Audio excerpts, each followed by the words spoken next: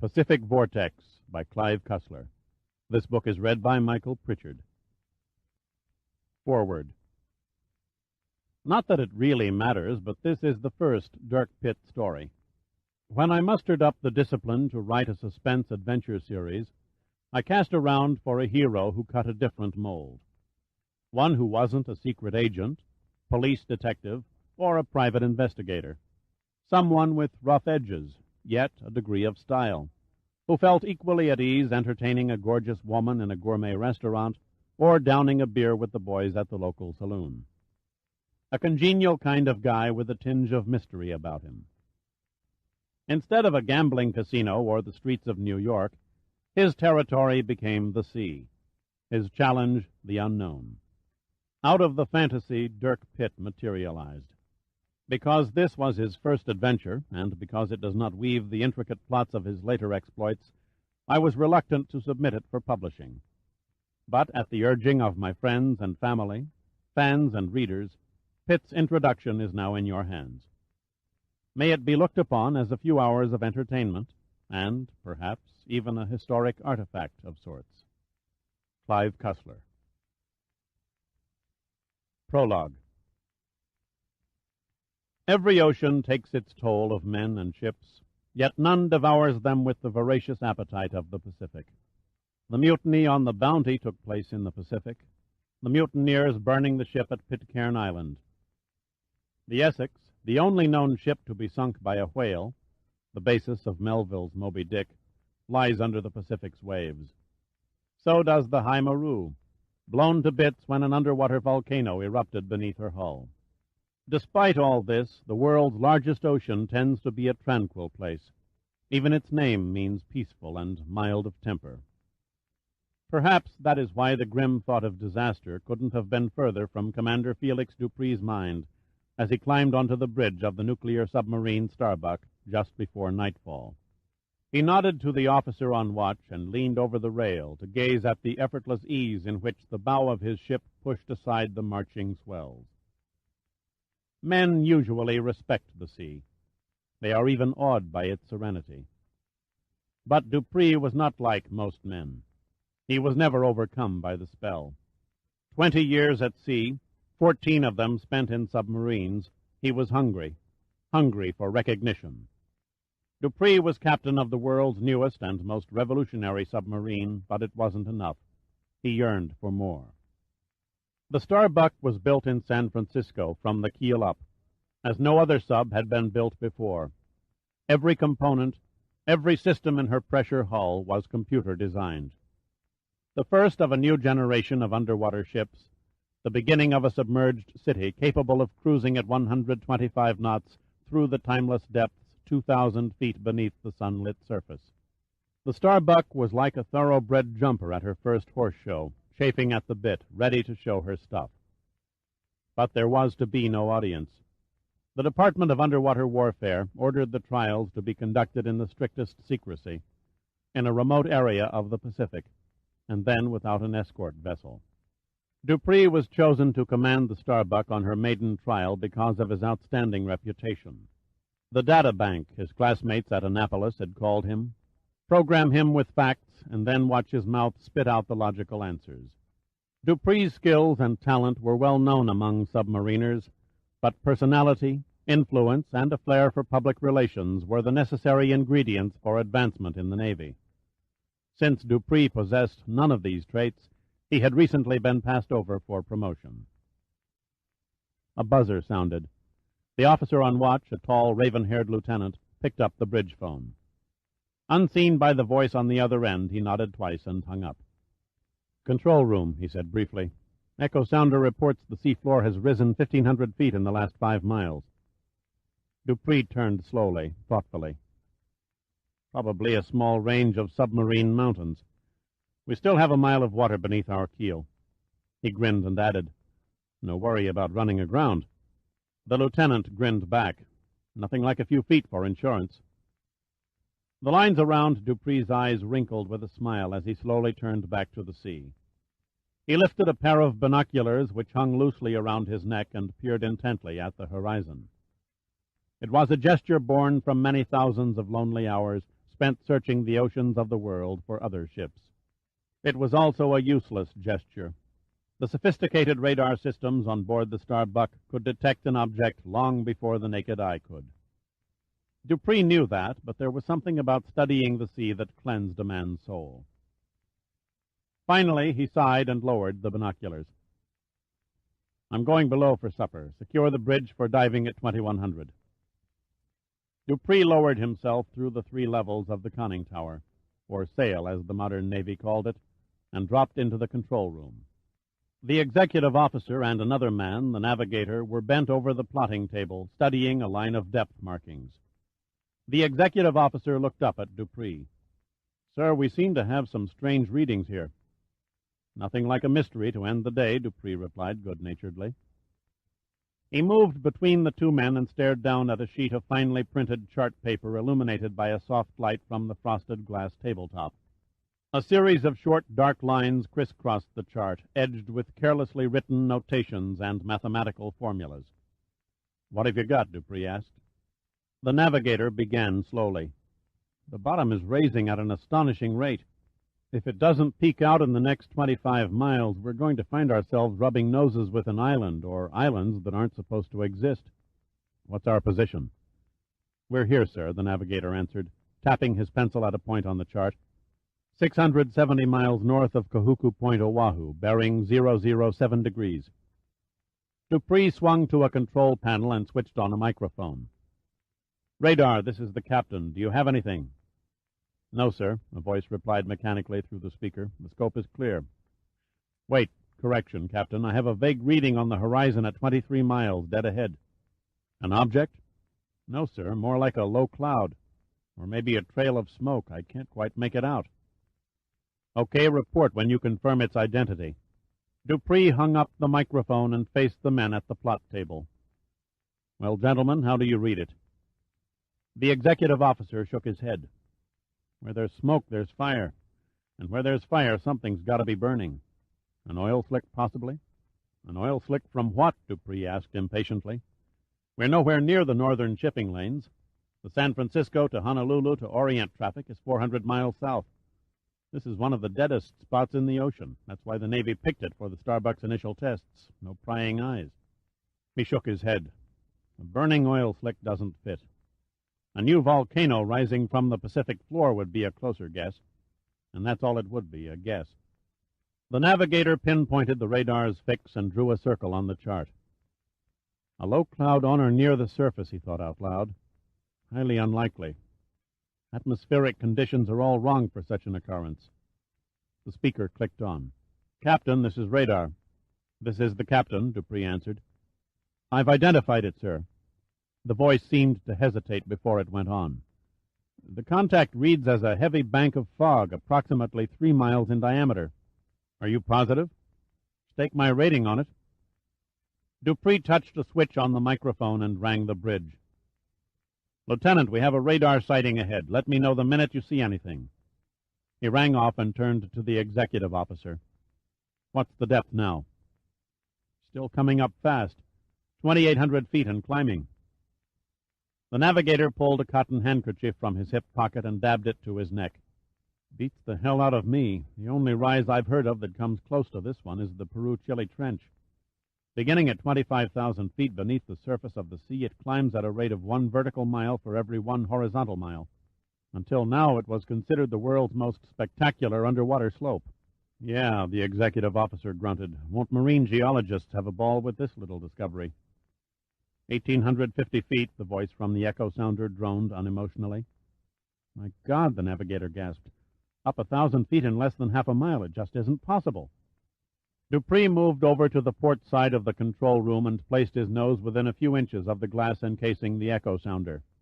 According to the digital display, the sea bottom was depicted as a long, zigzagged black line climbing steeply toward the red danger mark at the top of the scale. Dupree placed a hand on the shoulder of the sonar operator.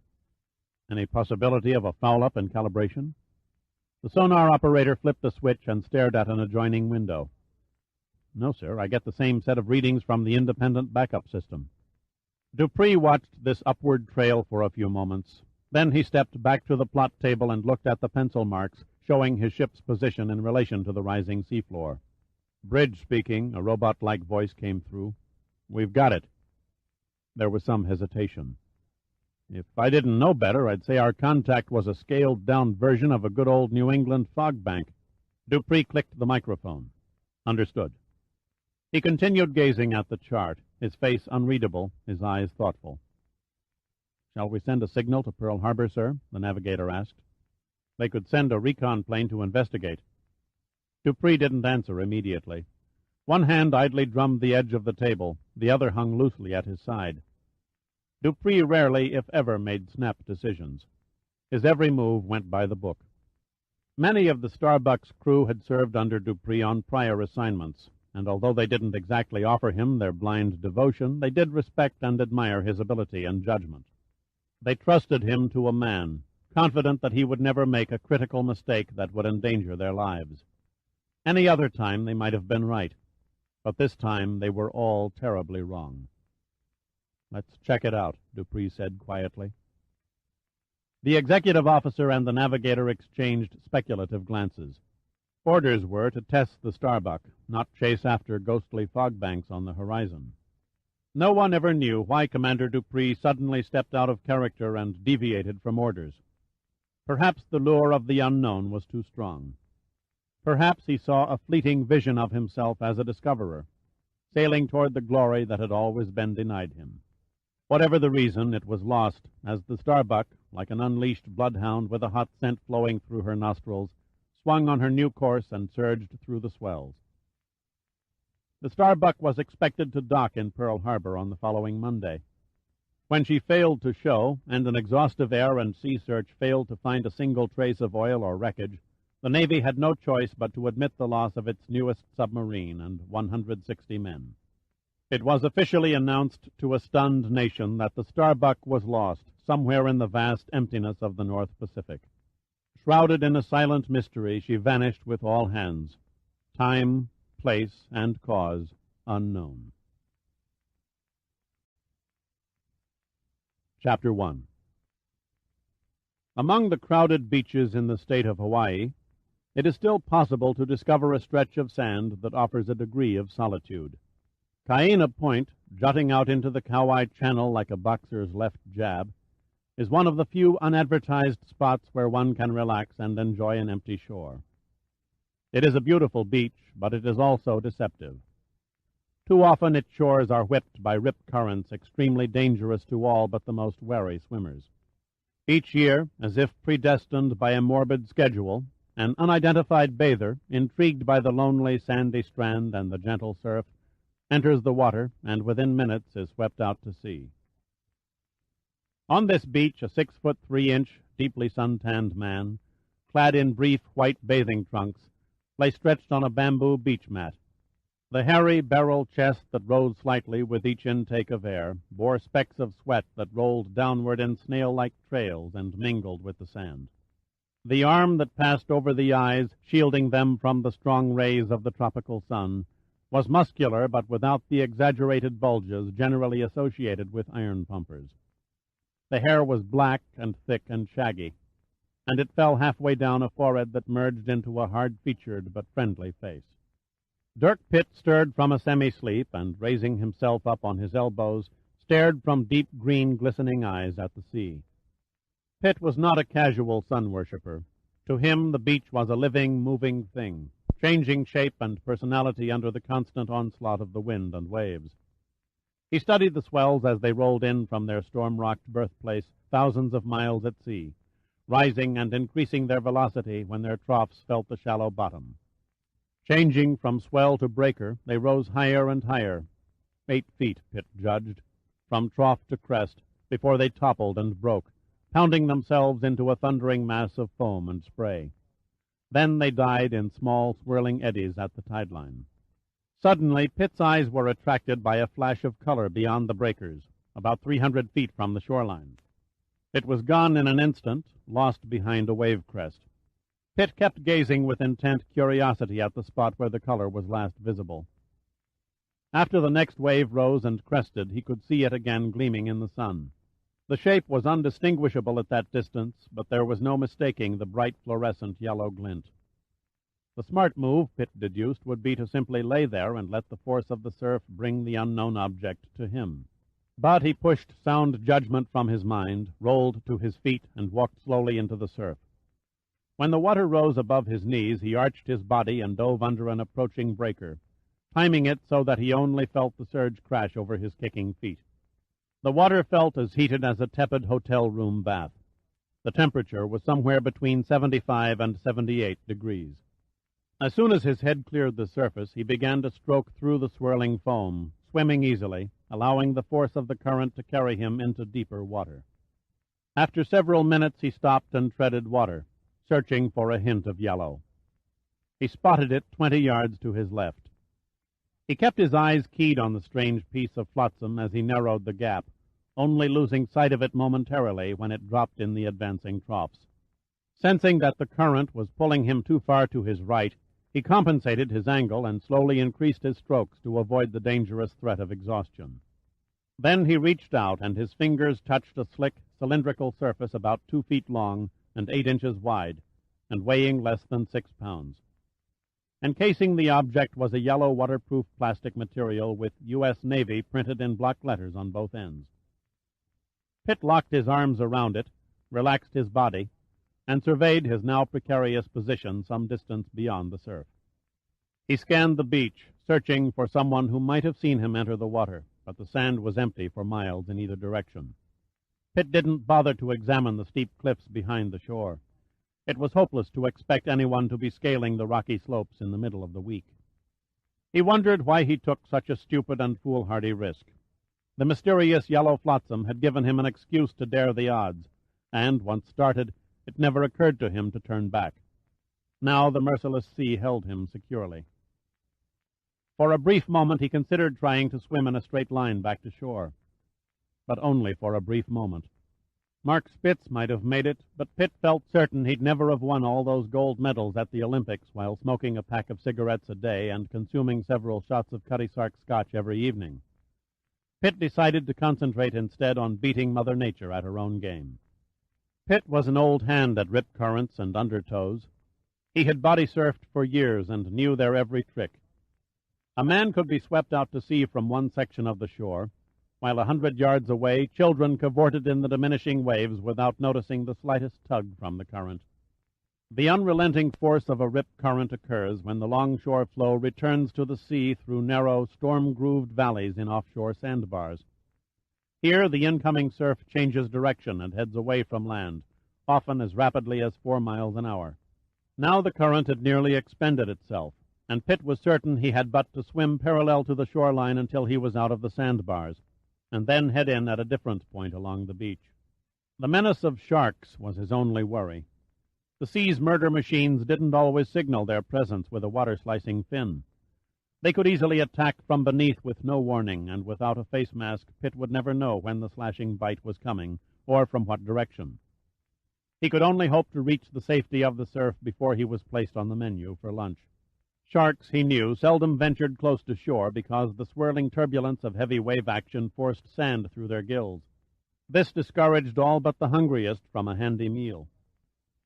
There was no thought of conserving his energy now. He struggled through the water as if every man-eater in the Pacific Ocean was on his tail. It took nearly 15 minutes of vigorous swimming before the first wave nudged him toward the beach. 9 more breakers marched by. The 10th caught the buoyancy of the cylinder and held it, carrying Pitt to within 12 feet of the tide line. The instant his knees touched sand again, he rose drunkenly like an exhausted shipwrecked sailor and staggered out of the water, dragging his prize behind him. Then he dropped thankfully onto the sun-warmed sand. Wearily, Pitt turned his attention to the cylinder. Underneath the plastic covering was an unusual aluminum canister. The sides were ribbed with several small rods that resembled miniature railroad tracks. One end held a screw cap, so Pitt began twisting, intrigued by the great number of revolutions, before it finally dropped off in his hand. Inside was a tight roll of several papers, nothing else. He gently eased them into the daylight and began studying the handwritten manuscript exactingly penned among titled columns and lines. As he read over the pages, an ice-chill hand touched his skin, and in spite of the 90-degree heat, goose flesh broke out over his body. More than once he tried to draw his eyes away from the pages, but was stunned by the enormity of what he held in his hands. Pitt sat and gazed vacantly out over the ocean for a full 10 minutes after he read the last sentence in the document. It ended with a name, Admiral Lee Hunter. Then, very slowly, Pitt gently inserted the papers back in the cylinder, screwed on the cap, and carefully rewrapped the yellow cover. An eerie, unearthly blanket of silence had fallen over Cayena Point. As the breakers rolled in, their roar somehow seemed muted. He stood and brushed off the sand from his wet body, packed the cylinder under his arm, and began jogging up the beach. When he reached his mat, he quickly wound it around the object in his hands. Then he hurried up the pathway leading to the road alongside the beach. The bright red AC Ford Cobra sat forlornly on the road. Pitt wasted no time. He threw his cargo on the passenger's seat and moved rapidly behind the steering wheel, his hand fumbling with the ignition key. He swung onto Highway 99, passing through Waialua and heading up the long grade that ran next to the picturesque and usually dry Kaukamahua stream. After the Schofield Barracks military reservation disappeared behind the rearview mirror, Pitt took the turnoff below Wahiawa and headed at high speed toward Pearl City, completely ignoring the threat of a wandering state highway patrolman. The Ko'olau Range rose on his left, with their peaks buried underneath perpetual dark rolling rain clouds. Alongside of them, the neat green pineapple fields spread in vivid contrast against the rich red volcanic soil. Pitt met a sudden rainstorm and automatically turned on the wipers. At last, the main gate at Pearl Harbor came into view. Pitt slowed the car as a uniformed guard came out of the office. Pitt pulled out his driver's license and his identification papers from his wallet and signed in the visitor's logbook. The young Marine simply saluted and waved Pitt through. Pitt then asked the guard for directions to Admiral Hunter's headquarters. The Marine pulled a pad and pencil from his breast pocket and politely drew a map, which he handed to Pitt. He saluted once more. Pitt pulled up and stopped in front of an inconspicuous concrete building near the dock area. He would have passed it but for a small, neatly stenciled sign that read, Headquarters 101st Salvage Fleet. He turned off the ignition, picked up the damp package, and left the car. Passing through the entrance, Pitt mentally wished he'd had the foresight to carry a sport shirt and a pair of slacks with him to the beach. He stepped to a desk where a seaman in the Navy summer white uniform mechanically punched a typewriter. A sign on the desk read, Seaman G. Yeager. Excuse me, Pitt murmured self-consciously. I'd like to see Admiral Hunter. The typist looked up casually, then his eyes almost burst from their sockets. My God, buddy, are you off your gourd? What are you trying to pull coming here wearing nothing but a bathing suit? If the old man catches you, you're dead. Now beat it quick or you'll wind up in the brig. I know I'm not dressed for an afternoon social, Pitt spoke quietly and pleasantly, but it's damned urgent that I see the Admiral. The seaman rose from the desk, his face turning red. Stop clowning around, he said loudly. Either you go back to your quarters and sleep it off, or I'll call the shore patrol. Then call them. Pitt's voice was suddenly sharp. Look, buddy, the seaman's tone became one of controlled irritation. Do yourself a favor. Go back to your ship and make a formal request to see the Admiral through the chain of command. That won't be necessary, Yeager. The voice behind them carried the finesse of a bulldozer scraping a cement highway. Pitt turned and found himself locking eyes with a tall, wizened man standing stiffly within an inner office doorway. He was dressed in white from collar to shoes and trimmed in gold braid beginning at the arms and working up to the rank boards on the shoulders. The hair was bushy and white, very nearly matching the tired, cadaverous face beneath. Only the eyes seemed alive, and they glared curiously at the canister in Pitt's hand. I'm Admiral Hunter, and I'll give you just 5 minutes, big boy, so you better make it worth my while. And bring that object with you, he said, pointing to the canister. Yes, sir, was all Pitt could reply. Hunter had already spun and was striding into his office. Pitt followed, and if he wasn't embarrassed before he stepped into the Admiral's office, there was no doubt of his discomfort now that he was inside. There were 3 other naval officers besides Hunter seated around an ancient, immaculately polished conference table. Their faces registered astonishment at the sight of Pitt standing half-naked with the strange-looking package under one arm. Hunter routinely made the introductions, but Pitt wasn't fooled by the phony courtesy. The Admiral was trying to frighten him with rank while studying Pitt's eyes for a reaction. Pitt learned that the tall, blond lieutenant commander with the John Kennedy face was Paul Boland, the 101st Fleet's executive officer. The heavy-set captain, who was perspiring profusely, possessed the odd name of Earl Chinana, the officer in command of Hunter's small fleet of salvage ships. The short, almost gnome-like creature who hurried over and pumped Pitt's hand introduced himself as Commander Burdett Denver, aide to the Admiral. He stared at Pitt as if trying to remember his face. "Okay, big boy." That term again. Pitt would have given a month's pay to ram his knuckles against Hunter's teeth. Hunter's voice oozed with sarcasm. "Now, if you will be so kind as to tell us who you are and what this interruption is all about, we will all be eternally grateful." "You're pretty rude for someone anxious to know why I'm carrying this canister," Pitt answered, settling his long body comfortably in a vacant chair, waiting for a reaction. Chinana glared across the table, his face twisted in a clouded mask of malevolence. "You scum! How dare you come in here and insult an officer?" "The man's insane," snapped Boland. He leaned toward Pitt, his expression cold and taut. He added, "You stupid bastard, do you know who you're talking to?" "Since we've all been introduced," Pitt said casually, "the answer is a qualified yes." Chinana's sweaty fist slammed to the table. "The shore patrol, by God! I'll have Yeager call the shore patrol and throw him in the brig." Hunter struck a light to a long cigarette, flipped the match at an ashtray, missing it by 6 inches, and stared at Pitt thoughtfully. "You leave me no choice, big boy." He turned to Boland. "Commander, ask Seaman Yeager to call the shore patrol." "I wouldn't, Admiral." Denver rose from his chair, recognition flooding his face. "This man some of you have referred to as filth and a bastard and wish to cast into chains is indeed Dirk Pitt, who happens to be the Special Projects Director of the National Underwater and Marine Agency, and whose father happens to be Senator George Pitt of California, chairman of the Naval Appropriations Committee." Chinana uttered something short and unprintable. Boland was the first to recover. "Are you certain?" "Yes, Paul, quite certain." He moved around the table and faced Pitt. "I saw him several years ago with his father at a Numa conference. He's also a friend of my cousin, who's also in Numa, Commander Rudy Gunn." Pitt grinned happily. "Of course, Rudy and I have worked on several projects together. I can see the resemblance now. The only noticeable difference is that Rudy peers through horn-rimmed glasses." "Used to call him Beaver-Eyes," Denver laughed, "when we were kids." "I'll throw that at him next time I see him," Pitt said, smiling. "I hope you won't take offense to what we said," stuttered Boland. Pitt tossed Boland his best cynical stare and simply said, "No." Hunter and Chinana exchanged looks that Pitt had no difficulty in deciphering. If they tried to ignore their uneasiness at having the son of a United States senator sitting in their midst, they failed badly at concealing it. "Okay, Mr. Pitt, it's your quarter. We assume you're here because of the canister. Would you explain how you got it?" "I'm only an errand boy," Pitt said quietly. "I discovered this while sunbathing on the beach this afternoon. It belongs to you." "Well, well," Hunter said heavily. "I'm honored. Why me?"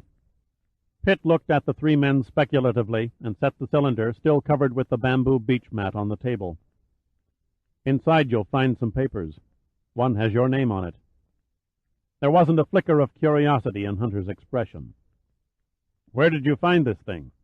"Near the tip of Cayena Point." Denver hunched forward. "Washed up on the beach?" Pitt shook his head. "No, I swam out beyond the breakers and towed it in." Denver looked puzzled. "You swam beyond the breakers at Cayena Point? I didn't think it possible."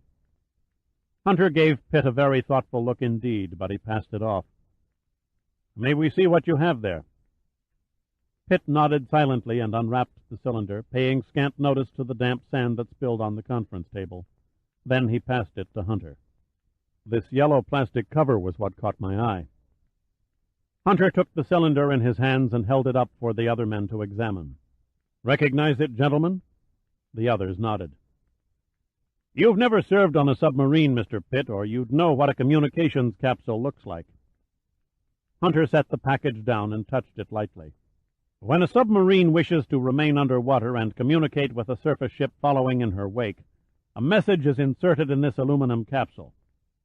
As he spoke, he gently pulled away the yellow plastic. The capsule, with a red dye marker attached, is then ejected through the submarine's hull by means of a pneumatic tube. When the capsule reaches the surface, the dye is released, staining several thousand square feet of water, making it visible to the chase ship. "The fine threads on the cap," Pitt said slowly. "They were machined to prevent leakage under extreme pressure." Hunter gazed at Pitt expectantly. "You read the contents?" Pitt nodded. "Yes, sir." Neither Boland, Chinana, nor Denver comprehended or even saw the sickness, the despair in Hunter's eyes. "Would you mind describing what you saw?" Hunter asked, knowing with dread certainty what the answer would be. Several seconds passed as Pitt silently wished to hell he had never seen that damned capsule, but there was no avenue of escape. One last sentence, and he would be rid of the whole discomforting scene. He took a deep breath and spoke slowly. "Inside you will find a note addressed to you, Admiral. You will also find 26 pages torn from the logbook of the nuclear submarine Starbuck." Chapter 2. The following is a summary of Commander Dupree's comments, narrated by Admiral Hunter. There is no explaining the hell of the last 5 days. I alone am responsible for the change in course that brought my ship and crew to what surely must seem a strange and unholy end. Beyond that, I can only describe as best I can the circumstances of the disaster. My mind is not functioning as it should. The fact that Dupree was not in full command of his mental faculties is an astonishing confession from a man whose reputation was built upon a computer like mine. At 20:40 hours, June 14th, we entered the fog bank. Shortly thereafter, with the seabed only 10 fathoms beneath our keel, an explosion ripped the ship's bow, and a roaring torrent of water burst into the forward torpedo compartment, flooding it almost instantly. The commander did not reveal, if indeed he knew, whether the explosion came from inside or outside the Starbuck's hull. Of the full crew, 26 had the good fortune to die within seconds. The 3 still on the bridge, Lieutenant Carter, Seaman Ferris, and Metford, we hoped had gotten clear before the ship settled beneath the surface. Tragic events proved otherwise. If, as Dupree indicates, the Starbuck was riding on the surface, it seems odd that Carter, Ferris, and Metford could not clear the bridge and go below in less than 30 seconds. It is inconceivable that he would have secured the hatches and left the men to their fate. It is just as inconceivable that there was no time to save them. It was not a likely possibility that the Starbuck sank like a stone. Meanwhile, we sealed off the hatches and vents. I then ordered all ballast blown and hard rise on the planes. It was too late. The tearing sounds and groans forward meant the ship had plowed into the sea bottom, bow on. It seems reasonable to assume that with all ballast tanks blown, and the bow buried in only 160 feet of water, the stern section of the Starbuck's 320-foot hull might still extend above the surface. Such was not the case. We now lie on the bottom. The deck canted 8 degrees to starboard with a down angle of 2 degrees. Except for the forward torpedo room, all other compartments are secure and showing no signs of water. We are all dead now. I have ordered the men to resign the game. My folly killed us all. The most fantastic mystery yet. Allowing 25 feet from keel to topside, the distance from the aft escape hatch to the surface was 135 feet. A moderate ascent for a man with a self-contained breathing apparatus, a device carried on all submarines for crew members. During World War II, 8 men from the sunken submarine Tang swam 180 feet to the surface, surviving on nothing but lung power. The last few sentences are all the more bewildering. What precipitated Dupree's madness? Was he overwhelmed by the stress of the whole nightmarish situation? He further retreated from reality. Food gone, air only good for a few hours at best. Drinking water gone after the 3rd day. Impossible. With the nuclear reactor operable, and there's no reason to believe it wasn't, the crew could survive for months. The freshwater distillation units could easily provide a more than ample supply of drinking water, and with a few precautionary measures, the life support system which purified the sub's atmosphere and produced oxygen would have sustained 63 men comfortably until it ceased to function, an unlikely event. Only the food presented a long-range problem. Yet, since the Starbuck was outward bound, the food stock should have been enough, if rationed, to last 90 days. Everything hinged on the reactor. If it died, the men died. My way is clear. I feel strangely at peace. I ordered the ship's doctor to give the men injections to halt their suffering. I will, of course, be the last to go. My God, is it possible Dupree could actually order the mass murder of his surviving crew? They've come again. Carter is tapping on the hull. Mother of Christ, why does his ghost torture us so? Dupree had fallen over the edge and entered the realm of total madness. How can it be after only 5 days? We can hold them but a few hours more. They have nearly broken through the hatch in the aft escape compartment. No good, no good. Illegible. They mean to kill us, but we will outwit them in the end. No satisfaction, no victory. We shall all be dead. Who in the hell does he mean by they? Is it possible another vessel, perhaps a Russian spy trawler, was trying to rescue the crew? It is dark on the surface now, and they have stopped work. I will send this message and the last pages of the log to the surface in the communications capsule. Good chance they'll miss it at night. Our position is... The first figures are crossed out. 32 degrees, 43 minutes, 15 seconds north. 161 degrees, 18 minutes, 22 seconds west. The position doesn't figure. It's over 500 miles from the Starbuck's last reported position. Not nearly enough time between the last radio contact and Dupree's final position for the Starbuck to travel the required distance, even at flank speed. Do not search for us. It can only end in vain. They cannot allow a trace to be found. The shameful trick they used. If I had but known, we might well be alive to touch the sun. Please see this message is delivered to Admiral Lee Hunter, Pearl Harbor. The final enigma. Why me? To my knowledge, I have never met Commander Dupree. Why did he single out me as the recipient of the Starbuck's last testament? Chapter 3. Pitt hunched over the bar of the old Royal Hawaiian Hotel, staring vacantly at his drink, as his mind wandered over the events of the day. They flickered past his unblinking eyes and dissolved into a haze. One scene refused to fade away, the memory of Admiral Hunter's pallid face as he read the contents of the capsule, the terrible senselessness of the Starbuck's tragic fate, and the bewildering, paranoiac words of Commander Dupree. After Hunter had finished, he slowly looked up and nodded at Pitt. Pitt shook the Admiral's leathery outstretched hand in silence, mumbled his goodbye to the other officers, and, as if in a hypnotic state, slowly walked from the room. He could not remember driving through the twisting traffic flow of Nimitz Highway. He could not remember entering his hotel room, showering and dressing, and leaving in search of some opaque, unknown objective. Even now, as he slowly swirled the scotch within the glass, his ears heard nothing of the babble of tongues around him in the cocktail lounge. There was something strangely sinister about his discovery of the Starbuck's final message, he idly reflected. There was a wary, retrospective thought that fought desperately to surface from the inner recesses of his brain. But it faded and fell back into the nothingness from which it came. Out of the corner of his eye, Pitt caught a man further down the bar holding up a glass in his direction, gesturing the offer of a free drink. It was Captain Oral Chinana. Like Pitt, he was dressed casually in slacks and a flowered Hawaiian aloha shirt. Chinana came over and leaned on the bar beside him. He was still sweating and dabbed at his forehead and wiped his palms almost constantly with a handkerchief he carried. "May I do the honors?" Chinana said with a smile that smacked of insincerity. Pitt held up a full glass. "Thanks, but I haven't made a dent in the one I've got." Pitt had taken little notice of Chinana earlier at Pearl Harbor, but now he was mildly surprised to see something he'd missed. Except for the fact that Chinana outweighed Pitt by a paunchy 15 pounds, they could have passed for cousins. Chinana swirled the ice around in his rum Collins, nervously avoiding Pitt's expressionless gaze.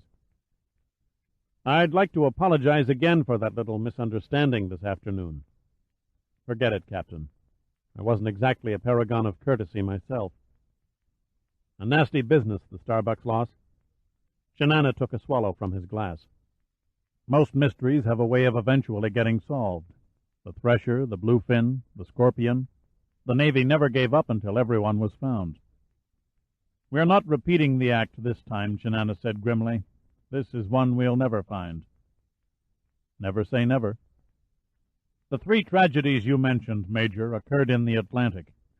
The Starbuck had the fatal misfortune of vanishing in the Pacific." He paused to wipe his neck. "We have a saying in the Navy about ships lost out here. Those who lie deep in the Atlantic Sea are recalled by shrines, wreaths, and poetry. But those who lie in the Pacific Sea lie forgotten for all eternity." "But you have the position from Dupree's message," Pitt said. "With luck, your sonar should detect her within a week's sweep of the area." "The sea doesn't give up its secrets easily, Major." Chinana set his empty glass on the bar. "Well, I must be going. I was supposed to meet someone, but apparently she stood me up." Pitt shook Chinana's outstretched hand and grinned. "I know the feeling. Goodbye and good luck." "Same to you, Captain." Chinana turned and sidestepped through the crowd to the hotel lobby entrance and became lost in the milling sea of heads. Pitt still hadn't touched his drink. After Chinana's departure, he sensed a maddening loneliness, despite the surrounding din of voices in the crowded room. Pitt had the urge to get very drunk. He wanted to forget the name Starbuck and concentrate on more important matters, such as picking up a vacationing secretary who had left all her sexual inhibitions back in Omaha, Nebraska. He downed his drink and ordered another. He was just about ready to try out his soft-tongued affability when he became aware of the touch of 2 soft, feminine breasts pressing into his back, and a pair of slender white hands encircling his waist. He unhurriedly turned and found his eyes confronted by the impish face of Adrian Hunter. "Hello, Dirk," she murmured in a husky voice. "Need a drinking partner?" "I might. What's in it for me?" She tightened her hands around his waist. "We could go to my place, tune in the late movie, and take notes." "Can't. Mother wants me home early." "Oh, come now, lover, you wouldn't deny an old friend an evening of scandalous behavior, would you?" "That's what old friends are for," he said sarcastically. Her hands had moved downward, and he pulled them away. "You should find yourself a new hobby. At the rate you indulge your fantasies, I'm surprised you haven't been sold for scrap by now." "That's an interesting thought," she smiled at him. "I could always use the money. I wonder what I'd bring." "Probably the price of a well-used Edsel." She thrust out her chest and faked a pout. "You only hurt the one you love, so I'm told." Considering the exhaustive pace of her nightlife, Pitt thought she was still a damn good-looking woman. He remembered the soft feel of her body when he last made love to her. He also remembered that no matter how relentless his attack, nor how expert his technique, he could never satisfy her. "Not to change the subject of our stimulating conversation," he said, "but I met your father for the first time today." He waited for a hint of surprise. There was none. She seemed quite unconcerned. "Really? What did old Lord Nelson have to talk about?" "For one thing, he didn't care for the way I was dressed." "Don't feel badly. He doesn't care for the way I dress either."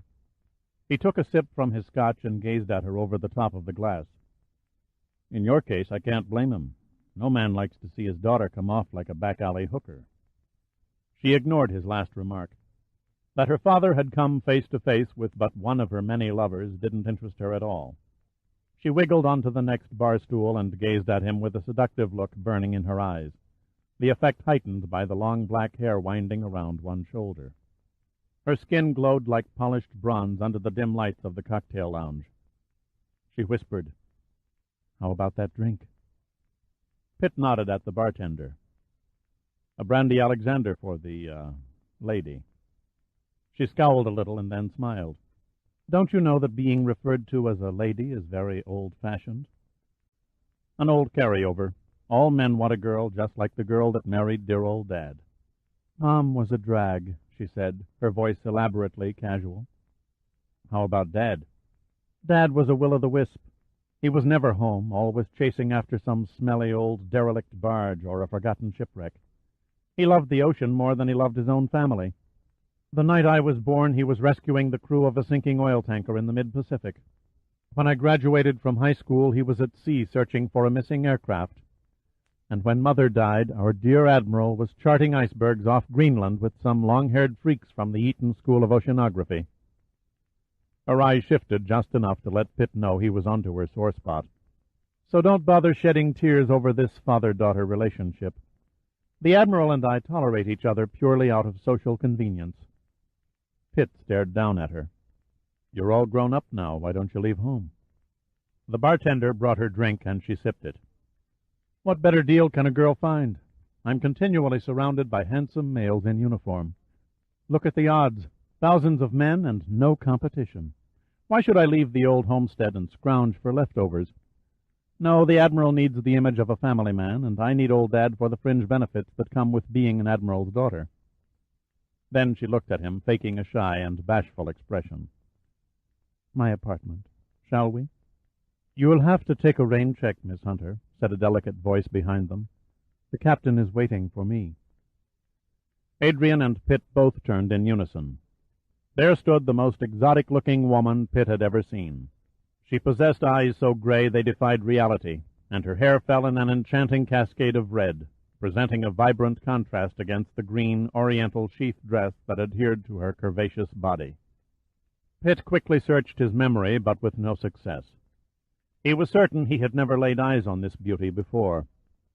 When he rose off the bar stool, he was pleasingly surprised to feel his heart accelerate. She was the first woman to ignite his emotions on a first meeting since a basset-hound-eyed blonde in the 5th grade who bit him on the arm during recess. Adrian was the first to break the silence. I'm sorry, honey, but as they say in the old family mining claim, you're trespassing. Adrian seemed to enjoy the situation. To her, the intruder was no more than a nuisance. She turned, offering her back to the girl, and began sipping her drink again. The great gray eyes never strayed from Adrian. Your rudeness, Miss Hunter, is only surpassed by your reputation as a tramp. Adrian was too cool to give up an inch. She sat immobile, staring straight ahead at the girl's reflection in the mirror behind the bar. $50, she said loudly so all within 30 feet could hear. Considering your amateur standing and less than mediocre talents, you're vastly overpriced.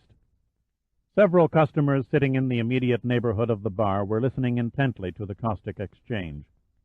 The women were frowning, but the men were grinning, secretly envying the speechless male who was trapped in the no-man's land of the sex battle. Pitt was adequately awed. It was a new experience to have two lovely females trading barbs over his possessions. His ego basked in the sheer exhilaration of the moment. May I speak with you in private, Miss Hunter? Asked the mysterious girl in the green dress. Adrian nodded. Why not? She turned and slid smoothly off the bar stool, following the stranger through the open doors that led to the hotel's private beach. Pitt stared in rapt fascination at both pairs of rounded hips as they rotated in a fluid-like motion that was, or so Pitt imagined, suggestive of two beach balls caught in the same swirling whirlpool. Pitt sighed and leaned limply against the bar, feeling like a spider eyeing two flies circling his net, and wishing they'd entangle somewhere else. Then he caught the open stares of his audience. He grinned and bowed, acknowledging their steadfast attention before he turned back to the bar. There's been enough surprises for one day, he ruefully admitted to himself. Where will it all end? Heeding the call for more courage, he signaled the bartender and ordered another cutty on the rocks, a double this time. 15 minutes later, Gray Eyes returned and stood silently behind him. Pitt was so deeply lost in thought that it took him several seconds before he sensed her presence and looked up to be met by her reflection in the mirror. Her lips moved in what could have been the beginning of a smile. To the victor go the spoils? It was a question asked hesitantly. The bruise beneath her right eye had begun the transformation from red to purple, and a small cut on her lower lip unleashed a few drops of blood that trickled down her chin, falling with precise accuracy down the cleavage between her breasts. Pitt still thought she was the most desirable woman he'd ever seen. And the loser? He asked. She'll be in need of heavy makeup for a few days, but I think she'll survive to fight another day. He pulled his handkerchief from a pocket, wrapped it around an ice cube fished from his glass, and touched it lightly to her lip. Here, keep this pressed against the cut. It'll contain the swelling. She forced a wan smile and nodded a thank you. His meddling audience was back, this time with a concerted leer that bordered on infamy. Quickly he paid off the bartender, taking the girl by the arm and dragging her from the lounge to the beach outside. Pitt scanned the shoreline, but there was no sign of Adrian. "Mind telling me what happened?" She had to remove the ice cube to speak. "Isn't it obvious? Miss Hunter wouldn't listen to reason." Pitt looked at her, half uncertainly, half speculatively. Why elect me, he thought. Why fight over a man she'd never met? And the jackpot question, what was her game? Pitt didn't kid himself. No movie studio would ever star him in a remake of Don Juan. He'd had his share of women, but never before the usual preliminaries, the artful little lies, the step-by-step maneuvers. He decided not to delve into her reasons, but to let the mystery heighten the intrigue. "Shall we walk along the beach?" he asked. "I was hoping you'd suggest that." She smiled and immediately had him in her power. And she knew it. She shrewdly watched his eyes wander to her breasts, then down her body to her legs. Her breasts were surprisingly small and taut in contrast with the accented curves that abounded the rest of her figure. In the moonlight and the flaming glow from the torches staked around the hotel terrace, he could see where the deeply tanned flesh, speckled by blood, plunged invitingly beneath the dress. Lower and beyond, her waist gently tapered to a firm, flat stomach, which then exploded into a brace of pneumatic hips that fought to escape the tight seams of their green prison. She looked Indian, but the flaming red hair that fell to the small of her back did not attest to it. "If you keep staring at me, I'll be forced to charge you admission." Pitt made an effort to look shyly embarrassed, but didn't pull it off. "I thought art galleries were free." She squeezed his arm. "Not if you wish to purchase something. I like to browse. I rarely buy." "So you're a man of principles." "I have a few, but they don't apply to women." Her perfume was getting to him, a fragrance that somehow seemed familiar. She stopped, clinging to him for support, and removed her shoes, wriggling her toes in the cool sand of Waikiki Beach. They strolled on in silence for a few minutes. She tightened her grip on his arm and pulled herself close as they walked. Her eye glinted in the dim light, and she said in a low voice, "My name is Summer." Pitt said nothing as he enclosed her in his arms and lightly kissed her on her swollen lips. And suddenly the warning bells were clanging in his mind. But the warning came too late. The pain burst on him first. His mouth dropped open, and a gasp that started deep down in his throat erupted into the quiet air as Summer thrust her knee into his groin. What caused the cells in his brain to order such a lightning reaction, he would never know. Through the haze of the shock, he barely saw his fist lash out in a blurring reflex action and catch Summer solidly on the right side of her jaw. She swayed drunkenly for an instant and then crumpled silently onto the sand. The hidden, unsuspected resources, ready to be called upon in a moment of desperation, kept Pitt from sliding into an unconscious void. The agony in his lower body forced him to suck in air in great wheezing gasps. He slowly sunk to his knees beside the inert form of the girl, clutching his groin and swaying in pain.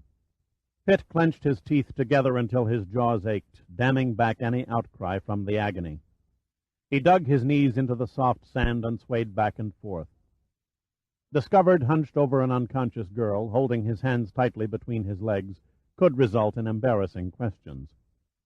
Fortunately, except for a circle of beach boys and hotel guests who were seated around a small fire about 200 feet away, the beach was vacant.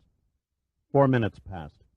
4 minutes during which the grinding torment finally faded to a dull, throbbing ache. It was then he noticed something gleaming in Summer's hand, something glass-like reflected by the flames of the flickering tiki torches.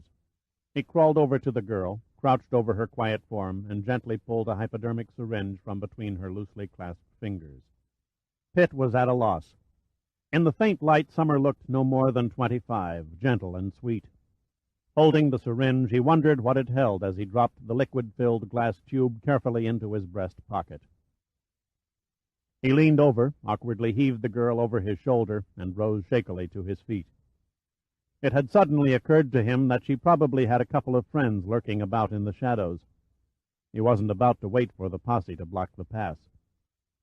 His hotel was a good 3 blocks away, so he balanced his load, steadied himself, and began limping stiffly across the sand. His one hope of getting past the roving crowds of tourists who wandered the sidewalks at night was to skirt through the heavy foliage of the gardens. He certainly didn't want to meet cruising policemen or a do-gooder vacationer who might conjure up the notion of playing Herbert Hero and rescuing little Eva from the villainous Simon Lapitte. Along the sidewalks it would have been an easy walk of 5 minutes, but it took Pitt 20 by way of the backyard jungle. He paused in the shadows, catching his breath, and waited for a group of drunken partygoers to stagger out of view. He savored the delicate fragrance that whispered about Summer's body. This time he recognized it as plumeria, not an uncommon scent in the Hawaiian Islands, but it was the first time Pitt had sensed its presence on a woman. His hotel was just across the street now, the lights behind the lobby door beckoning with womb-like safety. At the first lull in traffic, Pitt covered the distance on the run, his face strained from the ache in his groin and his lungs tortured from the physical effort of carrying a dead weight over a 400-yard obstacle course in the dark. He threaded his way quickly around the parked cars at the curb, edged up to the doorway of the building, and cast a wary eye in the lobby. His luck deserted him momentarily. A cleaning woman was vacuuming the carpet outside the elevators, a huge, dark-skinned behemoth of a Hawaiian woman with an I'll scream for a cop look. He moved around the corner and trotted down the ramp leading to the underground garage. Except for a sprinkling of cars stationed throughout the dim concrete interior, the garage was empty. He found an open elevator, entered, and pushed the panel button, and then leaned against the heavy teak railing that ran along the closet-like walls. Pitt was a damp mass of sweat now. The exertion and the humidity of the night had combined to push him within a hairline of total exhaustion. As he stood there, stooped under Summer's weight, he managed to catch his breath. The elevator hummed monotonously and cooperated by not opening on any other floor than the one Pitt had selected. The panel light blinked 10. Pitt's luck stuck by him. The hall was clear in both directions. Groping clumsily in his pants pocket for several frustrating seconds, he finally managed to extract a key and shove it into the lock of a carved rosewood door marked 1010. A plushly decorated suite was a luxury Pitt could hardly afford on his salary, but he justified its existence under the excuse that it was his first vacation in 3 years. He entered the bedroom and dumped Summer unceremoniously on the bed. Another time, staring down at a woman who was so delicate and smooth, he would have felt desire. Not tonight. Mentally, emotionally, and physically, Pitt had had it. The day began and ended as one grueling endurance run.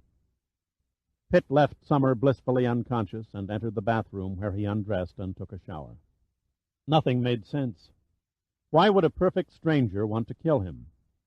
His only beneficiary was his little white-haired mother, and unless she'd given up charity teas and hooked rugs and had taken up with the mafia, she'd have no motive. Besides, he grinned to himself at the sheer fantasy of it all.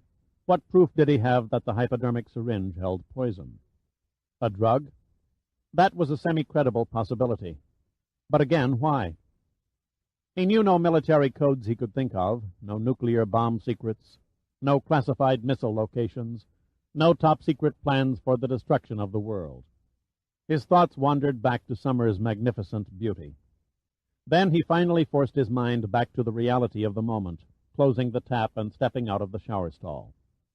He slipped a robe over his broad shoulders and, returning to the bedroom, placed a damp washcloth over the girl's forehead, noting with a tinge of sadistic pleasure that she would wear a healthy-looking bruise on her jaw in the morning. He shook Summer roughly by both shoulders. Slowly, reluctantly, not wanting to part with the contentment of oblivion, and murmuring incoherently in a soft voice, her big gray eyes crept open. Awaking in a strange place would have startled most women. Not Summer. She was tough. Pitt could almost see the circuits of her mind burst into sudden operation. Her eyes darted about the room, first to Pitt, then to the door, to the balcony, and back to Pitt again. She stared at him casually, but a little too casually to be genuine. Then she raised her hand and lightly touched her jaw, wincing at the contact. "You hit me?" It was more a question than a statement. "Yes." He grinned. And now that I have you on home ground, I think I'll rape you. At last her eyes came wide. You wouldn't dare. How do you know I haven't already? She almost fell for it.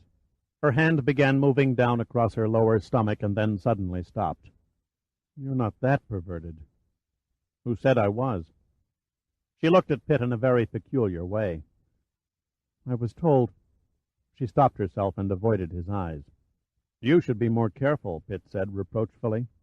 Believing nasty old rumors and running up and down Waikiki Beach, jabbing hypodermic needles into defenseless men can get you into a heap of trouble. She stared at him for a few seconds, her lips moving as if she were about to reply. But uncertainty slowly welled in those fantastic gray eyes. I don't know what you mean. No matter. Pitt turned his back on her and reached for a telephone. I'll let the police figure your game. That's what honest citizens like me pay them for. A mistake. Her voice suddenly turned hard and cold. I'll scream rape, and with these marks on my face, who will they believe, you or me? Pitt picked up the telephone and began punching the numbered buttons. There's not the slightest doubt that they'd believe you. That is, until Adrian Hunter testifies in my defense. She probably has a few marks of her own. Pitt turned his attention to the phone.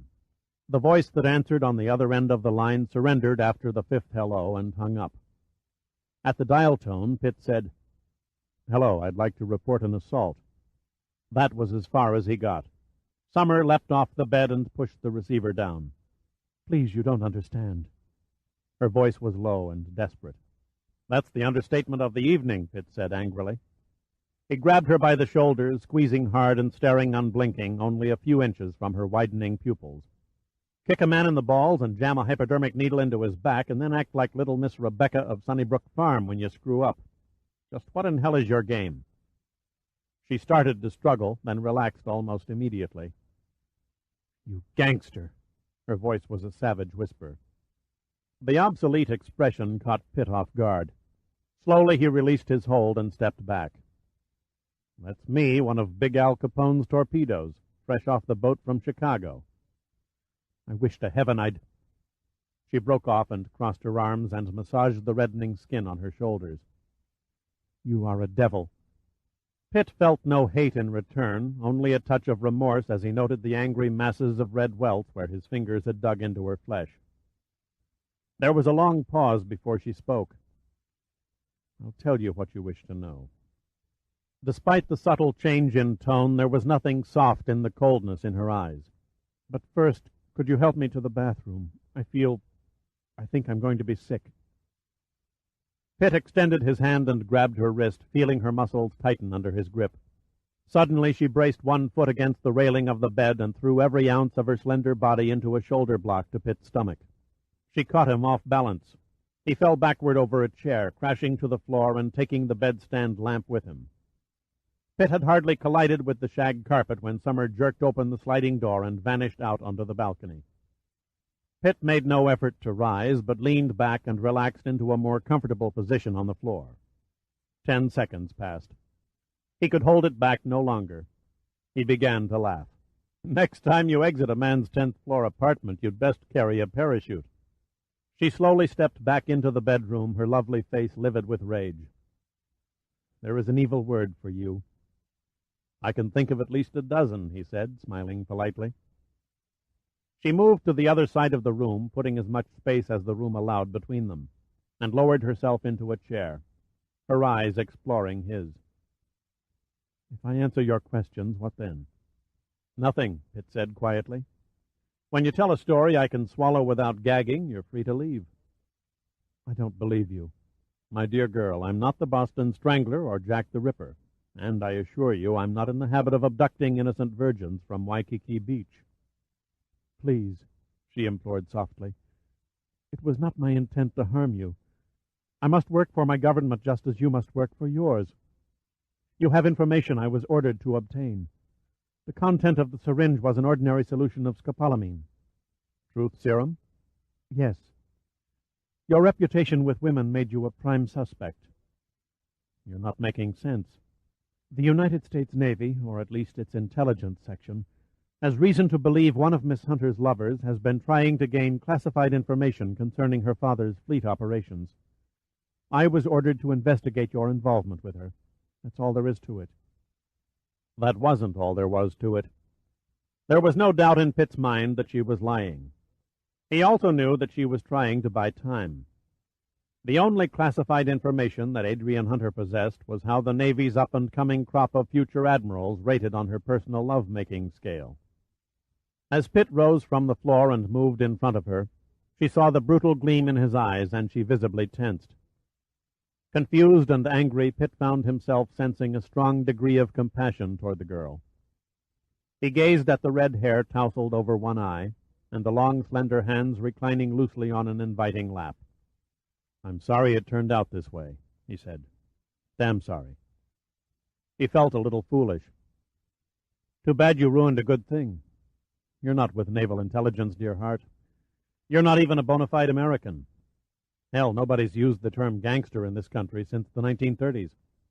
You also failed your secret agent test. No professional would have bought that phony telephone call to the police, but you did. Anyway, the Navy isn't in the habit of allowing their female operators to run loose among villain types minus a backup crew armed to the teeth within screaming distance. You don't carry a purse, and your dress is too tight to hide a transmitter to warn the watchdogs when the going gets nasty." The shock treatment was working too well. Her face drained of all color, and she truly looked sick. He went on. "And, in case you think I might be as pure and virginal as you are, you're sadly mistaken. I checked you over from hair to painted toenails when I carried you here from the beach. The only thing you've got on under that dress is a tiny holster for the syringe, taped to the inside of your left thigh." Summer's eyes were glazed with revulsion. Pitt couldn't remember when a woman had looked at him like that. She turned and stared at the bathroom as if she were making up her mind to throw up in the sink or on the shag carpet. The sink won. She rose unsteadily from the chair and reeled into the bathroom, slamming the door. He soon heard the sound of water gushing as the commode was flushed. Then the faucet on the sink was turned on. Pitt walked over to the balcony and gazed at the twinkling lights of Honolulu in the distance, while far below the ocean breakers droned against the beach. He lingered at the balcony perhaps a little too long. He was jolted back to reality by the sound of running water in the bathroom. The flow was too constant, too prolonged for normal routine. It took him 3 steps to reach the door, locked from the inside. No time for a theatrical, "Are you in there?" line. Balancing on one leg, he kicked hard at the lock with the other, revealing an empty room. Summer was gone.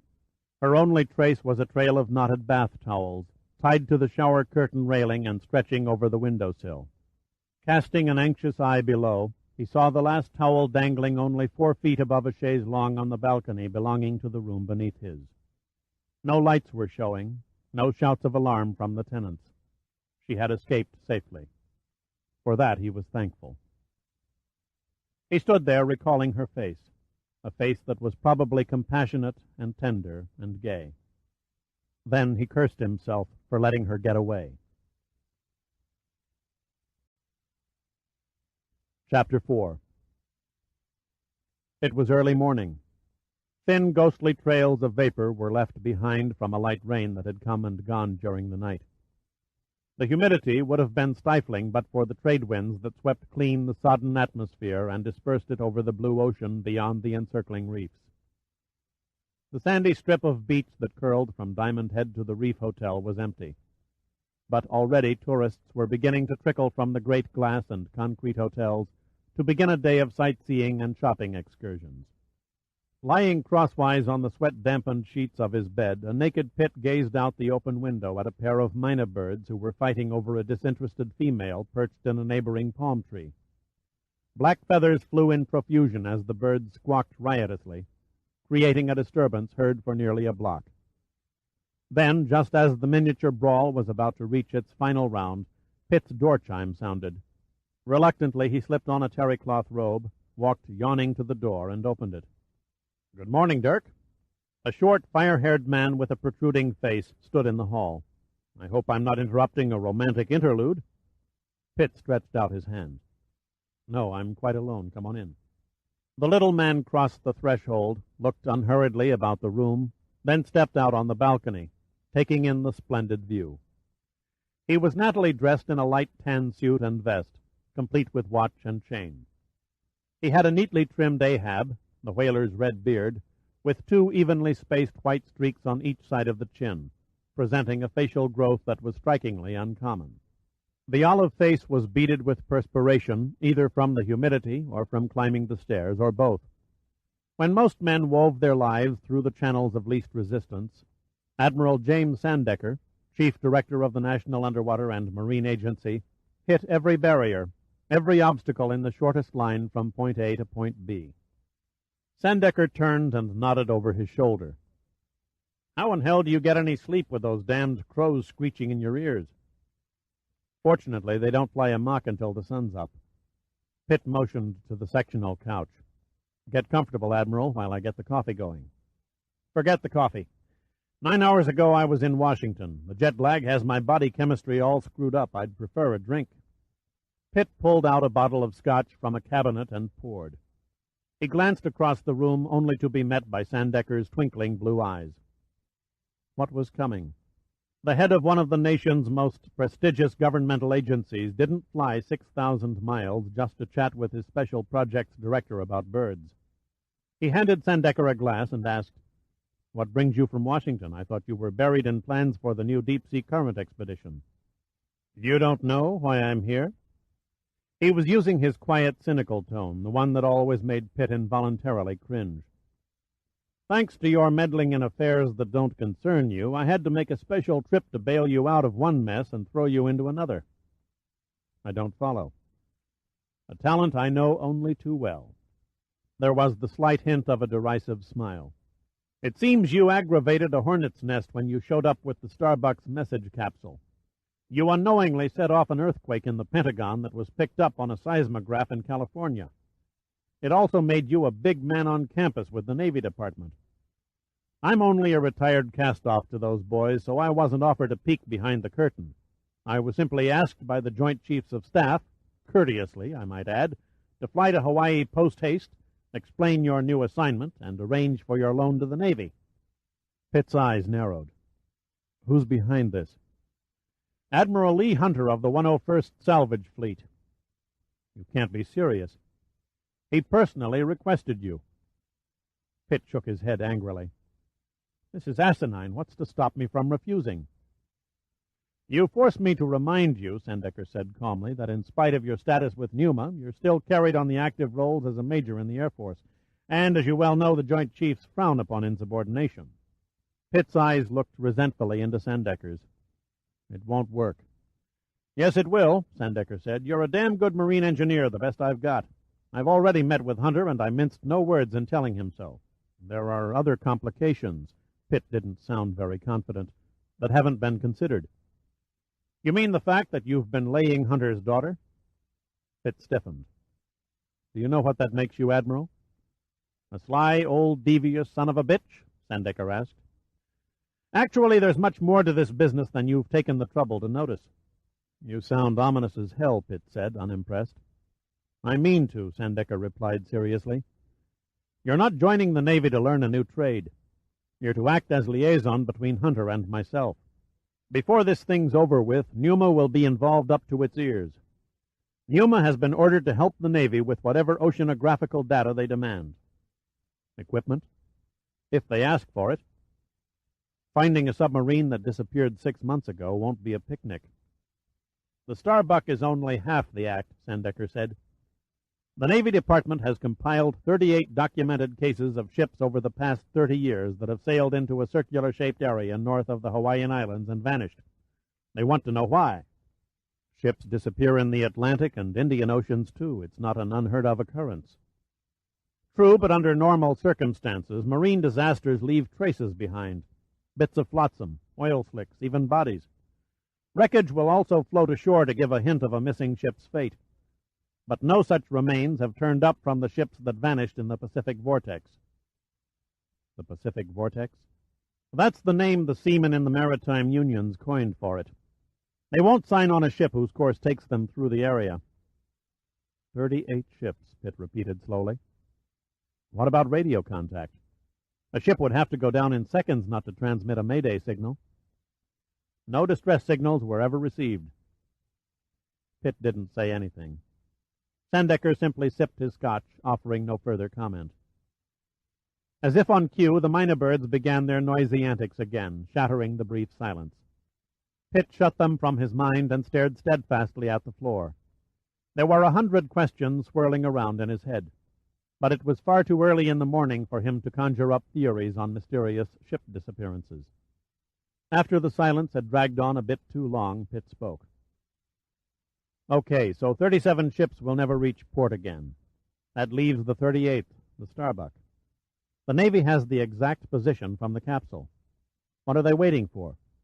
If they locate the remains, their salvage ships won't require an act of God to raise her from 10 fathoms. It's not all that elementary. Why not? The Navy raised the submarine F-4 from 60 fathoms right here on Oahu off the entrance of Pearl Harbor, and that was back in 1915. The armchair admirals who do their thinking through computers today aren't convinced that the message you found is genuine, at least not until they've had time to analyze the handwriting. Pitt sighed. They suspect the dumbass who brought in the capsule of perpetrating a hoax. Something like that. Pitt forced back a laugh. So that at least explains the transfer. Hunter wants to keep an eye on me. You made the mistake of reading the capsule's message. This alone takes you from the ranks of innocent bystander and classifies you as top-secret material. Also, the 101st Fleet wants to borrow our new long-range FXH helicopter. None of the Navy's pilots are checked out on it. You are. And if an unfriendly nation got it in their heads to try and locate and salvage Uncle Sam's newest and most advanced nuclear sub before we do, it's first come, first serve in international waters, you're a sitting duck for their undercover agents to kidnap in order to discover the Starbuck's position. It's nice to be known and loved, Pitt said. But you forget I'm not the only one who knows the Starbuck's final resting place. Yes, but you're the easiest to come by. Hunter and his staff are safely confined to Pearl Harbor, working around the clock in an attempt to clear up the puzzle. The Admiral paused, stuck a massive cigar in his face, lit it, and puffed meditatively. Knowing you like I do, my boy, an enemy agent wouldn't have to use muscle. They'd simply send their most seductive Matahari to the nearest bar and let you pick her up. Sandecker noticed the sudden look of pain that gripped Pitt's face, but he went on. I might add, for your own information, that the 101st Fleet is one of the finest undercover salvage operations in the world. Undercover? Talking to you is like floundering on a reef, Sandecker said with forbearance. Admiral Hunter and his men have raised a British bomber from the water only 10 miles from the Cuban shore right under the nose of Castro. Then they salvaged the New Century off Libya, the South Wind in the Black Sea, the Tari Maru within sight of the lights of China. In each case, the ships were all salvaged by the 101st before the nations whose waters the vessel sank in knew the score. Don't underestimate Hunter and his gang of underwater scrapmongers. They're second to none. The Starbuck, Pitt said. Why all the cloak and dagger? For one thing, Dupree's final position is an impossibility. The only way the Starbuck could possibly be where his message said it lay was for the ship to fly. A feat marine architects haven't as yet accomplished. Not with 10,000 tons of steel, at any rate. Pitt looked steadily at Sandecker. It's got to be out there. Underwater detection systems are far more advanced now. It doesn't figure that the Starbuck remains lost or that a massive search turned up absolutely nothing. Sandecker held up his empty glass and stared at it. As long as there are seas, ships, and men, there will be strange, unsolved mysteries. The Starbuck is only one. Chapter 5. Pitt stood under the shower nozzle, the steaming hot water opening his pores. After finishing under a heavy spray of cold water, he stepped out, toweled, and shaved the stubble from the night before, taking his time. He hadn't the slightest intention of arriving at Hunter's headquarters on time. Mustn't spoil the old bastard my first day on the job, he thought, grinning in the mirror. He decided on a white suit with a pink shirt. As he went through the intricacy of tying his tie, it occurred to him that it might not be a bad idea to carry a little protection. Summer had failed, but nevertheless Pitt began to see the odds of his living to a ripe old age fade with each passing hour. He wasn't about to compete in hand-to-hand combat with highly trained professional intelligence agents. The Mauser, Model 712 Snell Foyer pistol, serial number 47405, could only be described as a positively bloodthirsty firearm. It was a unique handgun due to its ability to fire one shot at a time or automatically like a machine gun. It was the perfect weapon to induce terror into any poor unfortunate who found himself gazing helplessly into its muzzle. Pitt casually tossed the gun onto the bed and reached into the suitcase again, retrieving a wooden shoulder holster. The narrow end had a metal railing that slid on a notch in the broomstick-styled grip, converting the gun into a carbine for long-distance targets. It also served as a grasp when firing on full automatic. Pitt then inserted the gun into the holster and, along with a 50-shot clip, wrapped the ugly killing machine in a beach towel. Before the elevator reached the lobby, it obediently halted at every other floor to take on new passengers until it could hold no more. Pitt wondered to himself what thoughts his fellow riders might entertain if they'd had any inkling of what he carried under the towel. After the throng bumped shoulders as they spilled into the lobby, Pitt remained and punched the panel button marked B and rode down to the basement parking area. He unlocked the AC Cobra, shoved the Mauser into a narrow space behind the driver's seat, and climbed in behind the wheel. He eased the car up the exit ramp and joined the traffic flow of Kalakaua Avenue, aiming its blunt snout toward the northern end of the city. The palm trees lining the street leaned their arched trunks over the block-long rows of contemporary-designed shops and offices, while the sidewalks snaked in a dense moving column of tourists dressed in brightly colored shirts and dresses. The sun was strong, and the savage glare bounced off the asphalt, causing Pitt to squint before he groped over the narrow dashboard for his sunglasses. He was already over an hour late for his meeting with Hunter, but there was something he had to do, some small hunch in the back of his brain that begged for a chance to be heard. He didn't quite know what he expected to find as the tires crunched the red volcanic pebbles that lined the driveway, but he had driven 2 miles out of his way, and there was no reason not to see it through. He parked the car and walked past a small, neatly carved sign that read, Bernice Pauahi Bishop Museum of Polynesian Ethnology and Natural History. The main hall, with its balconies circling the upper levels, was crowded with neatly spaced exhibits of outrigger canoes, stuffed fish and birds, replicas of primitive grass huts, and strange, ugly carvings of ancient Hawaiian gods. Pitt spotted a tall, white-haired, proudly erect man arranging a collection of shells in a glass case. George Papa'aloa had the true Hawaiian look, the wide brown face, the jutting chin, large lips, misty brown eyes, and a graceful way of effortlessly moving his body. He looked up, and, recognizing Pitt, he waved. "Ah, Dirk, your visit makes my day one of joy. Come into my office where we can sit down." Pitt followed him into a neat Spartan office. The furniture was ancient, but refinished in a varnished sheen, and the books lining the walls were free of dust. Papa'aloa sat down behind the desk and motioned Pitt toward a Victorian settee. "Tell me, my friend, have you discovered King Kamehameha's final resting place?" Pitt leaned back. "I spent the better part of last week diving along the Kona coast and found nothing that resembled a burial cave. Our legends say he was placed in a cavern beneath the water. Maybe it was one of the rivers. You know better than I, George, that during the dry season your rivers are nothing more than dry gulches." Papa'aloa shrugged. "Perhaps it is best that his burial place is never found and that his remains lie in peace. No one wants to disturb your king. There is no treasure involved. Kamehameha the Great would be a great archaeological find, nothing more. And instead of some damp old cave, his bones would rest in a fine new tomb in Honolulu, revered by all." Papa'aloa's eyes looked sad. "I wonder if our great king would appreciate being gawked at by you howlies. I think he could tolerate us mainland howlies if he knew that 80% of his kingdom was now populated by Orientals." Sad, but true. What the Japanese failed to take with bombs in the 40s, they took with cash in the 70s and 80s. Someday it wouldn't surprise me to get up and see the rising sun waving in the trade winds over the Iolani Palace. Papa'aloa looked at Pitt steadily, his face expressionless.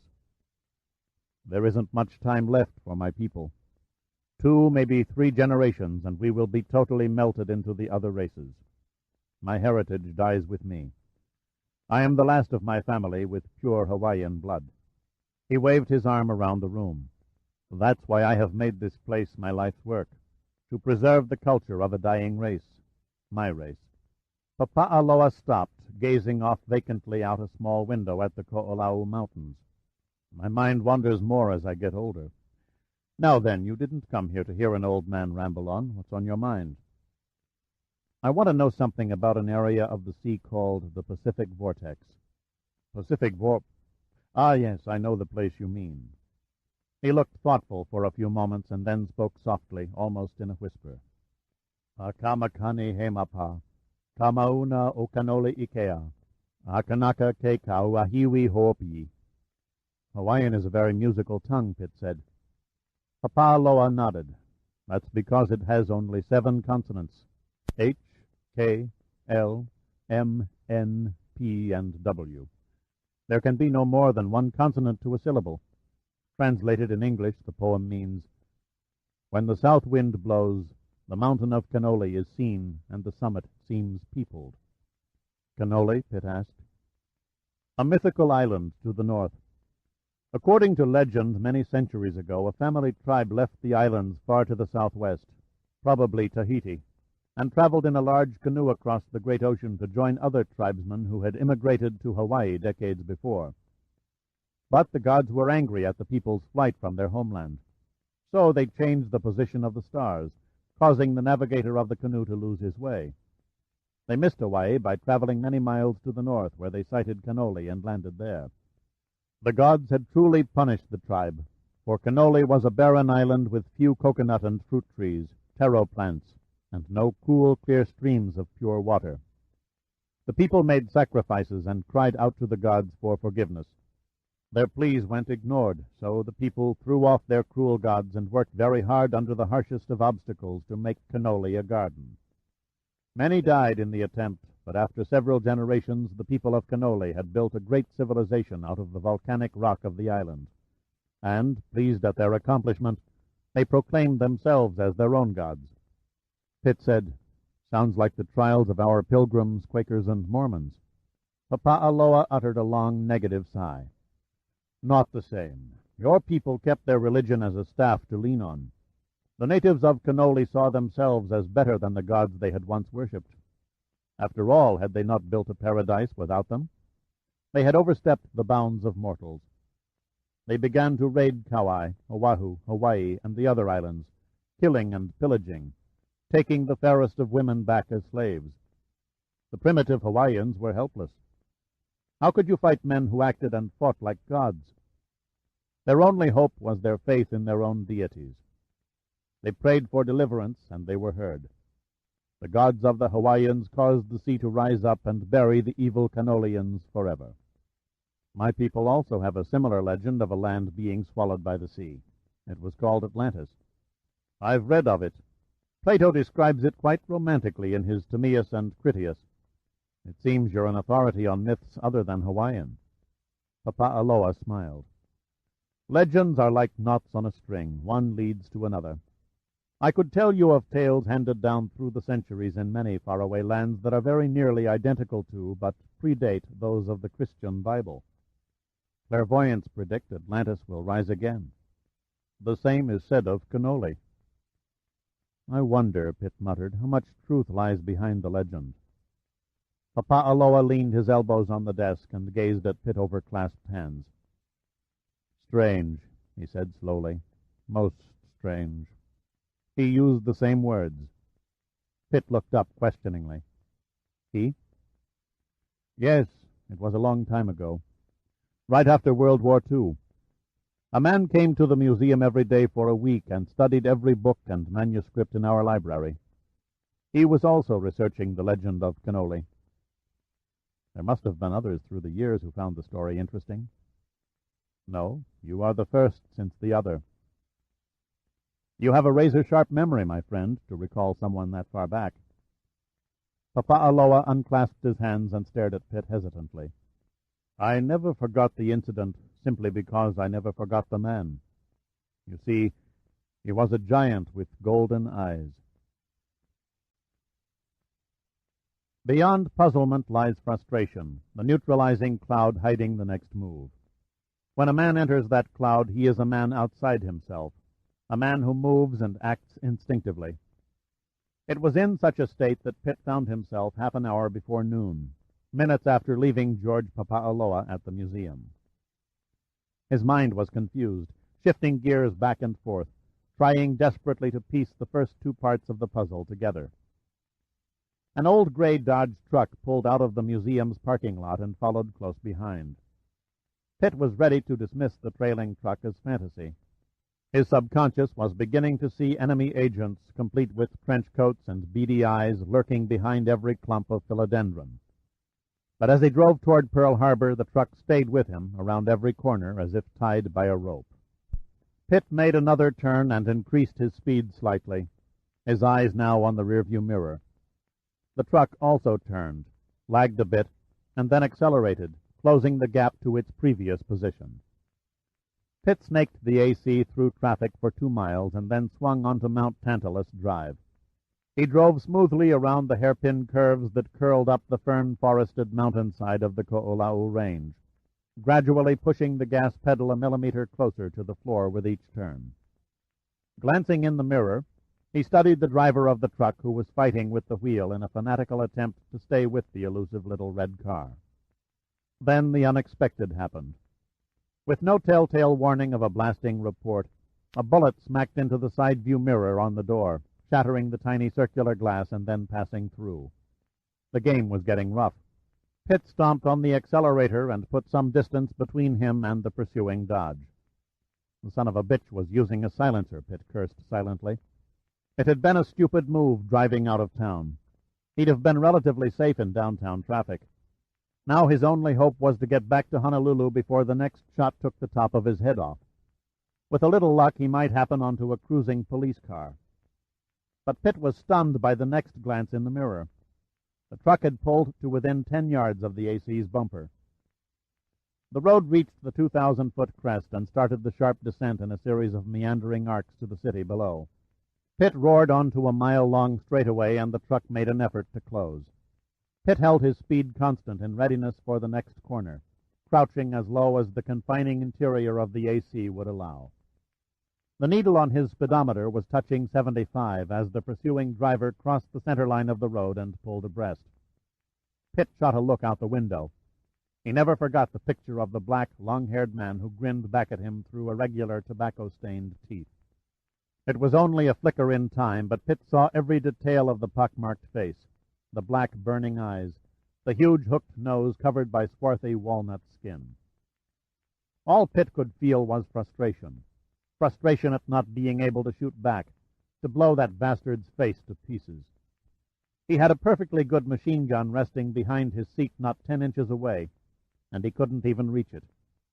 A contortionist 4 feet tall might have been able to get his hands on the Mauser's grip, but not 6'3" Pitt. The next option was to simply stop the car, get out, lean back in, and grab the gun from behind the seat, unwrap the towel that covered it, pop off the safety, and begin firing. The only problem was the timing. The old truck was too close. The hook-nosed driver could have stopped his truck and pumped 5 shots into Pitt's guts before he'd even reached the towel unwrapping stage. The road ahead swept sharply to the left into a dangerous hairpin corner marked by a yellow sign whose black letters proclaimed, "Slow to 20." Pitt drifted through the curve at 55. The truck couldn't handle the centrifugal pull and lost ground, dropping back momentarily before the driver called on his ample supply of horsepower. Plan after plan shot through Pitt's mind, each new one discarded along with the ones before. Then, as he braked for the next corner, he began to apply still heavier pressure to the accelerator while watching the rearview mirror, studying the movements of the truck's driver as he began to pull even with the AC once more. It was small consolation that the man was not aiming a gun at Pitt's cranium. He meant to force Pitt off the road, over a steep cliff that fell several hundred feet to the valley below. Another 200 yards and they would meet the next curve, yet Pitt maintained his speed. The gray Dodge inched closer to the sports car's front fender. One final nudge and Pitt would be airborne. Then, with only 100 more yards to go, Pitt mashed the accelerator down hard, held it, and suddenly let up and braked. The abrupt maneuver caught the grinning stalker off guard. He had also increased his speed, attempting to stay even with his quarry, working again toward the position that would send Pitt hurtling over the cliff edge. Too late. They were on the curve. Pitt kept braking hard. He downshifted and threw the car around the bend, the tires shrieking in frictional protest across the pavement. The AC was in a four-wheel drift, the back end beginning to break away. A quick twist to the right and the skid was compensated, and then, accelerating again, Pitt shot onto the next straight. A glance in the mirror showed that the road behind him was empty. The great truck had vanished. He slowed down, relying on gravity and momentum to carry the car for the next half-mile. Still no sign of the truck. Cautiously, Pitt spun a U-turn and drove back toward the curve, ready to crank another 180-degree turn if the old Dodge should suddenly come into sight. He reached the curve, stopped the car, and got out, walking to the edge of the road. The dust far below was settling very slowly upon the tropical underbrush. At the bottom of the drop, just beyond the base of the steep-sided cliff, the remains of the great truck lay with its engine torn from the frame. The driver was nowhere to be seen. Pitt had almost given up searching when he spotted an inert form high on a telephone pole about 100 feet to the left of the wreckage. It was a grisly sight. It looked as though the driver had tried to leap clear before the old Dodge began its flight over the precipice.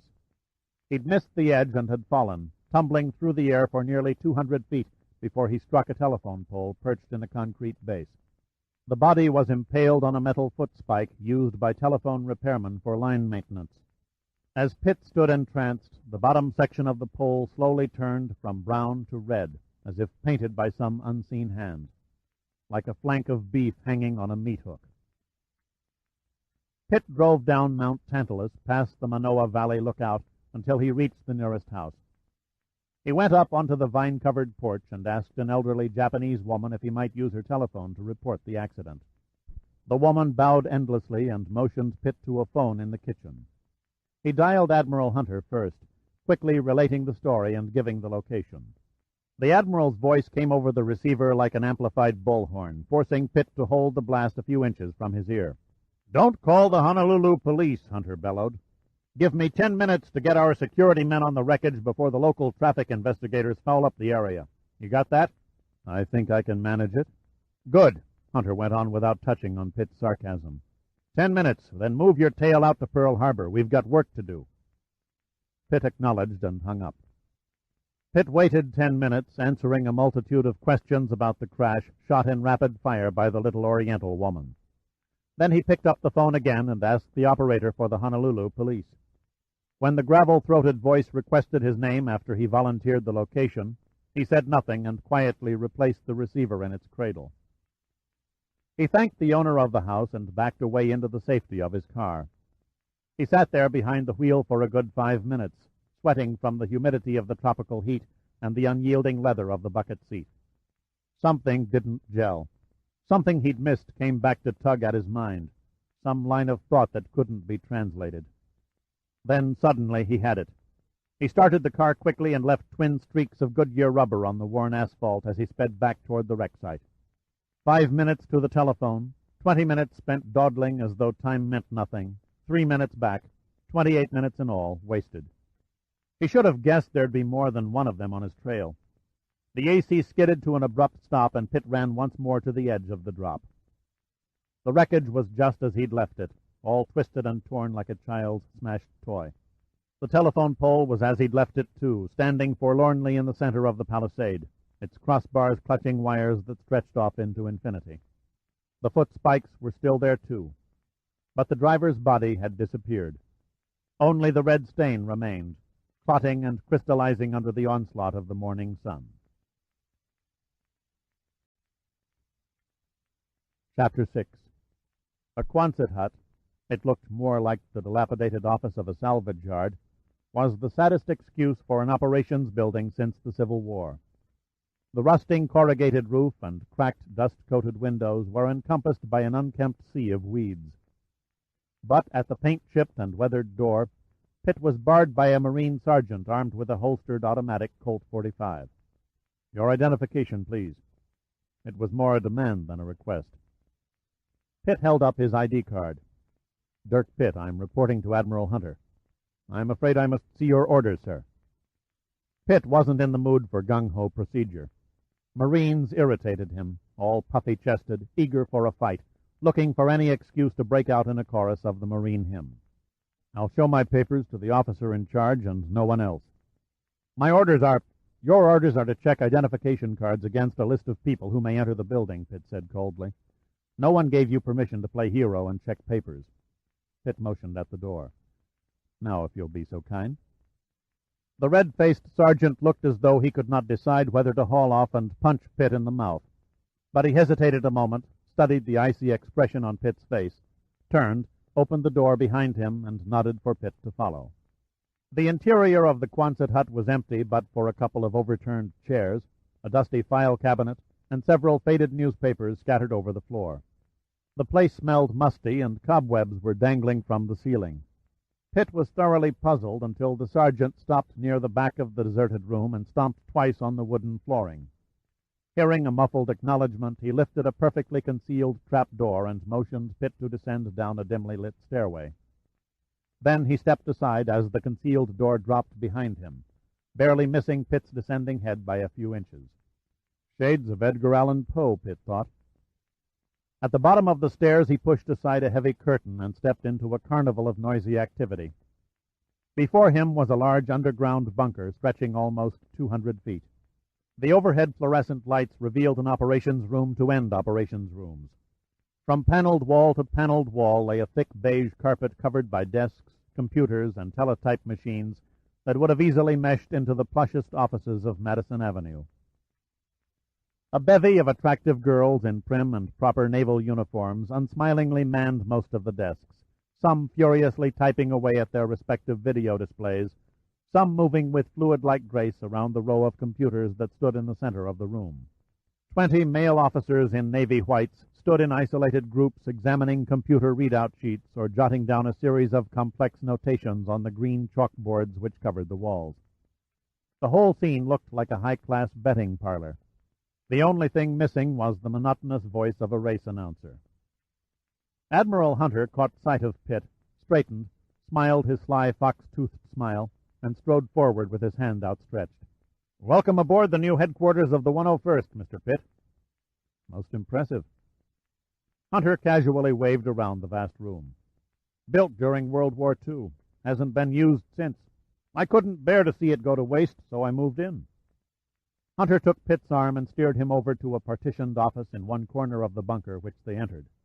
The deeply set face, the authoritative expression, and the intense eyes made Hunter a perfect prototype for the gimlet-eyed task force commander who was about to attack an unseen enemy over the horizon, which was precisely what he was. "You're exactly 2 hours and 30 minutes late," Hunter said firmly. "Sorry, sir, the traffic got a bit sticky." "So you told me over the phone. I wish to compliment you for your call. I'm grateful for the fact that you contacted me first. Good thinking. I'm only sorry I blew it by leaving the scene of the crash. Don't sweat it. I doubt if we'd have learned much from the body except a possible identification. Most likely your friend in the truck was only a local hoodlum paid for the job of putting you in a cemetery. Still, there might have been something." "Agents," Hunter interrupted sarcastically, "seldom leave notes describing their operations pinned on the shirts of their hired help." "By agents, you mean the Russians?" "Maybe. We have no proof as yet, but our intelligence people seem to think that the Russians have an organization nosing around the neighborhood trying to dig up the Starbuck's final position so they can grab their hooks into her first. Admiral Sandecker mentioned such a possibility. A damn good man." There was satisfaction in Hunter's voice. "He showed me your personnel file this morning. I must admit, in all honesty, I was caught unprepared by the contents. Distinguished Flying Cross with 2 clusters, Silver Star, plus several other commendations and a Purple Heart. Frankly, I had you down as a rip-off artist." Hunter picked up a pack of cigarettes from his desk and offered them to Pitt. The old bastard, Pitt thought, is actually making an attempt at courtesy. "You probably noted that there was no mention of a Good Conduct Medal." Pitt passed on the cigarettes. Hunter regarded Pitt with searching eyes. "I noticed." He took a cigarette and struck a light, then leaned over the desk and pushed a switch on his intercom. "Yeager, round up Commanders Denver and Boland and send them in here." He broke off, turned, and jerked down a wall map of the North Pacific Ocean. The Pacific Vortex, Major. Ever hear of it? Not until this morning. Hunter rapped his knuckles against a spot on the map north of Oahu. Here, within a diameter of 400 miles, almost 40 ships have sailed into oblivion since 1956. Extensive search operations turned up nothing. Before then, the sinkings diminished to a normal loss factor of 1 or 2 every 20 years. Hunter turned from the map and scratched his ear. There's been a lot of study on this one. We've run every available shred of information through the computers in hopes of coming up with a plausible solution. So far, we've only dredged up far-out theories. Cold, hard facts are damn few and far between. A soft knock on the door interrupted Hunter. He looked up as Denver and Boland walked into the room. They both stared blankly at Pitt for a moment before recognition slowly stirred in their eyes. Denver was the first to react. "Dirk, it's good to have you on the team." Pitt grinned. This time I dressed for the occasion. Boland simply nodded in Pitt's direction, mumbled a greeting, and sat down. Hunter pulled a linen handkerchief from his hip pocket and dabbed it to his mouth to remove a bit of tobacco from his tongue. After staring at the small brown particle for a moment, he said, "We haven't had much time to get fully organized, Mr. Pitt, but we've pretty much got things running on an even keel. Our computers are linked with every security agency in the country. I'm counting on you to coordinate our operation with your people in Washington. We'll need answers, and we'll need them fast. If you require anything, request it from Commander Boland." "There is one thing," Pitt said. "Name it," Hunter snapped back. "I'm only low man on the totem pole around here. Until this morning, I'd never heard of any of this. I'll be of little service to you without some idea of what's behind all this talk about a mysterious vacuum in the sea that gobbles up ships." Hunter looked thoughtfully at Pitt. "My apologies." He paused, then went on very quietly indeed. "I take it that you're aware of the Bermuda Triangle?" Pitt nodded, muttering an affirmative. "The Triangle," Hunter continued, "isn't the only area in the world where unexplainable things happen. The Mediterranean Sea has its share. And though it has received less publicity, the Ramondo region of the Pacific southeast of Japan has been claiming more ships over the last 2 centuries than most of the oceans combined. Which brings us to the last and most unusual area, the Pacific Vortex." "Personally, I think it's a lot of crap," Pitt said sharply. "Oh, I don't know," Boland replied. "There are a lot of respected scientists who feel there is something to it." "So you're a skeptic?" Hunter asked Pitt. "I'm strictly along for the ride. I believe only what I can see, smell, and touch." Hunter looked and sounded resigned. "Gentlemen, it makes no damned difference what our opinions are. It's the facts that count. And that's what we're going to pursue as long as I command the 101st Fleet. Our job is to salvage. And right now our primary job is to find and raise the Starbuck. We got entangled in this Pacific Vortex myth only because of the strange circumstances surrounding the message from Commander Dupree. If we can clear up the mystery of the Starbuck's loss while solving the disappearance of other ships over the years, so much the better for the maritime freight and shipping industries. If the Russians or Chinese get their hands on her before we do, it's going to piss off a lot of people in Washington." "Particularly the Navy Department," Boland added. Hunter nodded. "The Navy Department and every scientific research lab and engineering firm that worked for years planning and constructing the most advanced nuclear submarine afloat. The people who poured their sweat and labor into the Starbuck won't take it kindly if it turns up tied to a Soviet pier in Vladivostok." "Are there any similarities between the Starbuck's disappearance and the other ships and planes that have been lost?" Pitt asked. "I'll answer your question, Major." Boland's tone was cutting. "To begin with, unlike the Bermuda Triangle, there are no instances of aircraft lost over the Pacific Vortex. And secondly, when there are no survivors, lifeboats, bodies, or floating debris, there is no way to make a connection. The only link between the submarine and the other missing vessels is that they all disappeared within a well-defined sector of the Pacific Ocean." Denver leaned over and touched Pitt on the arm. "Except for the message capsule you discovered on the Cayena Point beach, there is only one other piece of evidence seen by man."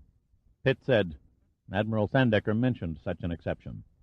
"The Lily Marlene," Hunter said quietly. an incident that is even more extraordinary than the Mary Celeste. Hunter opened a drawer and fumbled around for a moment. There isn't much to it, only a few pages. He handed a file folder to Pitt, and in the same motion hit the intercom and grunted into it. "Jaeger, bring us some coffee." Pitt settled into his chair, noted the title on the folder, and began reading. The Strange Disaster of the SS Lily Marlene. On the afternoon of July 10th, 1968, the SS Lily Marlene, a former British torpedo boat converted to a private yacht, left the port of Honolulu and set a course northwest of the island of Oahu for the express purpose of filming a lifeboat scene for a movie under the direction of Herbert Verheusen, internationally recognized film producer and registered owner of the ship. The sea was calm and the weather fair with a few scattered clouds. A wind blew from the northeast at approximately 4 knots. At 20:50 hours on July 13th, the Coast Guard station at Makapu'u Point and the Naval Communications Center at Pearl Harbor picked up a distress call from the ship, followed by a position. Air rescue at Hickam Field was alerted, and Naval and Coast Guard ships set out from Oahu. After the Mayday calls continued for 12 minutes, there was silence, broken by the final and mysterious words from the Lily Marlene. They come out of the mist. The captain, first mate, dead. Crew fighting. No chance. Too many. Passengers first to go. No one, even women, spared. Then came an incoherent sentence. A ship sighted on the southern horizon. Oh God, if only it arrives in time. Mr. Verheusen dead. They're coming for me now. No more time. They hear the radio. Do not blame the captain. He could not have known. They are pounding in the door now. Not much time. I do not understand. The ship is moving again. Help. For God's sake, help us. Oh, sweet Jesus, there. The final message ended here. The first ship on the scene was the Spanish freighter, the San Gabriel. It was only 12 miles away when it picked up the Lily Marlene's Mayday signal. It was, in fact, the ship the radio operator sighted before he fell silent.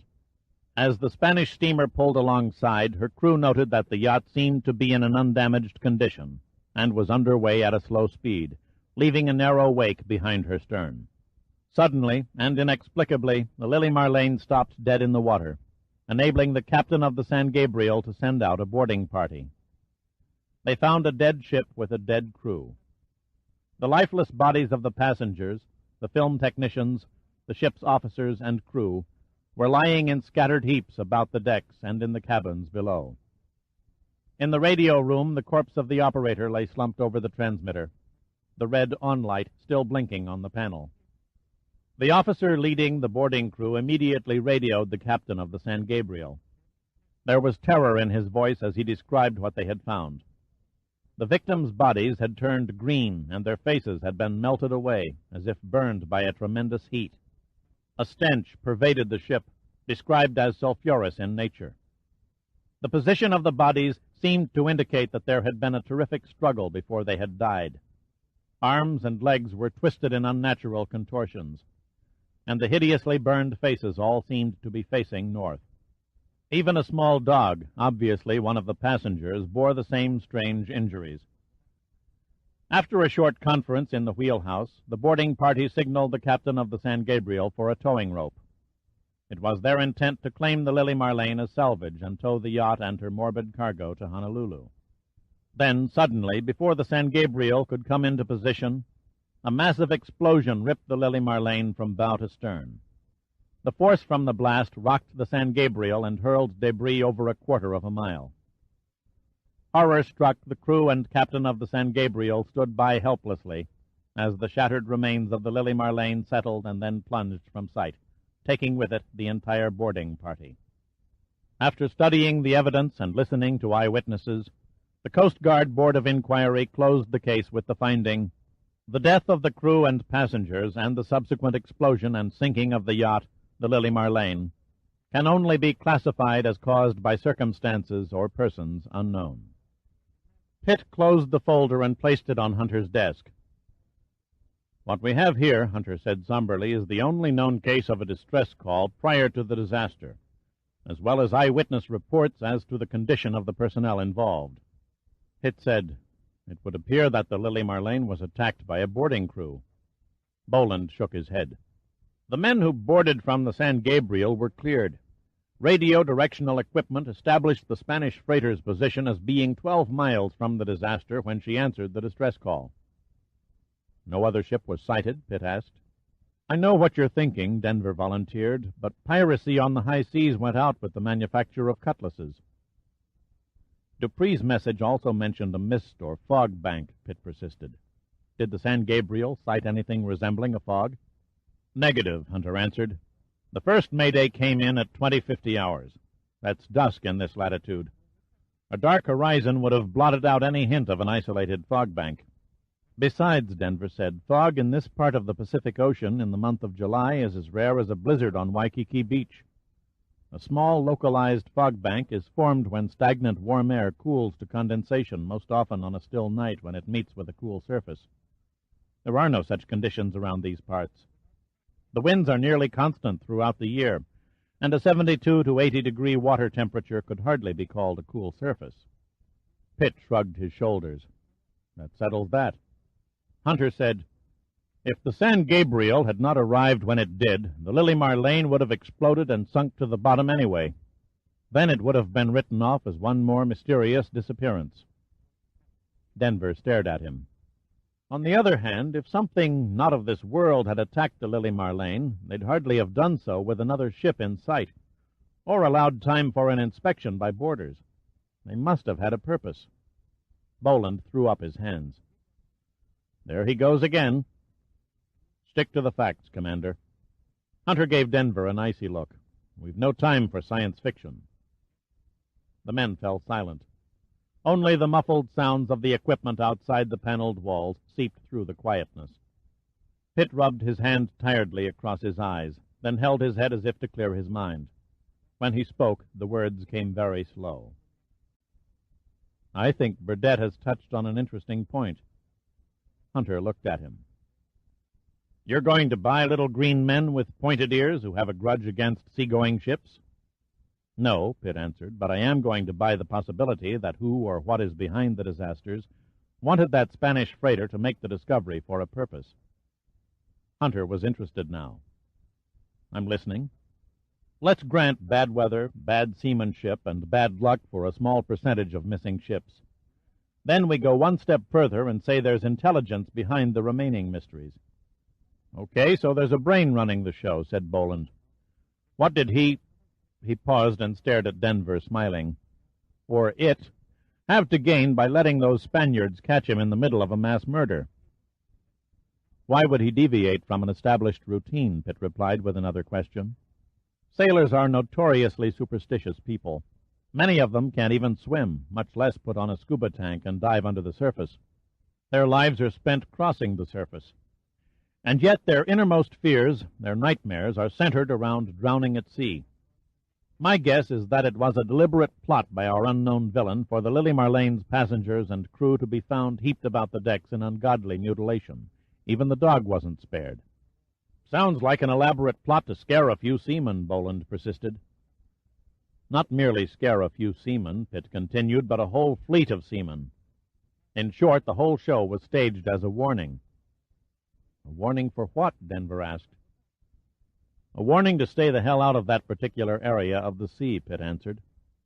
"I've got to admit," Boland said slowly, "that since the Lily Marlene affair, maritime ships have avoided the vortex section like the plague."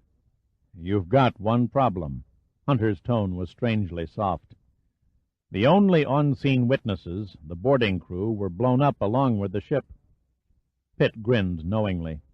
"Simple. The idea was for the boarders to return to the San Gabriel and report to the captain. Our mastermind didn't figure on greed rearing its ugly head. The boarders, as you recall, elected to stay on the ship and requested a tow rope, probably already spending the salvage money in their minds. They had to be stopped right where the ship sat. If the Lily Marlene had reached port, scientific investigation might have uncovered some damaging evidence. So one good bang and Verhussen's yacht went to the deep six. You make a good case, Hunter sighed, but even if your fertile imagination has stumbled on the truth, we're still left with our primary job, finding the Starbuck. I was coming to that, Pitt said. The message from the yacht's radio operator and the one from Commander Dupree, they have the same broken sentences, the same pleading tone in their words. The radio operator said, "Don't blame the captain, he could not have known." And in the latter part of Commander Dupree's message, he said, "If I had but known." A similarity between two men under stress? I don't think so. Pitt paused to let it sink in. All of which leads to a likely conclusion. Commander Dupree's final message is phony. We considered that, Hunter said. Dupree's message was flown to Washington last night. The Naval Intelligence Forgery Office verified an hour ago the authenticity of Dupree's handwriting. Of course, Pitt said matter-of-factly. Nobody would be stupid enough to forge several paragraphs of script. I suggest you have your experts check for indentations in the paper. Chances are the words were printed and then indented just enough to match the marking of a ballpoint pen. It doesn't make sense, said Boland. Someone would have to have extra copies of Dupree's writing in order to duplicate it. They had the logbook, his correspondence, and maybe a diary. Perhaps that's why some of the pages were missing from the message capsule. Certain key words and letters were cut out and pasted together into readable sentences. Then it was photo-engraved and printed. Hunter's expression was thoughtful, his tone neutral. That would explain the strange wording and the rambling text of Dupree's message. But it doesn't tell us where Dupree and his crew lie. Pitt rose from his chair and walked over to the wall map. Did the Starbuck send its messages to Pearl Harbor in code, he asked. The code machine hadn't been installed yet, Hunter replied. And since the sub was operating more or less in our own waters on a test cruise, the Navy saw no great urgency for top-secret transmissions. Sounds risky, Pitt said, for one of our nuclear subs to be on the air. Strict silence is only maintained when a sub is on patrol or on station. Because the Starbuck was a new and untested ship, Dupree was ordered to report his position every 2 hours, only as a precautionary measure, in case of a mechanical malfunction. The initial shakedown was scheduled for only 5 days. By the time the Russians could track the calls and put a ship loaded with electronic spy gear on the scene, the Starbuck would have been long gone on a return course to Pearl Harbor. Pitt continued to stare at the map. These red marks, Admiral, what does it indicate? That's Dupree's position according to his message. And these periodic black symbols, I take it, are the Starbuck's last position reports? Correct. Pitt continued, his words economical. The top mark, then, is the final bona fide message from Dupree. Hunter simply nodded. Pitt leaned against Hunter's desk and stared silently at the map for several moments. Finally, he straightened and rapped on the area marked as the Starbuck's last position report. Your search area spreads from this point to where? It extends in a fan-shaped sector 300 miles northeast, Boland answered, his eyes clouded with puzzlement at Pitt's cross-examination. If you'd be so good as to tell us what you're after. Please bear with me, Pitt said. Your search operations were massive, over 20 ships and 300 aircraft. But you found nothing, not even an oil slick. Every scientific detection device was undoubtedly used. Magnetometers, sensitive fathometers, underwater television cameras, the works. Yet your efforts came up dry. Doesn't that strike you as strange? Hunter's expression registered uncomprehension. Why should it? The Starbuck could have gone down in an undersea canyon. Or she might have buried her hull in soft sediment, Denver added. Finding one little ship in an area that large is as tough as finding a penny in the Salton Sea. My friends, Pitt said, smiling, you just spoke the magic words. Denver looked at Pitt blankly. One little ship, Pitt repeated. In all your searching, you couldn't find one little ship. So? Hunter's tone was icy. Don't you see? Your search pattern was supposed to be right in the middle of the Pacific Vortex. Maybe you didn't hit on the Starbuck, but you should have stumbled onto something. After all, you had nearly 30 other sunken derelicts to choose from. Damn. Hunter's self-confidence was shaken. It never occurred to us. I see your point, Boland said, but what does it prove? It proves, Pitt replied, that you searched the wrong area. It proves that Dupree's message was a clever counterfeit. And it proves that the Starbuck's last radioed positions were an even cleverer case of fraud. In short, gentlemen, the place to find your missing submarine is not to the northeast, but a 180-degree reverse course to the southwest. Hunter, Boland, and Denver stared at Pitt in stunned silence, enlightenment spreading across their features. Denver spoke first. "It fits," he said simply. Hunter's face began to glow with an enthusiasm that he hadn't shown for months. He gazed long and hard at the wall map for nearly half a minute. Then he swung abruptly and fastened his gaze on Boland. "How soon can the Martha Ann get underway?" "Hoist the helicopter on board, finish refueling, make a final check of the detection instruments. I'd say 2100 hours this evening, sir." Hunter glanced at his watch. "That doesn't leave us much time to plot a search area." He turned to Denver. "This is your realm. I suggest you begin programming a search grid immediately." "The primary data is already on the tapes, Admiral. It's only a matter of reversing the location input." Hunter rubbed his eyes. "Okay, gentlemen, it's all yours. I'd give up half these stripes to come with you. By the way, Mr. Pitt, I hope you won't mind taking an extended ocean voyage." Pitt smiled at him. "I have nothing else planned at the moment." "Good." Hunter rolled a cigarette around in his mouth. "Tell me something. How did an Air Force officer ever become a departmental head of the government's top oceanographic agency?" "I shot down Admiral Sandecker and his staff over the China Sea." Hunter stared at Pitt with a strange, believing look indeed. With this man, almost anything is possible, Admiral Sandecker had told him earlier. Chapter 7. It was 1 hour after sunset when the AC slipped into a parking stall in the Honolulu dock area. As the front wheels made contact with a wooden tire stop, the engine died and the headlights blinked out. Pitt swung the door open and gazed across the harbor into the inky water. As the breeze changed direction, it carried a heavy odor to his nostrils, the undeniable bouquet of the waterfront. It smelled of oil, gasoline, tar, and smoke, with a tinge of salt water thrown in. It exhilarated Pitt, carrying the nostalgic sensation of faraway exotic ports. Pitt pulled himself from the car and glanced about the parking lot in search of any sign of human activity. There was none. Only a seagull perched on a wooden piling returned his stare.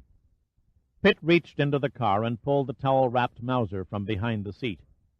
Then he inhaled the harbor night air, tucked the gun under his arm, and began walking along the pier. If anyone had been loitering around the docks, they would hardly have noticed anything unusual about Pitt's appearance. He was dressed in a well-worn khaki shirt over a faded pair of gabardine pants. His feet were encased by a pair of badly scuffed brogans, tied with heavy twine. The cast-off clothing, a gift from the 101st Fleet security officer, was a size too small and bulged at the seams. He felt like a toss-up between a bindle stiff and a Skid Row derelict. A quart of muscatel in a brown paper bag was all that was missing. Or, better yet, a bottle of Grand Marnier yellow ribbon. Just the right touch of class to go with the rags. 100 yards later, Pitt stopped and looked up at the huge black hulk that loomed in the darkness. The only light that beamed down on the weathered and tarred planking came from a few scattered green-shaded lamps that hung awkwardly from the corrugated metal sides of an old warehouse.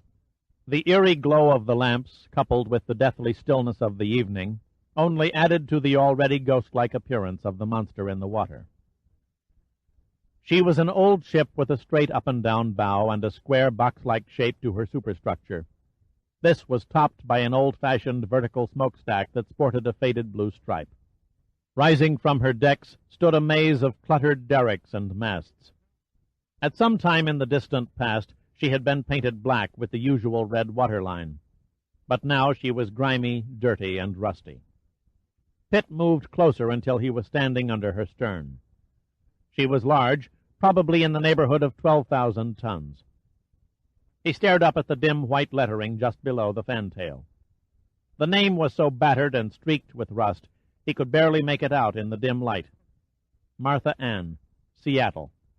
The gangplank looked like a tunnel leading upward into a forbidding void. Only the muted hum of the generators deep within the hull, and a thin wisp of smoke curling from the funnel betrayed human presence.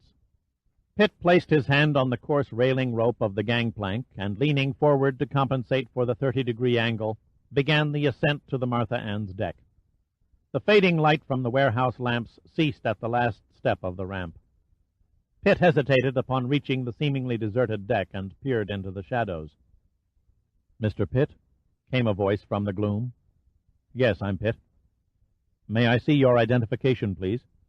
"You may, if only I could see who in hell to hand it to." "Please lay your ID on the deck, sir, and step back." Pitt grumbled to himself. He was aware that it was normal military procedure to examine identification papers during alerts and emergencies, but why all the fuss to come aboard this old rivet-dangling sea bucket? Setting the Mauser gently on the deck, he pulled out his wallet and groped for his ID. His eyes could not penetrate the blackness, so he ran his fingers over a stack of assorted plastic cards until he found one that lacked the telltale raised lettering of a credit card, and threw it a few paces in front of his feet. A pencil-thin shaft of light beamed on the card and then touched Pitt's face. "Sorry to trouble you, sir, but Admiral Hunter ordered strict security all around the ship." A black shadow passed the ID back to Pitt. "If you take the first stairway to your right, you'll find Commander Denver in the chart room." "Thanks," Pitt grunted. He retrieved the gun and struggled up the stairway toward the bridge. At the top he found the darkened wheelhouse empty, so he walked through the deserted enclosure and cautiously cracked open a door. Here at last he was greeted by a flood of bright light. "Hello, Dirk," Denver said warmly. He had a cigarette between his fingers, and as he waved a greeting to Pitt, the ash fell in a tiny heap on the chart table.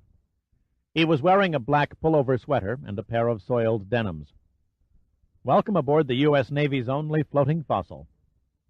Pitt tossed him an offhand salute. "I didn't expect to find you here, Burdett. I thought you were remaining in operations with the Admiral." Denver smiled. "I'll get there, but I couldn't resist coming down and wishing you and Paul good hunting." "We'll need it. If the choice was up to me, I'd take the old-fashioned needle in a haystack any day." "Do you think this is a strange phenomenon?" Denver asked him. "Like your boss said, our job is to find and raise the Starbuck. Any ghost catching is strictly a side benefit. Besides, our Pneuma scientists and engineers do not make a habit of researching Bermuda Triangles or Pacific Vortices. We leave that up to imaginative writers with a knack for exaggeration. Any unexplainable discoveries are purely accidental, and afterward they're quietly filed away." "Could you give me an example?" Denver asked softly. Pitt stared vacantly at a half-opened chart on the table. "There was one instance about 9 months ago that smacked of Jules Verne. 2 of our oceanographic ships were conducting sub-bottom profiling and underwater acoustical tests in the Kuriel Trench off Japan, when their instruments detected the sound of a vessel traveling at a high rate of speed in very deep water. Both ships immediately heaved to, closing down all engines and turning all instruments to whatever it was that was down there." "Could an instrument or one of the operators have been mistaken?" Denver murmured. "Not likely," Pitt answered. "Those researchers were the tops in their respective fields. And when you consider that 2 different ships with 2 sets of precision instruments traced and recorded identical readings, you pretty much eliminate any percentage of error. No mistake about it. The thing, the submarine, the sea monster, whatever you wish to call it, was there. And it was moving at 110 miles an hour in a depth of 19,000 feet. Denver slowly shook his head. "Incredible. It's beyond understanding." "That's only the half of it," Pitt said. "Another ship working over the Cayman Trench off Cuba came up with an identical contact. I've seen both the Cayman and Kuriel data. The sonar graphs agree to the millimeter." "Was the Navy notified?" "No way. The Navy doesn't want to hear about weird undersea sightings any more than the Air Force wants to hear about unidentified flying objects. But then what real proof was there other than a mass of scraggly lines on a few sheets of graph paper?" Pitt leaned back in a chair, propping his feet on the table and bracing the back of his head in his hands. "There was one instance, though, when we came within a whisker of getting one of the sea's unknown residents on videotape. A pneumozoologist was studying and recording fish sounds off the continental slope near Iceland, where he'd dropped a microphone in 10,000 feet of water to pick up noises made by the rarely seen benthos. For several days he recorded the usual clicks and creaking sounds with pretty much the same tones as surface-dwelling fish. He also noted the continuous cracking noise made by shrimps. Suddenly, one afternoon, the cracking stopped and he began receiving a tapping sound, as if something was rapping a pencil on the underwater microphone. At first he figured he'd only run onto a fish with a previously unrecorded sound. But it slowly dawned on him that the tapping was in some kind of code. The ship's radio operator was hastily called, and he deciphered it as a mathematical formula. Then the noise stopped, and a shrieking laughter, eerily distorted by the density of the water, burst from the listening room speakers. Shaking off disbelief, the crew quickly lowered a TV camera. They were about 10 seconds too late. The fine bottom silt had been stirred up by a rapid movement, leaving an impenetrable cloud of muck. It took an hour before the bottom cleared, and there, in front of the cameras, was a set of odd-looking indentations in the silt going off into the black void. Were they able to make anything out of the formula? Asked Denver. Yes, it was a simple equation for finding the water pressure at the depth the microphone was located. And the answer? Nearly 2.5 tons per square inch. Silence fell on the chart room, a long, chilling silence. Pitt could hear the water below the ports gently lapping the hull. Any coffee around? Pitt asked. Denver's mind still roamed the mysterious abyss of the sea. Then, with a marked degree of effort, he shrugged it away. Be assured, he said with a grim smile, when you take an ocean cruise on the Martha Ann, you travel under the finest service in the Pacific. He picked up an old, blackened pot and poured the coffee into a battered tin cup. There you are, sir, and enjoy your trip. They were sitting at the chart table just beginning to savor the coffee when the door swung open and Boland entered. He wore a soiled T-shirt, faded Levi's, and a pair of brogans in worse condition than Pitt's. The thin shirt showed off Boland's muscular shoulders, and, for the first time, Pitt noticed a tattoo on one of his arms. The picture of a knife piercing the skin and oozing blood adorned his right forearm, and underneath the gruesome illustration in blue lettering read the words, Death Before Dishonor. You two look like you just received Dear John letters. Boland's voice was mocking yet firm. What goes? We were just solving the mysteries of the universe, Denver answered. Here, Paul, have a shot of my world-renowned brew. He pushed a steaming cup toward Boland, spilling a few brown drops on the deck. Boland took the dripping mug from Denver's hand and looked thoughtfully at Pitt, and when Pitt stared back at him, he slowly cracked a smile, lifted the cup, and sipped at the hot contents. Any final orders from the old man? He asked. Denver shook his head. Same as he told you. At the first sign of danger, get the hell out and hot-foot it back to Pearl Harbor. That's if we're lucky, Boland said. None of the other missing vessels had time for a Mayday signal, much less time to cut ass. Then Pitt here is your insurance, and the helicopter. It takes time to warm up a helicopter, Boland said doubtfully. Not that bird, Pitt said briefly. I can put her in the air in 40 seconds flat. He stood and stretched, his large hands touching the metal ceiling. One question.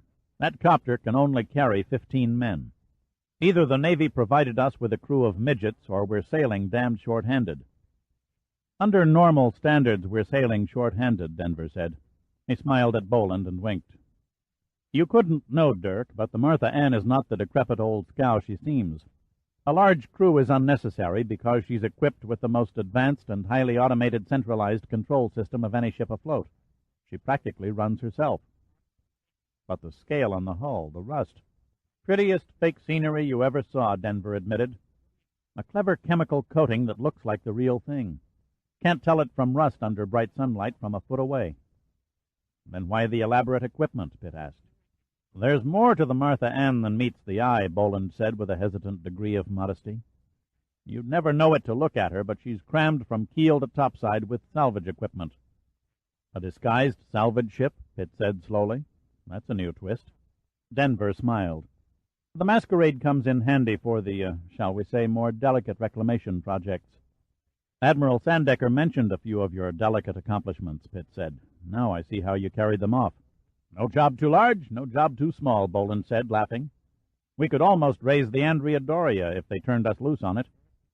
Suppose we do find the Starbuck. Even with your automated gadgetry, you could never bring her to the surface with such a small crew. Purely precautionary, my dear Pitt, answered Denver. Admiral Hunter insisted on a skeleton crew during the search operation. No sense in wasting lives if the Martha Ann should meet the same fate as the others. On the other hand, if we get lucky and discover the Starbuck, you and your whirlybird then begin a shuttle service between the recovery site and Honolulu by ferrying the salvage crew and any needed parts and equipment. A tidy little package, Pitt admitted, though I'd sleep better if we had an armed escort. Denver shook his head. Can't chance it. The Russians would smell a shady plot the minute they got wind of an old tramp steamer escorted by a Navy missile cruiser. They'd have the Andrei Viborg on our tail by sunup. Pitt's eyebrows lifted. The Andrei Viborg? A Russian oceanographic vessel classified by Navy intelligence as a spy ship. She shadowed the Starbuck search operation for the last 6 months, and she's still out there somewhere, hovering around, poking for the sub. Boland paused for a swallow of coffee. The 101st Fleet has spent too much time and effort to maintain our cover as a merchantman. We can't afford to have it blown now. As you can see, Denver said, the Martha Ann is completely divorced from the Navy. She's listed under United States Registry as a merchant ship, and we intend to keep it that way, nice and discreet. Isn't the Navy concerned by the fact that the Andrei Viborg is nosing around alone? She's not alone, Boland said seriously. We've 4 ships still combing the northern search area. The Navy never gives up on a search, no matter how hopeless it seems for survivors. Call it naval tradition, if you will, Major, but it's a damn good feeling when you're floating in the sea, clutching a piece of flotsam after your ship has gone down, knowing that nothing is spared to make your rescue. Boland's lecture was interrupted by a knock on the door. "Come in," he shouted. A young boy, no more than 19 or 20, stepped through the doorway. He was wearing a white butcher's cap on his head and a pair of blue coveralls. Ignoring Pitt and Denver, he spoke to Boland. "Excuse me, sir, the chief engineer reports the engine room is in readiness and the bosun's mate has the crew standing by to cast off." Boland glanced at his watch. "Right. Pass the word to cast off and get underway in 10 minutes. "Yes, sir," replied the young seaman. He saluted, turned, and disappeared into the pilot-house. Boland smiled smugly at Denver. "Not bad. We're 40 minutes ahead of schedule." "The copter tied down and secure?" asked Pitt. Boland nodded. "She's snug. You can make your final flight checks when it's daylight." Pitt rose and walked over to the porthole, breathing deeply to cleanse his lungs of the stale smoke from Denver's cigarettes. The harbor air smelled pure in comparison to the stuffy chart room. "Have you assigned accommodations for Dirk?" Denver asked Boland. "There's a stateroom next to mine that we keep vacant for VIPs," Boland replied, his lips curled in a sarcastic grin. "In Pitt's case, we'll make an exception." Pitt fixed a long, hypnotic stare devoid of anger or animosity at the smoke curling up from the ashtray. He could shrug off a verbal dig with all the feeling of flipping a mosquito off an arm. Hunter was a clever old fox, placing 2 men with different temperaments together as a team. "Well, I guess I'd best shove off," Denver said, breaking the uneasy silence. "We'll drop you a postcard from time to time," Pitt said. "You'd better do more than that," Denver shot back, his lips curled in a tight smile, but his eyes hard. "I'm going to reserve the bar at the Reef Hotel for 3 weeks from today, and woe to the man who doesn't show up." He turned to Boland. "You have the code, Paul. The Admiral and I will track you by satellite. When you spot the Starbuck, simply radio under maritime transmission that you've stopped all engines to repair a burned shaft bearing. We'll have your exact position in a millisecond." Denver shook hands with Pitt and Boland. Little else can be said but good luck. Before the other 2 men could answer, Denver abruptly wheeled about and strode from the room. A few minutes later, Denver stood on the dock, leaning against a piling as he watched the crew slip the ship's lines and hoist the gangplank. He idly studied the starboard side of the Martha Ann as she moved slowly into the channel toward the mouth of the silent harbor. He stared at the navigation lights until the gentle throbbing beat of the ship's engines gradually diminished into the darkness. Then he flipped his cigarette into the calm, oily water, shoved his hands in his pockets, and wearily made his way along the dock to the parking lot. Chapter 8. Pitt stood at the rail of the fantail and idly watched the Martha Ann's propellers churn out their wake.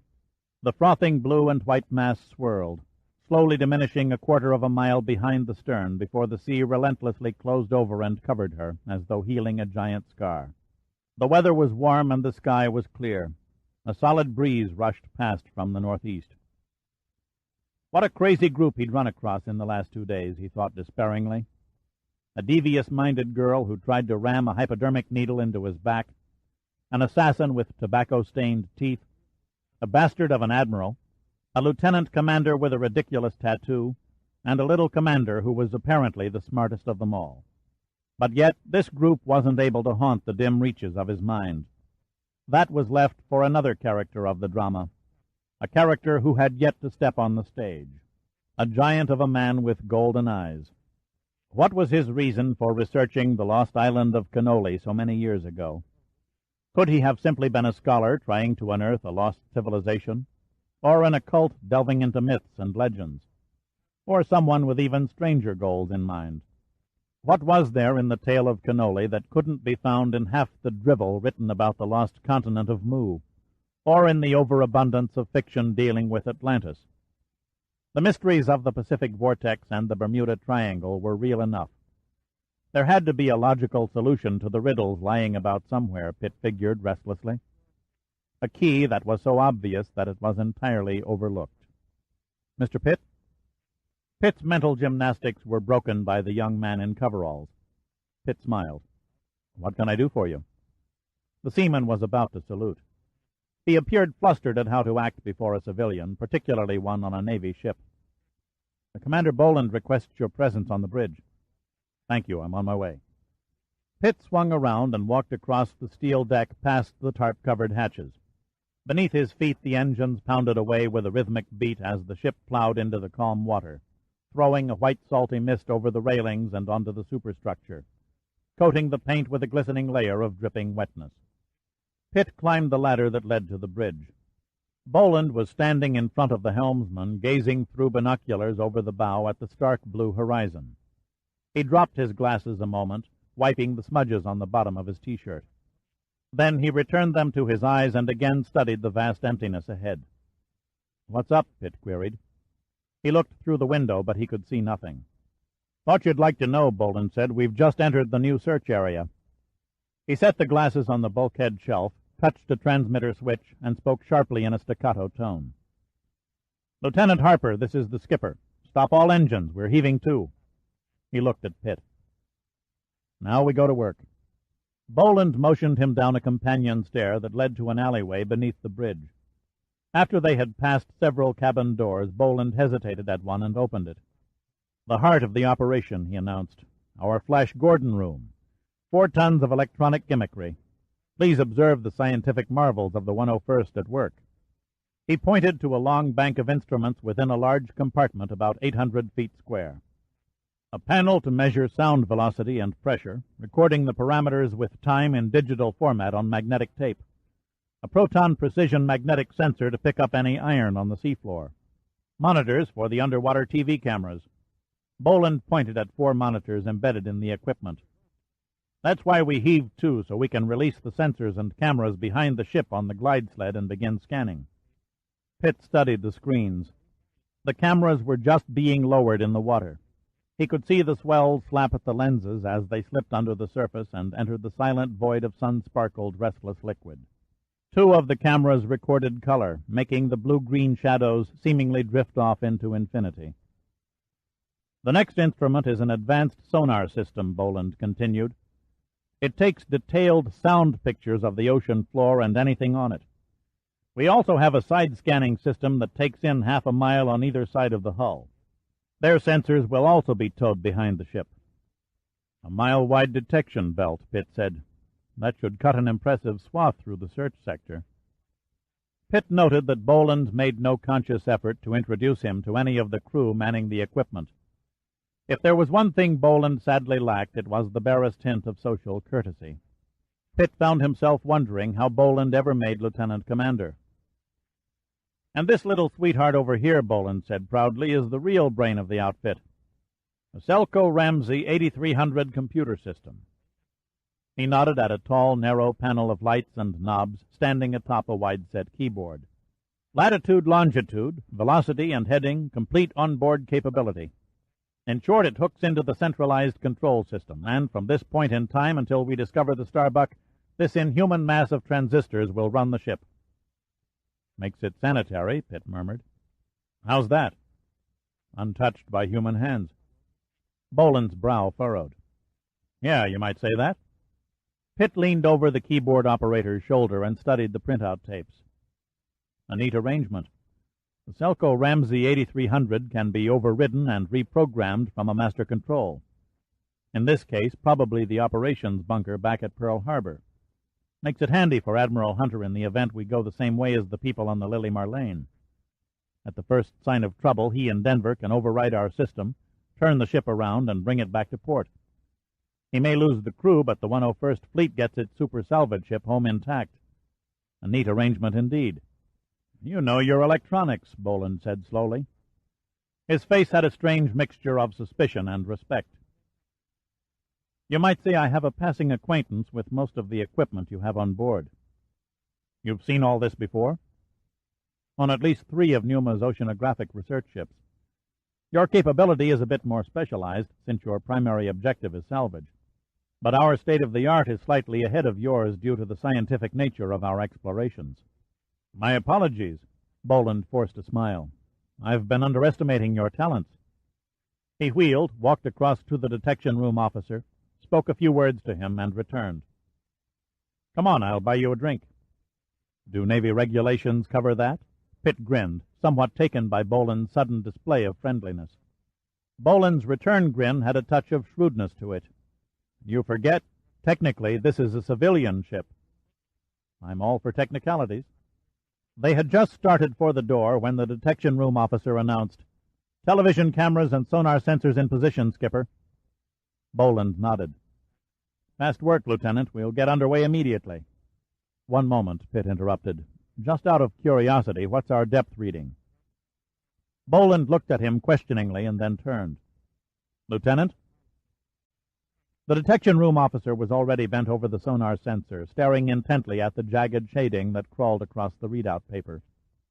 5,670 feet, sir. Anything unusual in that? Boland queried. Should be deeper, Pitt answered. Can we have a look at your ocean floor charts? Here, sir. The lieutenant moved to a large chart table with a frosted glass top and switched on the overhead illuminator. He unrolled a large chart and clipped it to the edge of the table.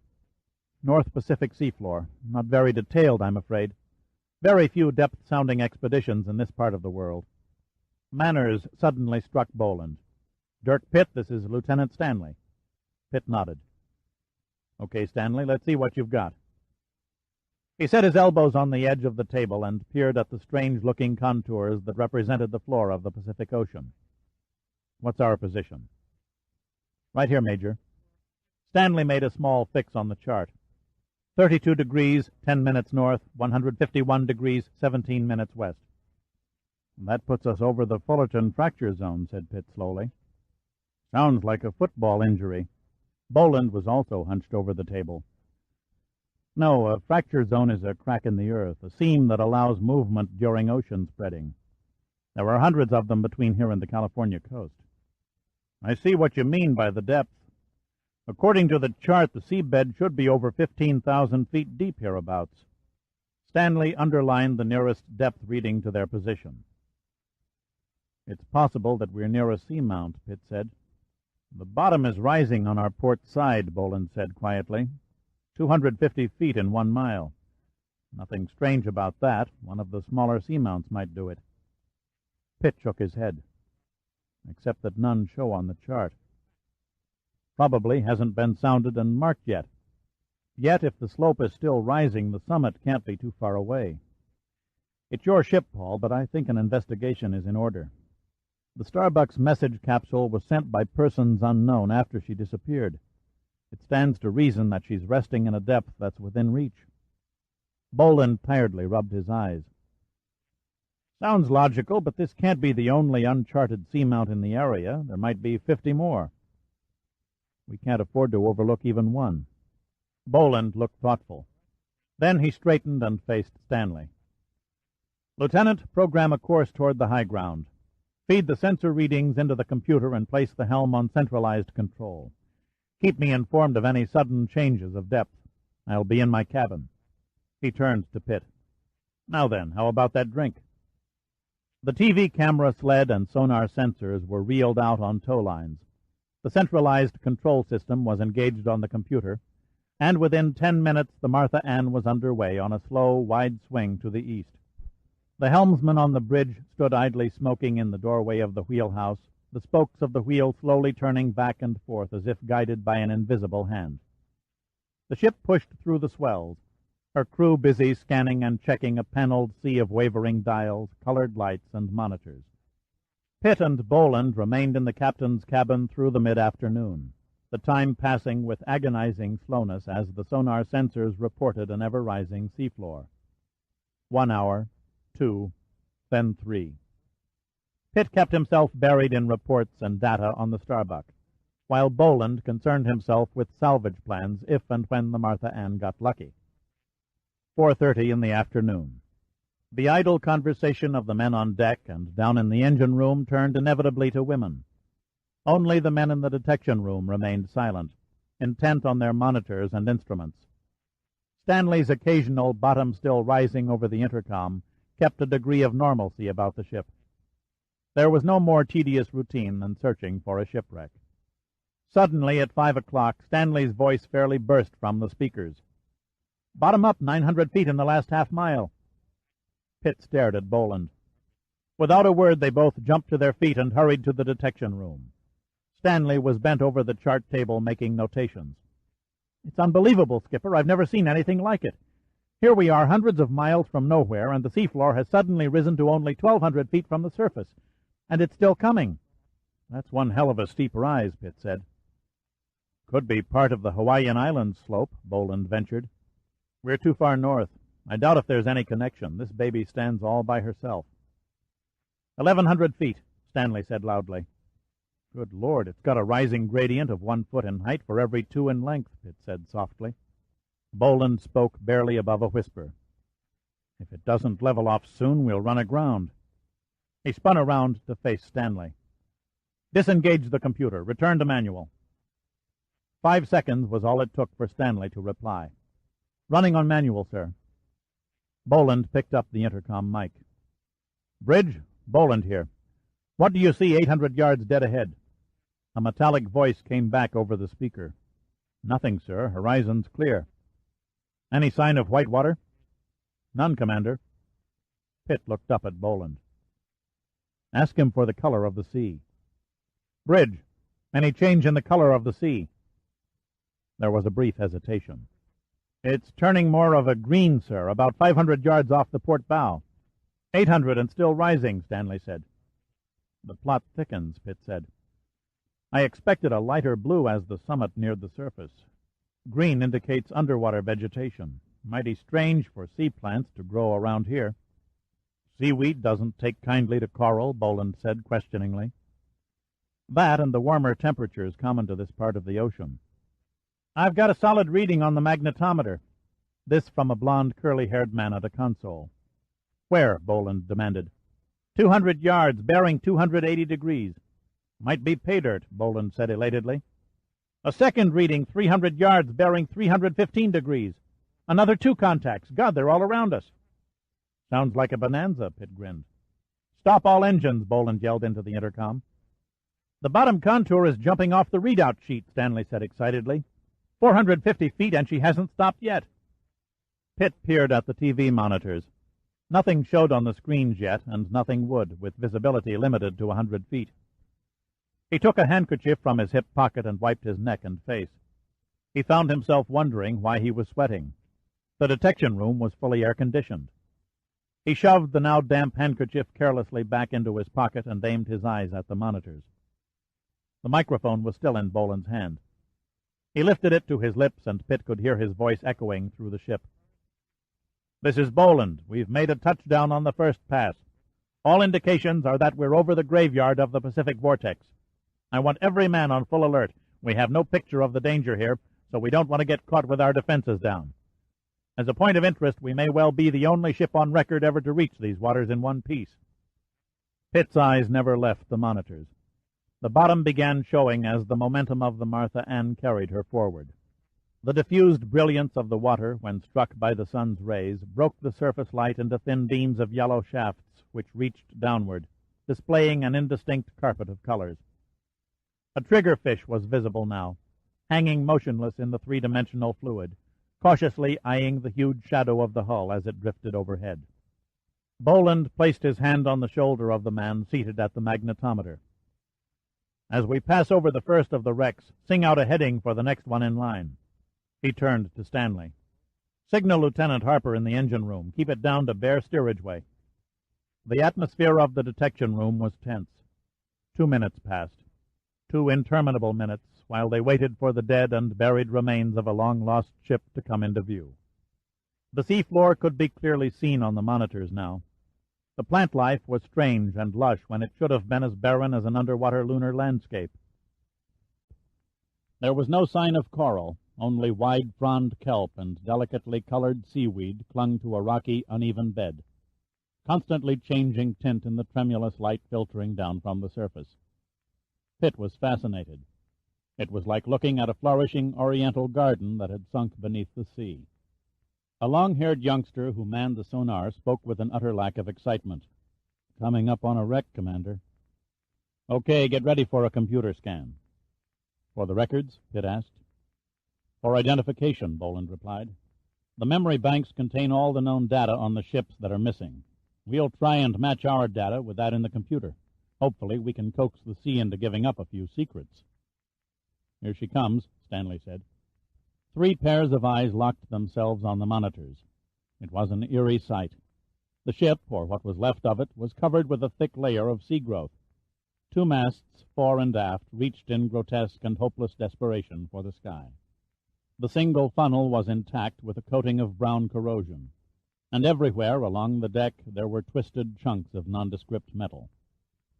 As they watched the screen, the long greenish body of a moray eel wiggled furiously through a porthole, its mouth opening and closing menacingly. My God, that sucker was at least 10 feet long, or the remains of a farm tractor in the hold. Their attention was interrupted by the hum of the computer as the printout sheets began folding into the basket. The instant the machine stopped, Boland ripped out the paper and began reading aloud. "Data indicates ship probable Liberian freighter, Oceanic Star, 5,135 tons. Cargo, rubber and farm machinery. Reported missing June 14th, 1949. The men in the detection room stopped what they were doing and stared in mute silence at the paper in Commander Boland's hand. No one spoke. No one had to. They had discovered their first victim of the Pacific Vortex. Boland was the first to react. He snatched the mic from its cradle. "Radio room, this is Boland. Open maritime frequency. Send message code 16. Pitt said, "A little premature concerning the bearing failure, aren't you? We haven't found the Starbuck yet." "True," Boland admitted briefly. "I'm jumping the gun, but I want Admiral Hunter to know exactly where we are, just in case." "Expecting trouble?" "No sense in taking chances." "Next contact, bearing 287 degrees, the sonar operator droned conversationally. They returned and waited at the monitors until the sloping deck of a steamer came into view, the stern rising high while the bows were lost in the blue-green depths. The camera sled passed over a massive round smokestack, and they were able to peer down into its black interior. The middle of the ship was laced with valves and piping, and carried no superstructure. But the stern section rose several decks, sprouting an ugly maze of ventilation tubes. Growth had claimed all the metal parts and even the cables trailing off the masts. Exotically hued fish of every variety were swimming among the rigging, as though the skeleton of the dead ship was their own personal playground. Boland's voice repeated the precise figures on the computer display. "Japanese oil tanker, Ishio Maru, 8,106 tons. Reported missing with all hands, September 14th, 1964. "God," Stanley murmured, "this place is a veritable cemetery. I'm beginning to feel like a damned gravedigger." The roll call of the decayed and lifeless ships was repeated 6 more times in the next hour. 4 merchantmen, a large schooner, and an ocean-going trawler were located and identified. The tenseness in the detection room heightened as each new find was scanned and analyzed. And when the final moment came, the moment they had geared their conscious minds for, it curiously caught them all by surprise. The sonar operator suddenly pressed his earphones tighter against his ears and fixed an intense, unbelieving stare at his instrument panel. I have a contact with a submarine bearing 190 degrees, he said. Certain? Boland demanded. Bet my dear mother's virtue on it.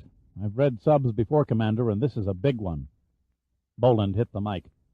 Bridge, when I give the word, stop all engines and drop anchor. Fast. Get that? Affirmative, sir, came the rough-edged voice over the speaker.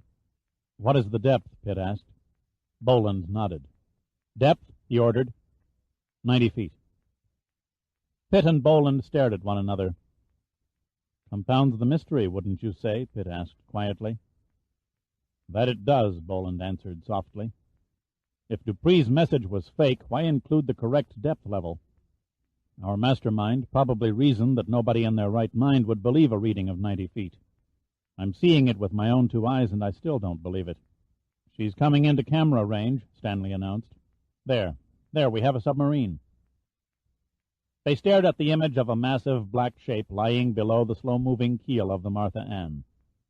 To Pitt, it was like looking down at a model ship in a bathtub. Her length was at least twice that of the conventional nuclear submarine. Instead of the more familiar hemispherical bows, her fore end was formed with a more pointed design. The usual perfect cigar shape was also missing, and had been replaced with a hull that tapered smoothly into a classic swept-back symmetry. Gone, too, was the great dorsal fin-like conning tower of other submarines. In its place sat a small rounded hump. Only the control planes on the stern remained the same, as did 2 bronze propellers tucked neatly under the sleek hull. The submarine looked comfortably serene, like some huge Mesozoic denizen on a late afternoon nap. It was not the way it should have looked, and Pitt could feel his skin start to goose-flesh. Away marker, Boland snapped. Marker? Pitt questioned. A low-frequency electronic beeper, Boland answered. In case we're forced to leave the area, we have a waterproof transmitter sitting on the seabed giving out periodic signals.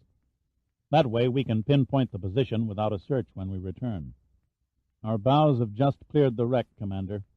This from the sonar operator. Boland bellowed into the intercom mic.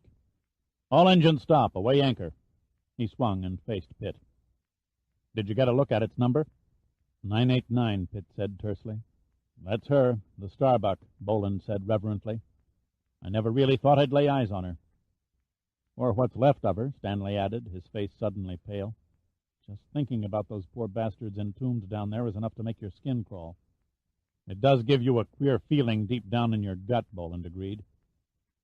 Your gut feeling isn't the only thing that's queer, Pitt said evenly. Take a closer look. The Martha Ann was pivoting around the anchor now, and her stern, urged by the diminishing momentum, slowly swung on an arc away from the sunken submarine. Boland waited a moment until the TV cameras were angled to keep the Starbuck in viewing range. When the subject centered in the middle of the frame, the lenses locked in place and automatically zoomed in for closer inspection. She's lying there in the bottom sand as real and tangible as she can be, Boland murmured slowly as he gazed into the screens. The bow isn't buried as suggested by Dupree's report, but other than that, I see nothing unusual. Pitt said, A Sherlock Holmes you ain't. Nothing unusual, you say? No damage is evident on the bows, Boland said slowly. But she could have been holed beneath the hull, which won't show until she's raised. Nothing odd about that. It takes a pretty fair explosion to make a hole big enough to sink a ship the size of the Starbuck in only 90 feet of water, Pitt said. At 1,000 feet in depth, a hairline crack would do it. But on the surface, she could handle anything less than a large gash. Add to that, an explosion would leave debris scattered around. Nothing detonates cleanly without leaving a mess. As you can see, there isn't so much as a rivet lying in the sand. Which brings us to the next startling conclusion. Where in hell did the sand come from? We roamed miles of this seamount and saw nothing except jagged rocks and vegetation. Yet there sits your submarine in the neatest little sand patch you ever saw. Could be a coincidence, Boland persisted quietly, that Dupree laid his dying submarine on the only soft landing spot within miles? Extremely doubtful. Now we come to the tough one, an observation that can't be so easily explained. Pitt leaned closer to the monitor screens. The remains of sunken ships are most instructive. To a marine biologist, they're the perfect laboratory.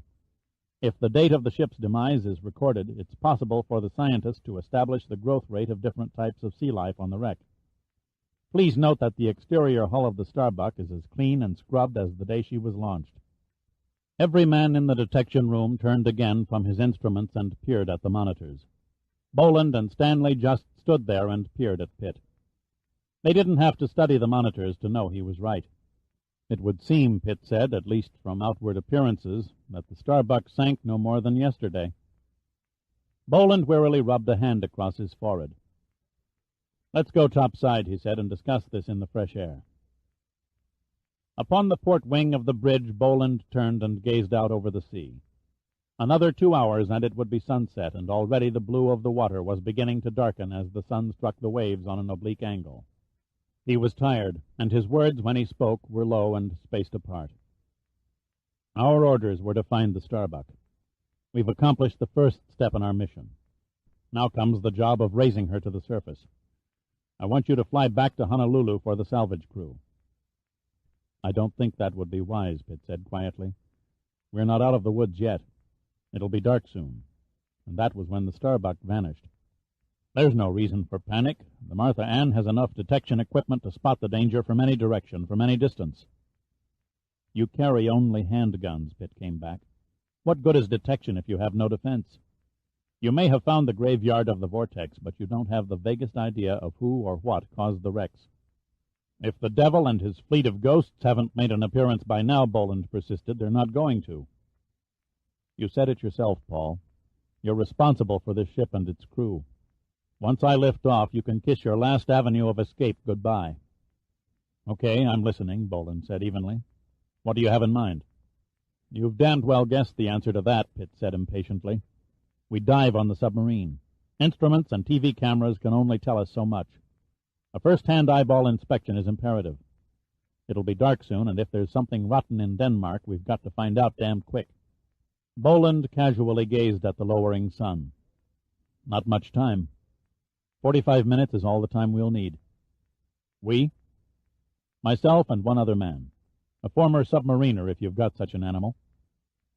"My navigation officer, Lieutenant March, served 4 years in nuclear subs, and he's a skilled scuba diver. He sounds fine. I'll buy him."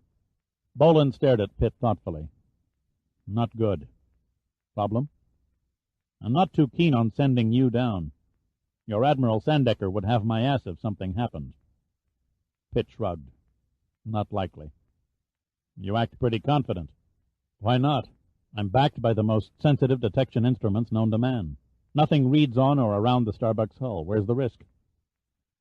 "I'll have Lieutenant March help you with the diving gear," Boland gave in. "We have a diving hatch just above the waterline starboard amidships. March will meet you there. But remember, only a visual survey. After you see whatever there is to see, you get back up." Then he turned and stepped into the pilot house. Pitt remained behind on the bridge wing, fighting to keep a grim expression. He felt a touch of guilt, but shook it off. "Poor old Boland," Pitt said softly to himself. "He hasn't the vaguest notion of what I'm up to."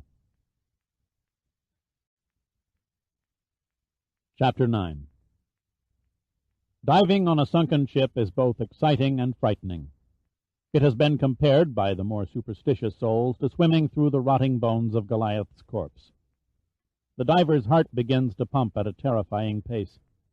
His mind becomes numb with unwarranted fear. Perhaps it's the romantic visions of ghostly old bearded captains pacing the wheelhouse deck, or sweating, cursing stokers shoveling coal into fiery ancient boilers, or even tattoo-chested deckhands drunkenly staggering back to the forecastle after a wild night spent in a backwater tropical port. Pitt had felt all these eerie sensations before on wreck dives. This time it was different. The Starbuck looked perfectly natural lying on the bottom. If the underwater world was foreign to a surface ship, it was surely the natural habitat of a submarine. At any second, Pitt half expected ballast bubbles to burst from the main vents, and the huge bronze propellers to begin turning as the long black shape came to life. He and March swam slowly along the hull, just inches above the bleak seafloor. March carried a Nikonos underwater camera and began punching the shutter lever, the strobe light flashing like sudden shafts of lightning through an overcast sky. Only the release of air bubbles broke the stillness. Shoals of brightly colored fish glided around the two creatures who had invaded the privacy of their backyard. A black and yellow angelfish approached out of curiosity. At least 40 parrotfish meandered past, flicking their tails. A brownish shark, about 6 feet long with white tips, swam above the men and paid them no attention. There was such an oversupply of tasty gourmet morsels, the thought of dining on man couldn't have been farther from the shark's pea-sized brain. Pitt shook off his desire to admire the scenery. There was too much to accomplish and too little time. Pitt took a firmer grip on the long aluminum shaft in his right hand. Barf the Magic Dragon, March had called it. The 3-foot cylindrical tube with the needle-like muzzle reminded Pitt of the tool park cleanup men use to spear paper trash. It was, in fact, the deadliest shark killer yet devised. Spear guns, repellents, bang sticks firing shotgun shells. All worked with varying degrees of success on man's hated enemy. But none were as safe and sure as Barf the Magic Dragon. Pitt had seen commercial models of the shark killer. They were smaller and packed less punch than the Navy's version. Basically, it was a gun, and in spite of its deceptive non-lethal appearance, it would literally turn a shark inside out. If one of the razor-toothed monsters came too close, the diver simply jammed the needled muzzle into the sandpaper-like hide and pulled a trigger, causing a canister of carbon dioxide to discharge into the shark's body. The resulting explosion of gas would then blow the vital organs of the boneless villain through its gaping mouth, while inflating them like balloons. Even that wouldn't kill the beast.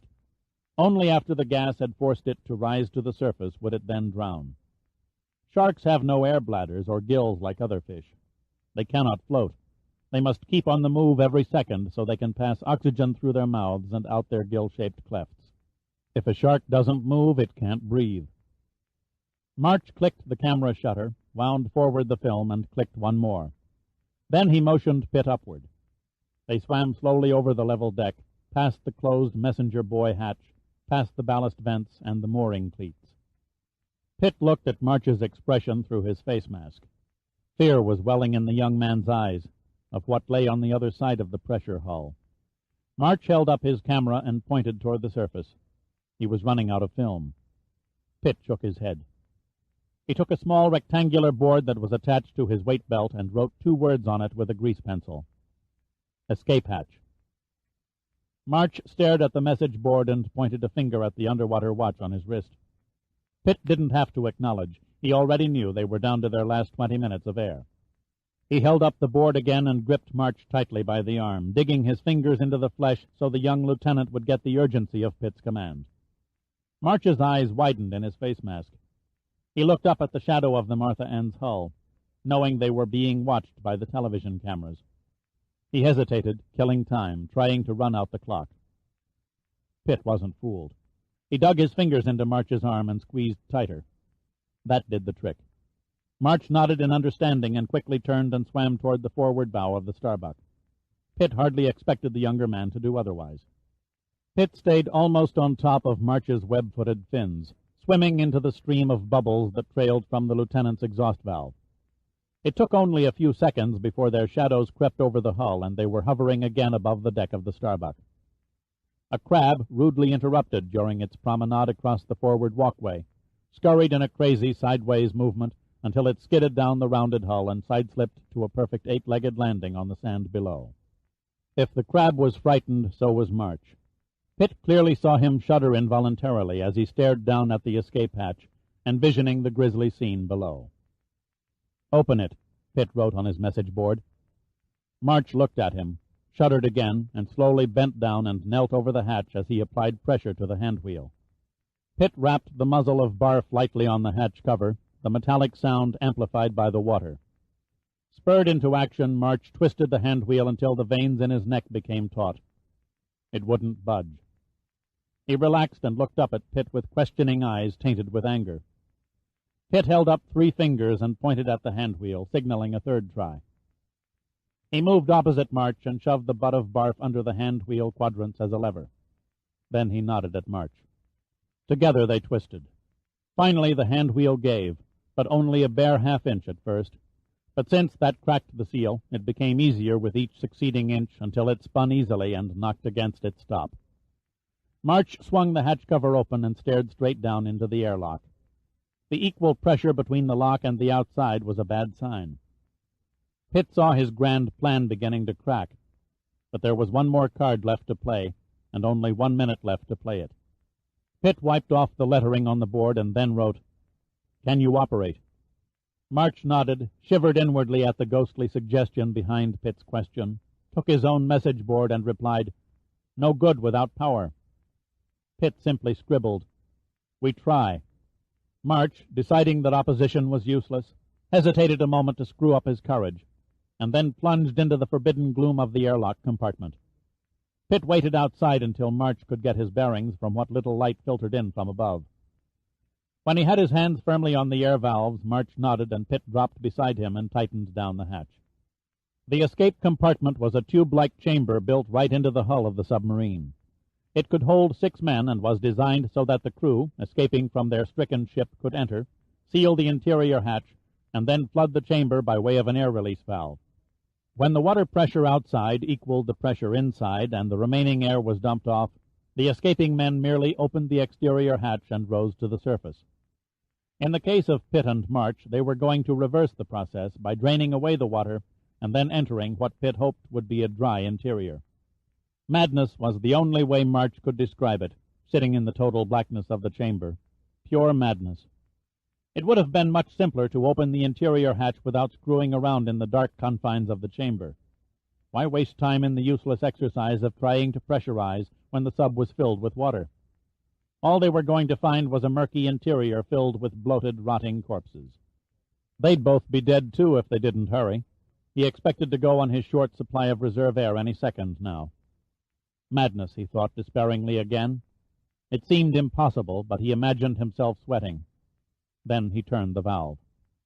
The air hissed softly into the chamber, and water began draining away. It must be a dream, March told himself. It couldn't possibly be happening. His body let him know of the drop in pressure, and, even though he couldn't see it, he knew his raised hand had passed above the water level.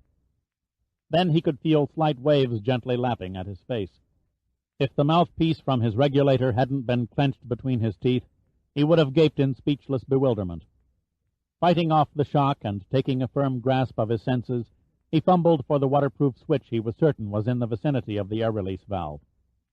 He skinned his knuckles in hurried groping before his fingers touched the rubber switch. Then he raised it, throwing light into the escape compartment. March was numbed at what he saw. Pitt stood in front of him, leaning against the bulkhead in relaxed indifference to his surroundings, his face mask already tilted up over his ebony hair, his mouthpiece hanging across his broad chest.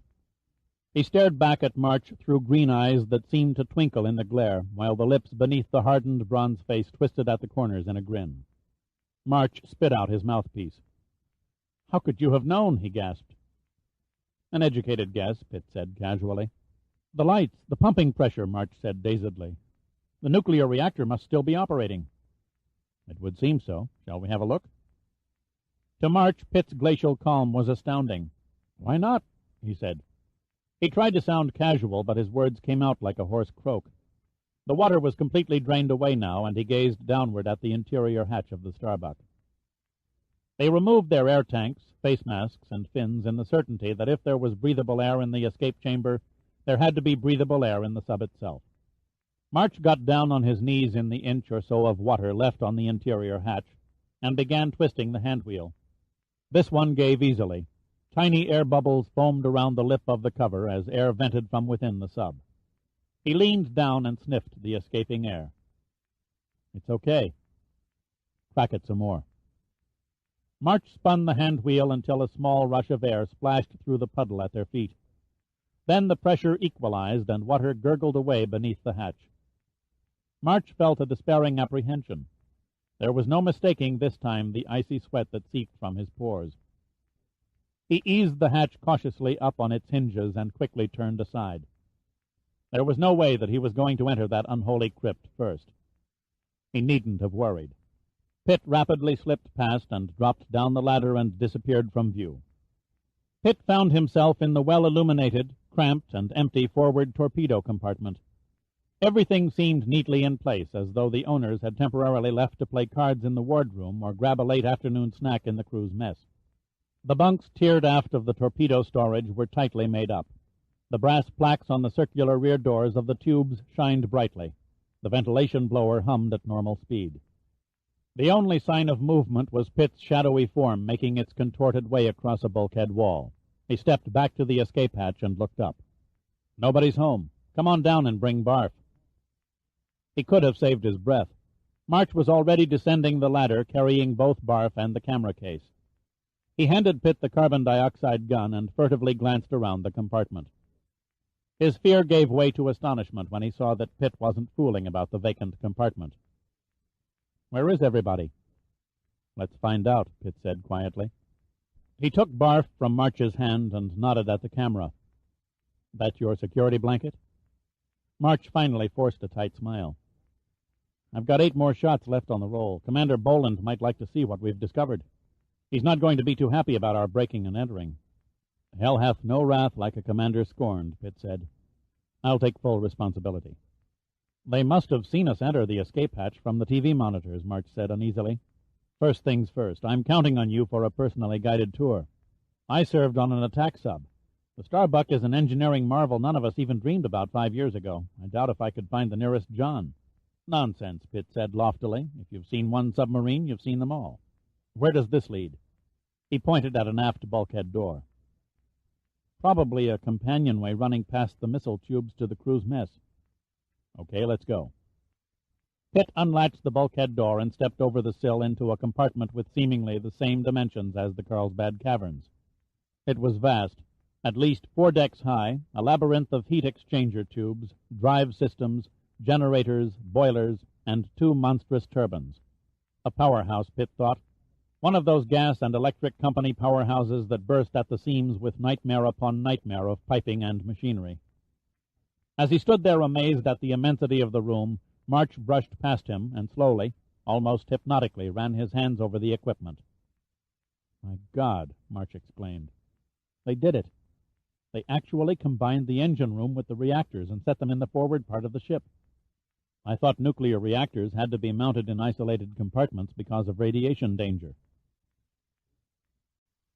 "They've improved the control so that a man working in or around a reactor for nearly a year will receive less radiation than a hospital X-ray technician in a week." March walked over to a large boiler-like piece of machinery that rose nearly 20 feet high and studied it carefully. He followed the heat exchanger tubes to where they finally merged with the main propulsion turbines. "The starboard reactor is shut down," he said softly. "But the rods are pulled on the port reactor. That's why the system is providing power." "How long could it sit unattended like this?" Pitt asked. 6 months, maybe a year. This is a brand new system, pretty advanced. Might even go longer." "Wouldn't you say this is an exceptionally clean engine room?" "Somebody's kept it up, that's for sure," March said, looking uneasily behind him. "We'd better push on," Pitt said briefly. They climbed a ladder to another door and stepped over the sill. They found themselves in the crew's mess room, a large, spacious compartment brightly decorated with long, wide tables covered in dark blue vinyl. It looked more like a Holiday Inn coffee shop than a dining compartment of a submarine. The grills on the galley stoves were cold, and again everything was neat and orderly. No stacked pots and pans, no dirty dishes. Pitt didn't even find so much as a tiny crumb lying about anywhere. He couldn't help but smile as he moved past the 32-inch color TV console and the mammoth stereo. Something didn't gel in the back of his mind. In fact, nothing gelled in this whole crazy, uninhabited vessel. Then he had it, a small piece of the baffling puzzle. "No paper," Pitt said to no one in particular. March looked at him. "No what?" "No sign of paper anywhere," Pitt murmured. "This is where the crew passed time, isn't it? Then why no playing cards, magazines, books? Why no salt and pepper, no sugar?" Suddenly he broke off in mid-sentence and walked quickly behind the serving line into the galley. He threw open the doors to the supply lockers and the galley storage compartment. They were completely barren. Only the cooking utensils and dishware remained. He noted with grim satisfaction the specks of corrosion on the dinnerware. March was regarding him thoughtfully over the serving line counter. "What do you make of it?" "This compartment's been flooded," Pitt said slowly. "Impossible," March said simply. "The engine and reactor room—" "Were never touched by water," Pitt finished. "That's obvious. You can't dry out a nuclear reactor like a load of laundry, but you can restore a galley that's been flooded." He carefully closed the storage locker doors, leaving them as he had found them. They hurried down a long corridor past the officer's wardroom, the living compartments, and the captain's stateroom. Pitt made a rapid search of Commander Dupree's quarters, but found nothing. Even his clothing was gone. Pitt felt as if he were standing in a hospital room where a patient had just died, and the orderlies had removed every item of the man's existence. Swiftly, without speaking, Pitt continued down the corridor and stepped into what he correctly guessed was the main control room. Barf tightly clutched in his hand, he padded silently past rows of electronic equipment. His eyes scanned the panels and stainless steel gauges, the radar scopes, the illuminated charts, and transparent tracking screens. It was difficult for him to believe that he was in a submarine beneath the sea, instead of a highly complex command center at the National Space Headquarters. The Starbuck was humming softly without human supervision, awaiting the day when a command was given that would awaken and send her surging through the seas once more. At last Pitt found what he was looking for, the door to the radio room. The equipment waited forlornly, as if somehow expecting the operator to return any second. Pitt sat down and, pulling open the nearest drawer, retrieved a manual on the radio's operation. Good old Navy, he thought. Operating instructions are never kept more than spitting distance away. He leaned forward over the transmitter and arranged the necessary dials and switches. Then he turned to March. "Find the antenna control and shove it up as high as it'll go." It took March 60 seconds to discover and activate the topside antenna. Then Pitt gripped the microphone. Absorbed in his task in the eerie emptiness of the submarine, the return trip to the surface was completely forgotten for the moment. He set the frequency to maritime transmission, knowing his message would be picked up back in the bunker at Pearl Harbor. This ought to make a few people believe in ghosts, he thought devilishly. Then he pressed the button for transmit. "Hello, Martha Ann. This is Starbuck. I repeat, Starbuck. Do you read me? Over." Boland had not been idle. Pitt had no sooner pulled the Starbuck's escape hatch closed when Boland ordered 2 of his best men to prepare for diving. They were to carry extra air tanks to replace the ones carried by Pitt and March, which he figured must surely be on reserve air by now. He pounded his fist helplessly on the chart table. They had been in that sub too long. They must be trapped in the escape compartment. Goddamn Pitt, he thought. Goddamn him to hell for pulling such a stupid stunt. He grabbed the intercom mic. "You men on the dive platform, you've got less than 5 minutes to get them out of there, so move your ass." He jammed the microphone back in its cradle and turned to the TV monitors. His eyes locked on the viewing screens with a cold, impassive stare. "How long?" Stanley glanced at his watch for the 50th time. "If they don't exert themselves, I give them another 3 minutes." As they watched the divers hit the water and swim furiously toward the submarine, footsteps sounded in the passageway outside. The bosun burst into the detection room. "We've got them," he yelled. "We've got the Starbuck on the radio." "What are you talking about?" Boland snapped. "We're in voice contact with the Starbuck," the bosun said more slowly. The radio man thought the bosun had hardly left the detection room before Boland was leaning over his shoulder. He looked up. "Believe it or not, sir, Major Pitt is calling us from inside the submarine." "Tie me in and throw him on the speaker," Boland said. He couldn't mask the excitement in his voice. Perhaps Pitt could do the impossible after all. "Starbuck," Boland transmitted. "This is Martha Ann, over." Boland stared at the speaker as though he half expected Pitt to walk through it. "Martha Ann, this is Starbuck, over." "Is that you, Pitt? Over." "In the flesh." "What is your condition?" "We're fit. March sends his love." Pitt paused to increase his volume. "The Starbuck is not flooded. I repeat, the Starbuck is not flooded. If we had another 10 men down here, we could sail her home." "The crew?" "No trace. It's as though they never existed." Boland didn't answer immediately. He tried to digest the enormity of Pitt's words, vainly picturing in his mind a deserted and ghostly ship sitting unattended and ignored. He was conscious of nothing around him. He didn't even notice half of the crew of the Martha Ann standing in the passageway in stunned silence. First came the creeping wave of numbed disbelief, and then, slowly, the agonizing, intolerable realization that it was true. "Please repeat." "The vessel is totally deserted, at least from the forward torpedo room to the main control room amidships. We haven't searched the aft compartments yet. Somebody was kind enough to keep the electric bill paid up. We have power from the port reactor." Boland's knees felt unsteady. He hesitated, clearing his throat, and said, "You and March have done your bit for the cause. Make your way to the escape hatch and return to the Martha Ann. I'll have men with extra air tanks waiting for your ascent. Is Lieutenant March standing by?" "Negative. He went aft to check for flooded compartments and to make sure the Hyperion missiles are still snug in their cradles." "I guess you know you're broadcasting to every receiver within 1,000 miles on this frequency. Who'd believe a broadcast from a submarine that's been sunk for 6 months? Our friends in the USSR, for one." Boland paused to wipe his forehead with a handkerchief. "I suggest we call it a day. Soon as March returns, head back topside. The Admiral may call for a full report. And just so you don't get your signals crossed again, that's an order." He could almost see the grin on Pitt's face. "Okay, Father. Set up the bar. We'll be there in—" Pitt's voice died in mid-sentence. The only sound that emitted from the speaker was the muted rasp that came between transmissions. Boland brought the mic to his lips again, his eyes narrowing from a growing inner fear.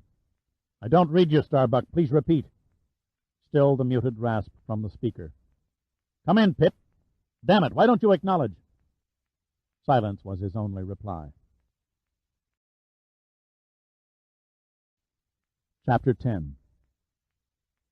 Pitt sat there without moving, gaping speechlessly at the wild-eyed, heavily bearded apparition that stood in the doorway of the radio room. He sat there while he absorbed the shock, waiting for the repulsive and foul-smelling thing to dissolve back into the hallucination where it belonged. He blinked, hoping his mind would erase the image, but the thing simply blinked back. Then the mouth moved and a hoarse voice whispered, "Who are you? You're not one of them." "What do you mean?" Pitt said quietly, controlling his voice. "They'll kill you if they knew you used the radio." The voice sounded remote and distant. "They?" Pitt's hand crept down to Barth and closed over the hand grip. The thing in the doorway took no notice. "You don't belong here," the apparition went on vacantly. "You're not dressed like the others." The man himself was clothed in dirty rags that resembled a naval non-com's dungarees, but there was no indication of rank. The eyes were dull and the body thin and wasted. Pitt decided to try a long shot. "Are you Commander Dupree?" "Dupree?" the man echoed. "No, Ferris. Seaman First Class Ferris." "Where are the others, Ferris? Commander Dupree, the officers, your shipmates?" "I don't know. They said they would kill them if I touched the radio." "Is anyone else on board?" "They keep 2 guards at all times." "Where?" "They could be anywhere." "Oh, my God," Pitt gasped, his body suddenly taut. "March!" He leapt to his feet and pulled Ferris into the radio operator's chair. "Wait here. You understand me, Ferris? Don't move." Ferris nodded dully. "Yes, sir." Barth held in front of him. Pitt moved swiftly from compartment to compartment, stopping every few seconds to listen. There was no sign of Lieutenant March, and the only sound came from the humming of the duct fans. He stepped into what he immediately recognized as the sick bay. There was an operating table, cabinets filled with neatly labeled bottles, surgical instruments, an X-ray machine, and even a dentist's chair. There was also a crumpled shape lying between the beds that jutted from the far bulkhead. Pitt bent down, although he knew who the inert form had to be. March was lying on his side, his arms and legs twisted in rubbery grotesqueness, his body fluid circling the body in a congealing pool. 2 small round holes bled on a direct line from his chest to the back of his spine. He lay on the cold steel deck, the eyes open, staring unseeing at the blood that had emptied from his veins. Moved by an instinct as old as man, Pitt gently reached down and closed March's eyes. As a shadow crept horizontally across the deck and then vertically up the bulkhead, Pitt snapped his body in a half-arc and rammed the point of barf into the stomach of the man standing behind him and pulled the trigger. The black outline against the white paint also betrayed the blurred shape of either a gun or a club in one of the intruder's hands, and if Pitt had wasted a fraction of a second, he'd have been as dead as March. As it was, he barely had time to see that his assailant was a tall, hairy man, wearing only a brief green cloth around his loins. The face was intelligent, almost handsome, with blue eyes and a burled mass of blond hair. The features Pitt soon forgot. It was the next agonized moment in time that he carried to his grave. The carbon dioxide hissed as it unleashed its immense pressure into pliant human flesh.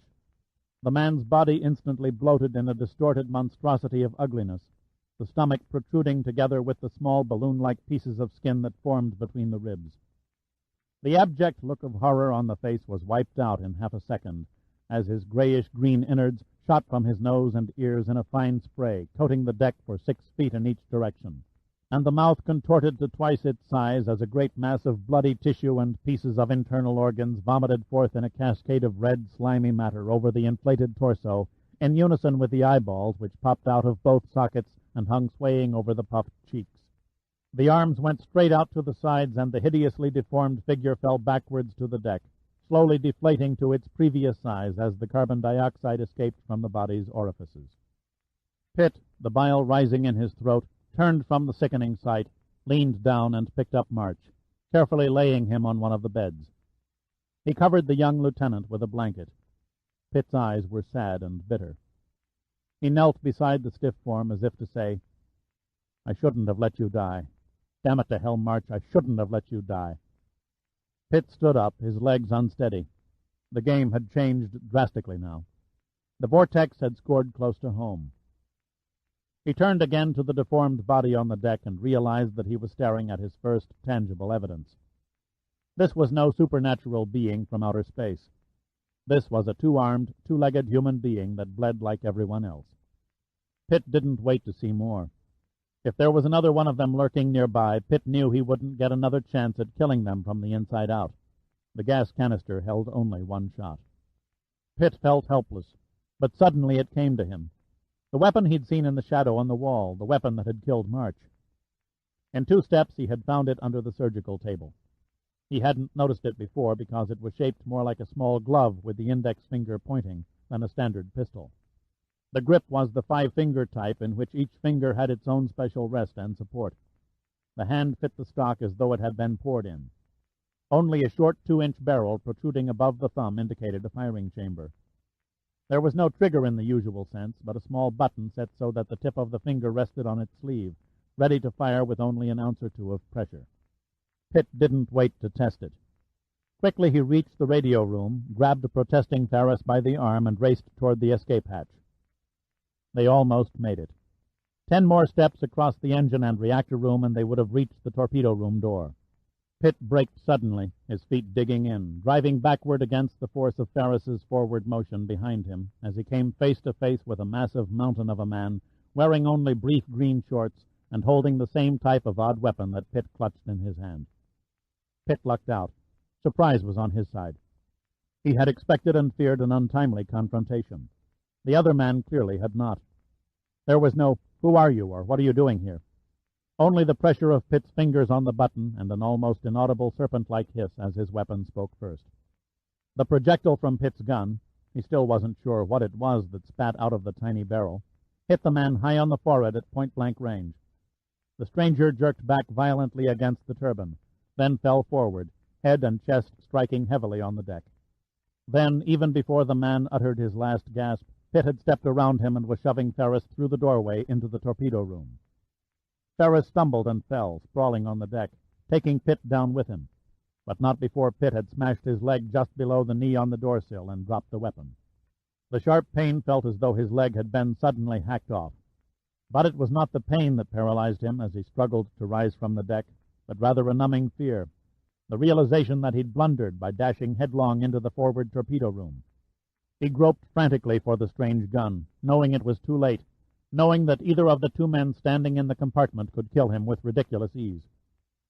"Pitt," said the smaller of the 2 men. Pitt was certain that his ears and his mind were deceiving him. Then he found himself gazing into the face of the Martha Ann's helmsman. Pitt blurted, "You followed us?" "Commander Bolin thought you and March must be about out of air," answered the helmsman. "So he sent us down with auxiliary tanks. We came in through the escape compartment. We never expected to find it dry." Pitt's numbed senses were forging back now. "We haven't much time. Can you flood this compartment?" The helmsman stared at him. The other man, Pitt recognized as one of the deckhands, merely looked blank. "You want to flood?" "Yes, damn it, I want to fix it so no one will be able to raise this ship for at least a month." "I can't do it," the helmsman said hesitantly. "There's no time to waste," Pitt said softly. "March is already dead, and we will be too if we don't hurry." "Lieutenant March dead? I don't understand. Why flood?" "It doesn't matter," Pitt said, staring directly into the helmsman's eyes. "I'll take full responsibility." Even before the words were out, the same empty, worthless phrase he'd given to March haunted him. The other seaman pointed at Ferris, sitting on the deck, staring straight ahead at nothing in particular.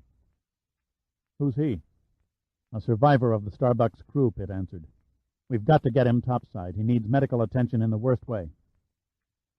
If the seaman was surprised at meeting someone who should have been dead for months, he didn't show it.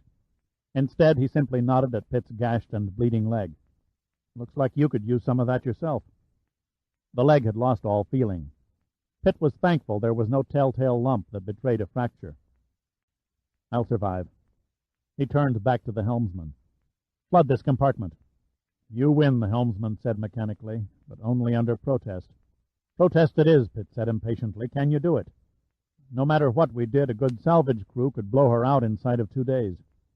The escape hatch in this compartment is the only way anyone could get in from the outside, so that's some help as long as the sub's power supply can't be reached. Best solution would be to jam the emergency valves closed to prevent blowing and jam the torpedo tubes open to keep the sea coming in. Then disconnect the extraction pumps in case whoever tries to clear the compartment plugs in an outside power source. Probably take them a day and a half to figure out what we've done. And then 3 or 4 hours to put everything back in order and pump out and pressurize the compartment. Then I suggest you start by securing the door to the engine room." "There is another way to add a few extra hours," the helmsman said slowly. "Which is?" "Shut down the reactors." "No," Pitt said firmly.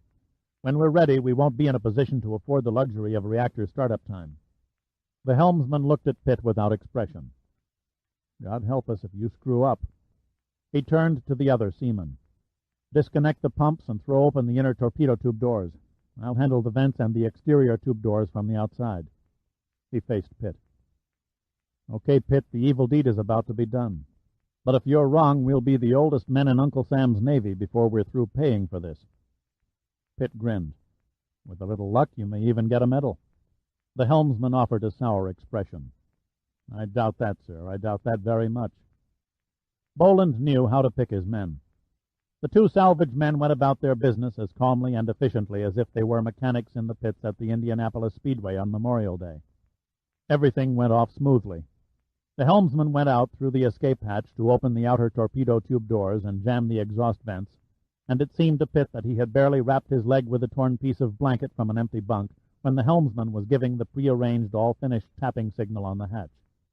Then Pitt hauled Ferris up into the escape tube while the other seaman began opening the valves to let the sea into the lower compartment. When the incoming water had reached equal pressure with only an air bubble 2 feet from the ceiling, he dove down and unclamped the torpedo tube doors.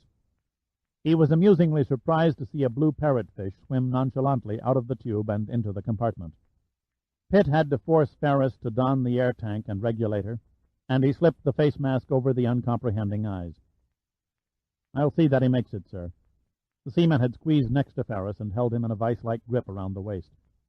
Pitt, grateful to be rid of the responsibility, merely nodded a thanks and donned his own diving gear, substituting a fresh air tank for the one he'd drained on the descent. Then the seaman tapped on the hatch with the butt end of a knife and let the helmsman have the honor of cracking the cover from the outside. In theory, they could have all ridden to the surface in the air bubble as it escaped from the submarine. But theory doesn't always allow for the unexpected, like Pitt's air valve getting hung up on the lip of the escape hatch and being left behind. For a minute he was poised there, watching helplessly as the others shot to the surface, never once noticing that Pitt had missed their bubble-like elevator. Pushing his weight downward until the valve came free was relatively easy, but when he swam out into the open sea, Another unexpected threat came his way. A Sphyrna levini, 18 feet of hammerhead shark. For a moment, Pitt thought the great gray 2,000-pound bulk, one of the few species of sharks known to attack humans, was going to ignore him and pass overhead. But then, in an unerased moment of time, he watched the broad, flattened head turn and approach, its mouth a mass of razor-sharp teeth curved into a vicious expression. Pitt's barf was lying useless back on the submarine. His only weapon, and a pitifully inadequate one at that, was the small glove-shaped gun that had killed March. As the shark was homing in on the blood clouded around his leg, Pitt stared spellbound at the shark as it swam effortlessly toward him, curving slightly in a circle, staring at him from one great eye on the end of the hammer. It cut its arc even smaller, narrowing the gap until it brushed by him only a few inches away. Pitt lashed out with his left hand and rammed his fist against the monster's gills. What a useless, almost comical gesture, he thought. But the unexpected contact surprised the shark, and Pitt felt the pressure of water as the shark spun and swam away. But then it made a U-turn and came back. Pitt kept facing it, kept kicking his fins frantically. He stole a look at the surface, no more than 30 feet away, but he wasn't going to make it. The man-eater was on its second pass, and Pitt was down to his last ace. Pitt held out the gun and carefully aimed. The shark had but to open its mouth, and Pitt's hand would be clenched between its teeth. As the creature moved in, Pitt squeezed the button trigger and shot it squarely in the cold, tranquil left eye. The shark rolled by and thrashed wildly, the rush of water whirling Pitt in a mad backward somersault as though he were being caught by a breaking surf. With all his strength he recovered and broke for the surface, keeping a wary eye on the shark, glancing skyward so he wouldn't ram his head into the keel of the Martha Ann. A shadow fell across him. He peered up to see the helmsman 20 feet above, motioning Pitt in his direction. Pitt didn't need an engraved invitation. He made the distance in 10 seconds. Then he turned and waited for the next attack. The great board-headed murder machine had halted and was staring menacingly out of its good right eye, its powerful fins barely propelling the massive body through the water. Suddenly it spun about and unpredictably swam off at incredible speed, disappearing in the dark blue of the water. Exhausted and shaken, Pitt gratefully let himself be pulled up onto the diving platform where helping hands removed his diving gear. He was totally exhausted. Then he looked up and found Boland standing, grimly staring down at him. "Where's March?" Boland's tone was edged with ice. "Dead," Pitt replied simply. "These things happen," he said, and walked away. Pitt stared at the drink in his hand. His face was devoid of expression, but his eyes were tired and red. The brilliant tropical sunset threw its final rays of the day through a porthole and sparkled off the ice floating in the sky. Now, when he should have relaxed, he somehow sensed that the terrible events of the past hour were only the beginning of something even more sinister. "You're not to blame yourself for March's murder," Boland said earnestly.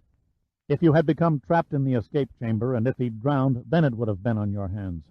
But God only knows there was no way you could have foreseen a pair of killers roaming the Starbuck." "Come off it, Paul," Pitt said wearily. "I forced that boy to enter the sub. If I hadn't been so eager to prove a point, he'd be alive now. Okay, a life has been lost, but the staggering importance of what you found more than offsets a single life. If it cost me every man in this crew to return the Starbuck safely to the security of Pearl Harbor, I wouldn't hesitate to sacrifice them all, and that includes you and me." "I appreciate what you're trying to do, Paul," said Pitt. Boland smiled. "I'm a nice guy because of your influence with admirals. Beyond that, I think you're a pretty shrewd operator. I believe your insane act of flooding the forward torpedo compartment has a Machiavellian scheme behind it. Got an explanation?" "Simple," Pitt said briefly. "I sabotaged the Starbuck to keep her on the bottom for a few days." "Go on," Boland said. There was no smile now. "To begin with, there were 2 armed men down there, and Seaman Ferris, who was starved and mistreated. The Starbuck was his prison. He couldn't escape because there was no place to go. Even the guards came on in shifts. From where, I can't guess, but they didn't live on the sub." "How can you say for sure?" "The Epicurean in me.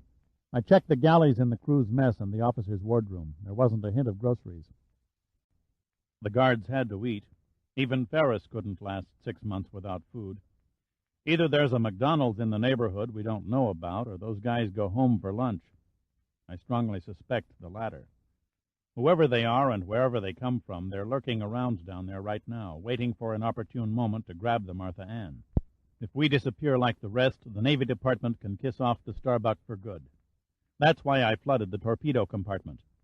If our mystery pals get wise to the Martha Ann's real intent, it stands to reason they'd move the Starbuck the hell out of the area before the Navy steamed over the horizon. We could airlift a crew here inside of 3 hours.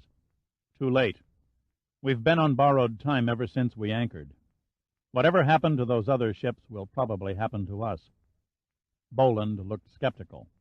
The whole idea sounds pretty fantastic. According to radar, there isn't another vessel within 500 miles, and sonar reports the area clear of any submarines. Where in God's name can they come from? If I knew the answer to that one, Pitt said irritably, I'd demand a raise in pay. And get it. Unless you can come up with a tighter case than that, Boland responded, we'll remain anchored here till morning. Then at dawn we'll begin raising the Starbuck. Wishful thinking, Pitt said. By dawn the Martha Ann will be lying beside the Starbuck. You forget, Boland persisted quietly. I can radio Pearl Harbor and have air support overhead before dark. Can you? Pitt asked. Boland thought he had an unnecessarily positive look in his penetrating green eyes, but with Pitt it was hard to be sure.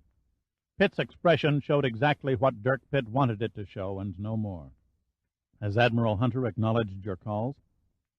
We've only sent on maritime frequency, the same as you from the submarine. Doesn't it strike you as odd that Hunter hasn't sent a communication concerning the discovery of the Starbuck? You said it yourself. My call from the submarine was heard by every transmitter within 1,000 miles. How come none broke in to say, screw you, or how's the weather? Why haven't Hunter or Gunn requested details? Chances are you'll find nothing got through, even that phony bit about the burned propeller shaft bearing. Pitt struck home this time. Boland raised an eyebrow and then calmly touched one of several intercom switches and said, This is Commander Boland. Open communication to Pearl on Code Overland 6. Let me know as soon as they acknowledge. Code Overland 6, yes, sir, replied the rough voice from the speaker. What makes you think we didn't get through? Boland asked. Except for the Lily Marlene, no one else ever got off a message. Not even the Starbuck. It stands to reason that our unknown friends aren't about to let the world know what we've found. If you're correct, then they must be jamming our transmissions. You bet your life they're jamming, Pitt said seriously. That explains why no signals ever came from the missing ships. They sent them out all right, but nothing was received at the maritime stations on Oahu. It also explains the fake position report from Dupree before the Starbuck supposedly vanished. Our unknown friends have a high-power radio transmitter stashed somewhere, probably on one of the Hawaiian Islands. They'd need a land base to support an antenna tall enough to overpower signals from ships at sea. Commander Boland, a voice rasped from the speaker. Boland here, let's have it. Nothing. Just nothing, sir. They acknowledge all right, but not on Code Overland 6. I've repeated the call 4 times. All they do is send back a request for a message. Can't figure it, Commander. The calls on the maritime channel came in letter perfect. Somebody is trying to get cute. Boland flicked off the intercom. Nobody said anything. It didn't seem important that we were in contact, Pitt thought. All that mattered was that we were in contact with the wrong party. Not good, said Boland, his expression grim. That answers one question. But what really happened to the Starbuck's crew 6 months ago? And if she's sitting down there all prim and proper, why hasn't she been put in operation? We can scratch the Russians or any other foreign power, said Boland. No way they could have kept this a secret this long. Crazy as it sounds, said Pitt, I don't think the capture of the Starbuck was a conspiracy or a preconceived act. You're right, it sounds crazy, Boland said evenly. It's not exactly the easiest trick in the world to unintentionally put the grab on a nuclear submarine in mid-ocean. Somebody mastered it, Pitt retorted. March and I found nothing to indicate the slightest damage inside or out of the hull. It won't wash. An army couldn't have gained entrance inside the sub.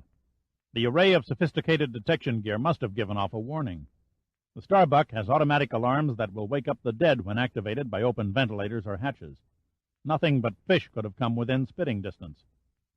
Still, even modern submarines aren't prepared to repel boarders. Before Boland could reply, he was interrupted by the intercom speaker. Skipper, go ahead. Could you please come to the bridge, sir? There's something you ought to see up here. Give me a clue. Well, sir, it's kind of crazy. Come, man, Boland snapped. Spit it out. The voice from the bridge hesitated. Fog, Commander. Fog is coming up out of the water and covering the surface like an old Frankenstein flick. I've never seen anything like it. It's unreal. I'll be right there. Boland stared grimly at Pitt. What do you make of it? I'd say, Pitt murmured softly, we've had it. Chapter 11. The fog was a thick white quilt rising over the water, swirling in coils from the light breeze, opaque and oppressive in its clammy wetness. The men on the bridge strained their eyes, peering vainly into the billowing mist. They feared something beyond that can't be seen or touched or understood. Already a shroud of moisture was crawling over the ship, and the visible light became an eerie mixture of orange and gray from the light refraction of the setting sun. Boland rubbed the sweating beads from his forehead, took a reassuring glance through the wheelhouse windows, and said, It looks common enough. Density is somewhat high. There's nothing common about that fog except the color, Pitt said. Visibility barely took in the bows of the Martha Ann. The high temperature, time of day, and a 3-knot breeze hardly make for normal fog conditions. He leaned past Boland and studied the radar, watching closely for nearly a minute, checking his wristwatch every so often while making a series of mental calculations. It shows no sign of movement or dissipation. The wind hasn't budged its mass. I doubt whether old Mother Nature could come up with a freak like this.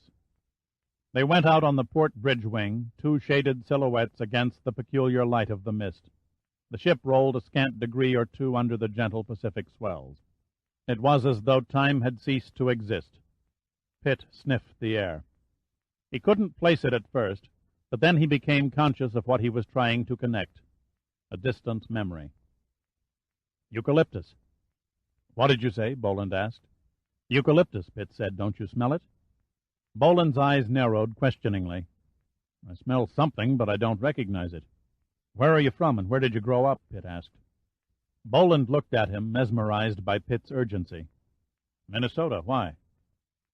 God, I haven't smelled this in years, Pitt said. Eucalyptus trees are common around Southern California. They have a distinct aroma and yield an oil used for inhalation purposes. That doesn't make sense. I agree, but there's no denying the fact that this fog reeks of eucalyptus. Boland flexed his fingers, speaking to Pitt without facing him. What do you suggest? In simple English, I suggest we get the hell out of here. My thoughts exactly. He stepped back into the wheelhouse and leaned over the intercom. Engine room, how soon can we be underway? Say when, Commander, the voice down in the bowels of the ship echoed metallically. Now, Boland said. He turned to a young officer on watch. Up anchor, Lieutenant. Up anchor, the boyish watch officer affirmed. Detection room, this is Commander Boland. Any readings? Stanley here, sir. All quiet. Nothing except a school of fish about 100 yards off the starboard beam. Ask him how many and how large, Pitt said, his face set. Boland nodded silently and issued the request to the detection room. By rough count, over 200 of them swimming at 3 fathoms. Size, men, size, Boland snapped. Somewhere between 5 and 7 feet in length. Pitt's eyes shifted from the speaker to Boland. Those aren't fish. They're men. It took a moment for Pitt's words to hit.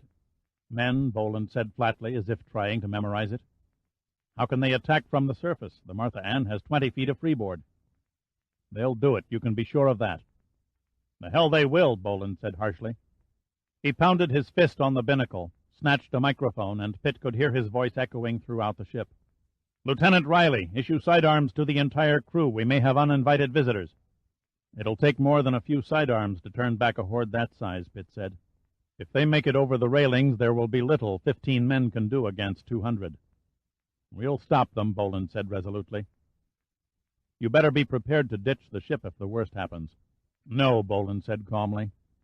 This decrepit-looking old gut bucket may not look like much, but she still belongs to the United States Navy. I'm not going to give her up without making somebody pay. Tell Admiral Hunter what happened here. Tell him yourself. I'm not lifting that helicopter off this ship without you and your crew. Boland's lips arched into a grim smile. Good luck. "I'll see you on the flight pad," was all Pitt said. Then he turned and passed through the door. The pilot's seat was damp and sticky as Pitt climbed onto its vinyl padding. He went through his pre-flight checklist as the mist tightened around the ship. The atmosphere was heavy and all light was muted. Nothing could be seen outside the ship. The sea was gone, the sky was gone, and only a tiny world of 200 square feet was recognizable from the cockpit windows. He engaged the auxiliary power unit and pushed the starter switch.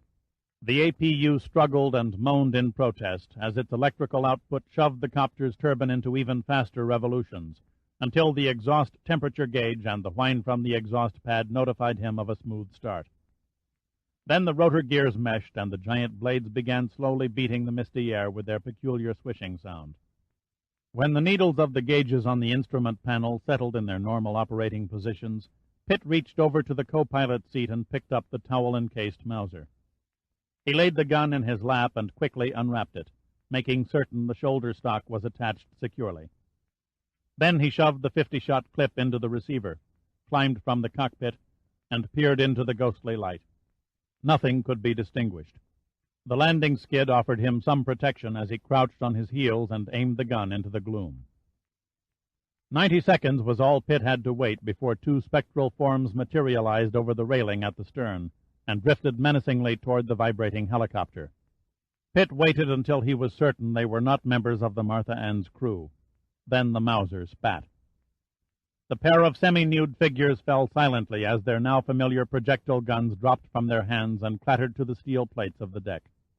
Pitt swung around and scanned a full 360-degree circle before he briefly inspected the fallen men. They lay twisted and limp beside each other, their life oozing from their torn chests. The green-colored, almost non-existent attire around their hips and the weapons they'd carried were identical to those he'd seen on the men he'd killed on the Starbuck. The only difference his eyes could detect, a difference he hadn't had time to notice before, was a small plastic box that seemed to be adhered to each man's chest under their armpits. Before he could study the corpses in more detail, his gaze was diverted by another figure that slowly rose over the handrail. Pitt pointed the gun and fanned the trigger with one gentle kiss of the finger.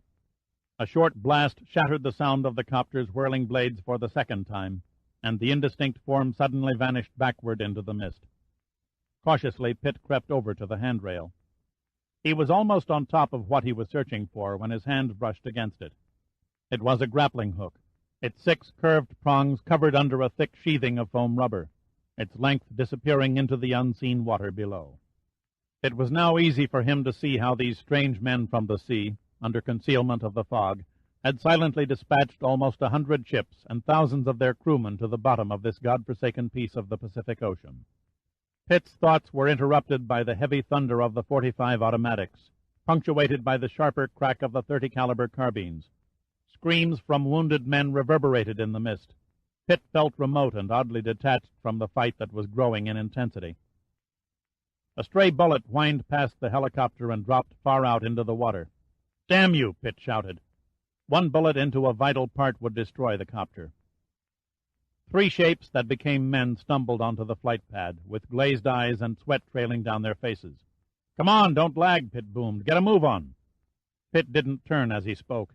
He kept his eyes peeled into the gloom. Nearly a full minute passed before another figure ran onto the flight pad. The young sailor's panicky headlong dash was so rapid that he slipped on the wet deck and would have skidded between the railing bars and over the side but for Pitt's strong grasp on a flailing arm. "Take it easy," Pitt admonished. "It's a long swim home." "I'm sorry, sir," the seaman blurted. "You can't see the bastards. They're on you before you have a chance." Pitt pushed the young seaman under the haven of the helicopter as 4 more men appeared out of the gray film. One was the helmsman with Ferris in tow. The sole survivor of the Starbuck was mentally disconnected from the battle going on around him. He looked straight through Pitt, his eyes wide and dull with abstract unconcern. "Set him in the co-pilot seat and strap him in tight," Pitt ordered the helmsman. Then he turned his attention toward the forward part of the ship. He cupped his left ear and listened, picking up heavy footsteps several feet beyond the impenetrable haze. "Pitt, you there?" a voice yelled. "Keep coming," Pitt shouted back. "No sudden moves." "No problem there," said the voice. "I'm lugging a wounded man." Out of the fog came Lieutenant Harper, the engineering officer who weighed almost 250 pounds. Over his shoulder he carried a boy who could not have been more than 19 years of age. The boy's face was ashen, and a thick stream of blood ran down the length of his right leg, splattering in dark maroon-colored drops to the deck. Pitt reached out and grasped a huge bicep, pulling the massive body attached to it onto the flight pad. "How many more behind you?" "We're the last." "Commander Boland?" "A whole gang of those naked bastards jumped him and Lieutenant Stanley just aft of the bridge." Harper's voice was apologetic. "I'm afraid they got 'em both." "Get the kid into the copter and see what can be done to stop the bleeding," Pitt ordered. "And have the men form a firing line with what weapons you have left. I'm going to make one last check for wounded." "Watch your step, sir. You're the only pilot we got." Pitt didn't wait to answer. He jumped off the pad and lunged blindly across the deck, his feet slipping on the wet plates, his breath coming in short, deep pants. Shapes loomed up in the mist, and Pitt opened up with the Mauser and cut them apart. 3 men from the sea went down like wheat beneath a scythe. Pitt kept his finger on the trigger, spraying a path in front of him. His foot caught on a rope, and he fell sprawling on the deck, the raised rivets marking a neat pattern of bruises in his chest. He lay there a moment, his injured leg throbbing in sledgehammer blows of pain. It was quiet, far too quiet. No shouting voices or gun flashes arose from the fog. He crept along the deck, keeping to the gunwales, using the lifeboats for cover. The Mauser, he was certain, was down to its last few shells. He stuck his hand in something slimy wet. Without looking, he knew what it was. It trailed off into the gloomy void, so he followed it. The stain became a trickle in some places and enlarged to a pool in others. It ended at the still dead form of Lieutenant Stanley, the detection room officer. Pitt felt nothing but pure anger, yet his mind was sharp and decisive. His face tightened in a mask of frustration at his impotency to do anything for Stanley. He forced himself to push on, driven by some subconscious urge that told him Boland wasn't dead yet. And then he stopped, listening. A muffled moan came from somewhere directly in front of him. Pitt almost came upon him before his vision did. Boland was crawling on his stomach, pulling his body across the deck, while a 4-foot shaft from a fish spear protruded from his shoulder. His head was bowed and his fists were clenched. The T-shirt that covered his chest and shoulders was drenched in red. He looked up at Pitt dazedly, his face distorted with pain. "You came back?" "I lost my head," Pitt said with a tight grin. "Brace yourself. That spear has to come out." He shoved the Mauser into his belt and then gently dragged Boland to a more comfortable position against a bulkhead, keeping his eyes peeled for any more killers. He grasped the spear shaft in both hands. "Ready on the count of 3. "Make it quick, you sadist," Boland said, his eyes filled with pain. Pitt increased his grip and said, 1. He placed his foot on Boland's chest. 2. Pitt put his muscles into play and yanked hard. The blood-red spear slid free from Boland's shoulder. Boland lurched forward and groaned. Then he fell back against the bulkhead and stared up at Pitt through glazed eyes. "You son of a bitch," he mumbled. "You didn't say 3. Then his eyes rolled upward, and he passed into unconsciousness. Pitt cast the dripping spear over the side and picked up Boland's limp body, hoisting it over his shoulder. He crouched low and ran as fast as the weight of his load and his stiffening leg would allow, using the cargo hatches and loading derricks as cover. Twice he had to freeze when he heard indistinct sounds coming from the fog. Weakly, dizzily, he pushed himself on, with the knowledge that 11 men would die if he didn't get the helicopter off the Martha Ann's deck. At last, his breath coming in fiery pants, he tottered onto the edge of the flight pad. "Pitt coming through," he gasped as loud as his tortured lungs would allow. The strong arms of Lieutenant Harper lifted Boland from Pitt's shoulder and carried the unconscious commander to the helicopter. Pitt pulled the Mauser from his belt and pointed the muzzle in the direction of the bows, firing till the last shell casing completed its arc and dropped to the deck. Then he climbed into the cockpit and threw himself in the pilot's seat, certain that he had beat the odds. Pitt didn't bother to clasp his safety belt. He eased the throttle from idle, maneuvering the helicopter cautiously upward as the rotor blades increased their humming and the landing skids lifted slowly from the flight pad. The copter rose several feet into the fog before Pitt dipped it forward and deserted the Martha Ann. Once clear of the ship, Pitt kept his eyes on the turn and bank indicator until the little ball held steady within the center of its dial. "Where's the sky?" he shouted in his mind. "Where? Where?" Suddenly it was there. The helicopter shot into the evening moonlight. The beating rotor blades rose higher as Pitt gained altitude, and lazily, like a homing goony bird, the lumbering craft leveled its aluminum beak and began chasing its moon-cast shadow toward the distant green palms of Hawaii. Chapter 12. Henry Fujima was the last of a dying breed, a fourth-generation Japanese Hawaiian, whose father, his father before him, and his father before him had all been fishermen. For 40 years during good weather, Henry doggedly pursued the elusive tuna in his hand-built sampan. The sampan fleets that Hawaii had known for so many years were gone now. Increasing competition from the international fisheries and from irregular catches had taken their toll of the fleet until only Henry was left to cast his solitary bamboo pole over the upper skin of the great Pacific. He stood on the rear platform of his solid little craft, his bare feet planted stiffly against the wood, stained through the years from the oil of thousands of dead fish. He cast his line in the early morning marching swells, his mind wandering back to the old days when he fished with his father. He longingly recalled the charcoal smell of the hibachis and the laughter as the sake bottles were passed from sampan to sampan when the fleet met and tied up together for the night. He closed his eyes, seeing the long dead faces, hearing the voices that spoke no more. When he opened them again, they were drawn to a smudge on the horizon. He watched it grow and magnify into a ship, a rusty old tramp that surged through the sea. Henry had never seen a large merchantman cut through the waves so quickly. Judging from the white froth that burst nearly to the hawse holes, the ship's speed was close to 25 knots. Then he froze. The ship was holding her course, and Henry was directly in her track. He tied his shirt to the fishing pole and frantically waved it back and forth. In terror, he watched the bow grow over him like a monster about to swallow a fly. He screamed, but no one appeared over the high bulwarks. The bridge was empty. He stood in helpless bewilderment as the great corroded ship tore into his sampan, shattering the tired little boat into a spray of wooden splinters.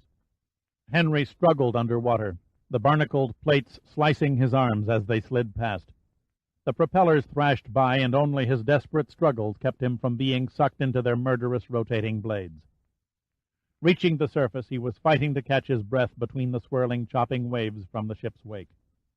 At last he managed to keep his head above the surface, slowly treading water and rubbing the salty sting from his eyes, the blood flowing from his torn arms.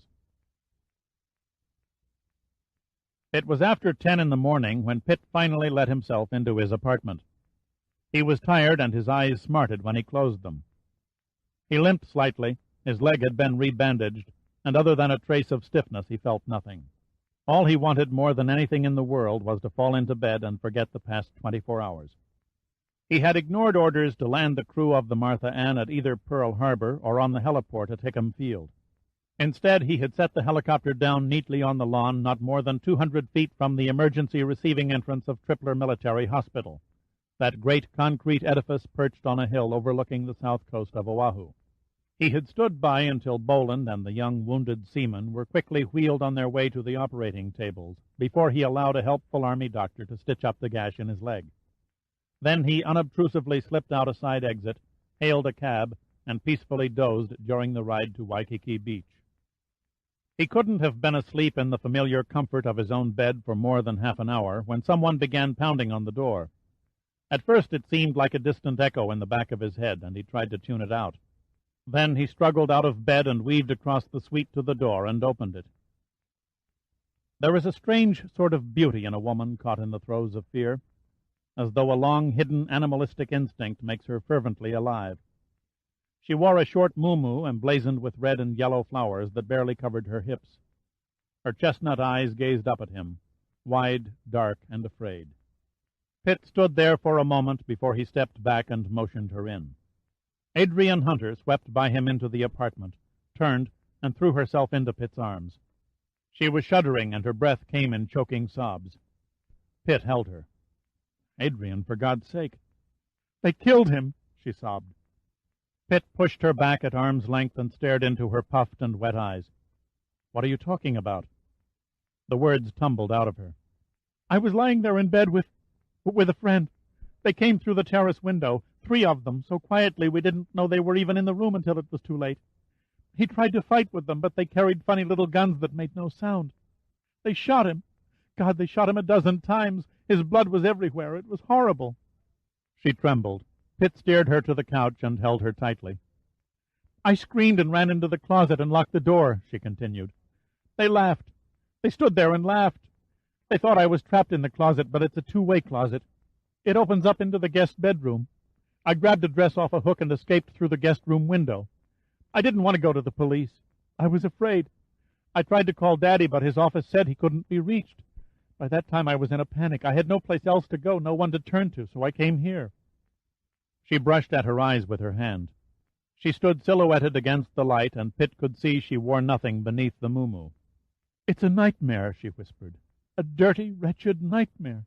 Why did they do such a thing? Why?" "First things first," he said gently. "Get in the bathroom and fix your face. Your eye makeup's halfway down your chin. Then you're going to tell me who it was they killed." She pushed herself away. "I can't." "Get wise," he snapped. "There's a dead body decorating your apartment. How long do you think you can keep it a secret?" I don't know." "It'll take the Honolulu police all of 20 minutes to put a make on him anyway. Why the martyr act? Is he a local celebrity with a wife and 10 kids, or what?" "Worse. He's a friend of my father's." Her eyes were pleading. "The name," he demanded. "Captain Oral Chanana," she murmured slowly. "He's Daddy's fleet officer." Pitt had enough sense to stay expressionless. It was worse than he thought. He pointed toward the bathroom and simply said, "Go."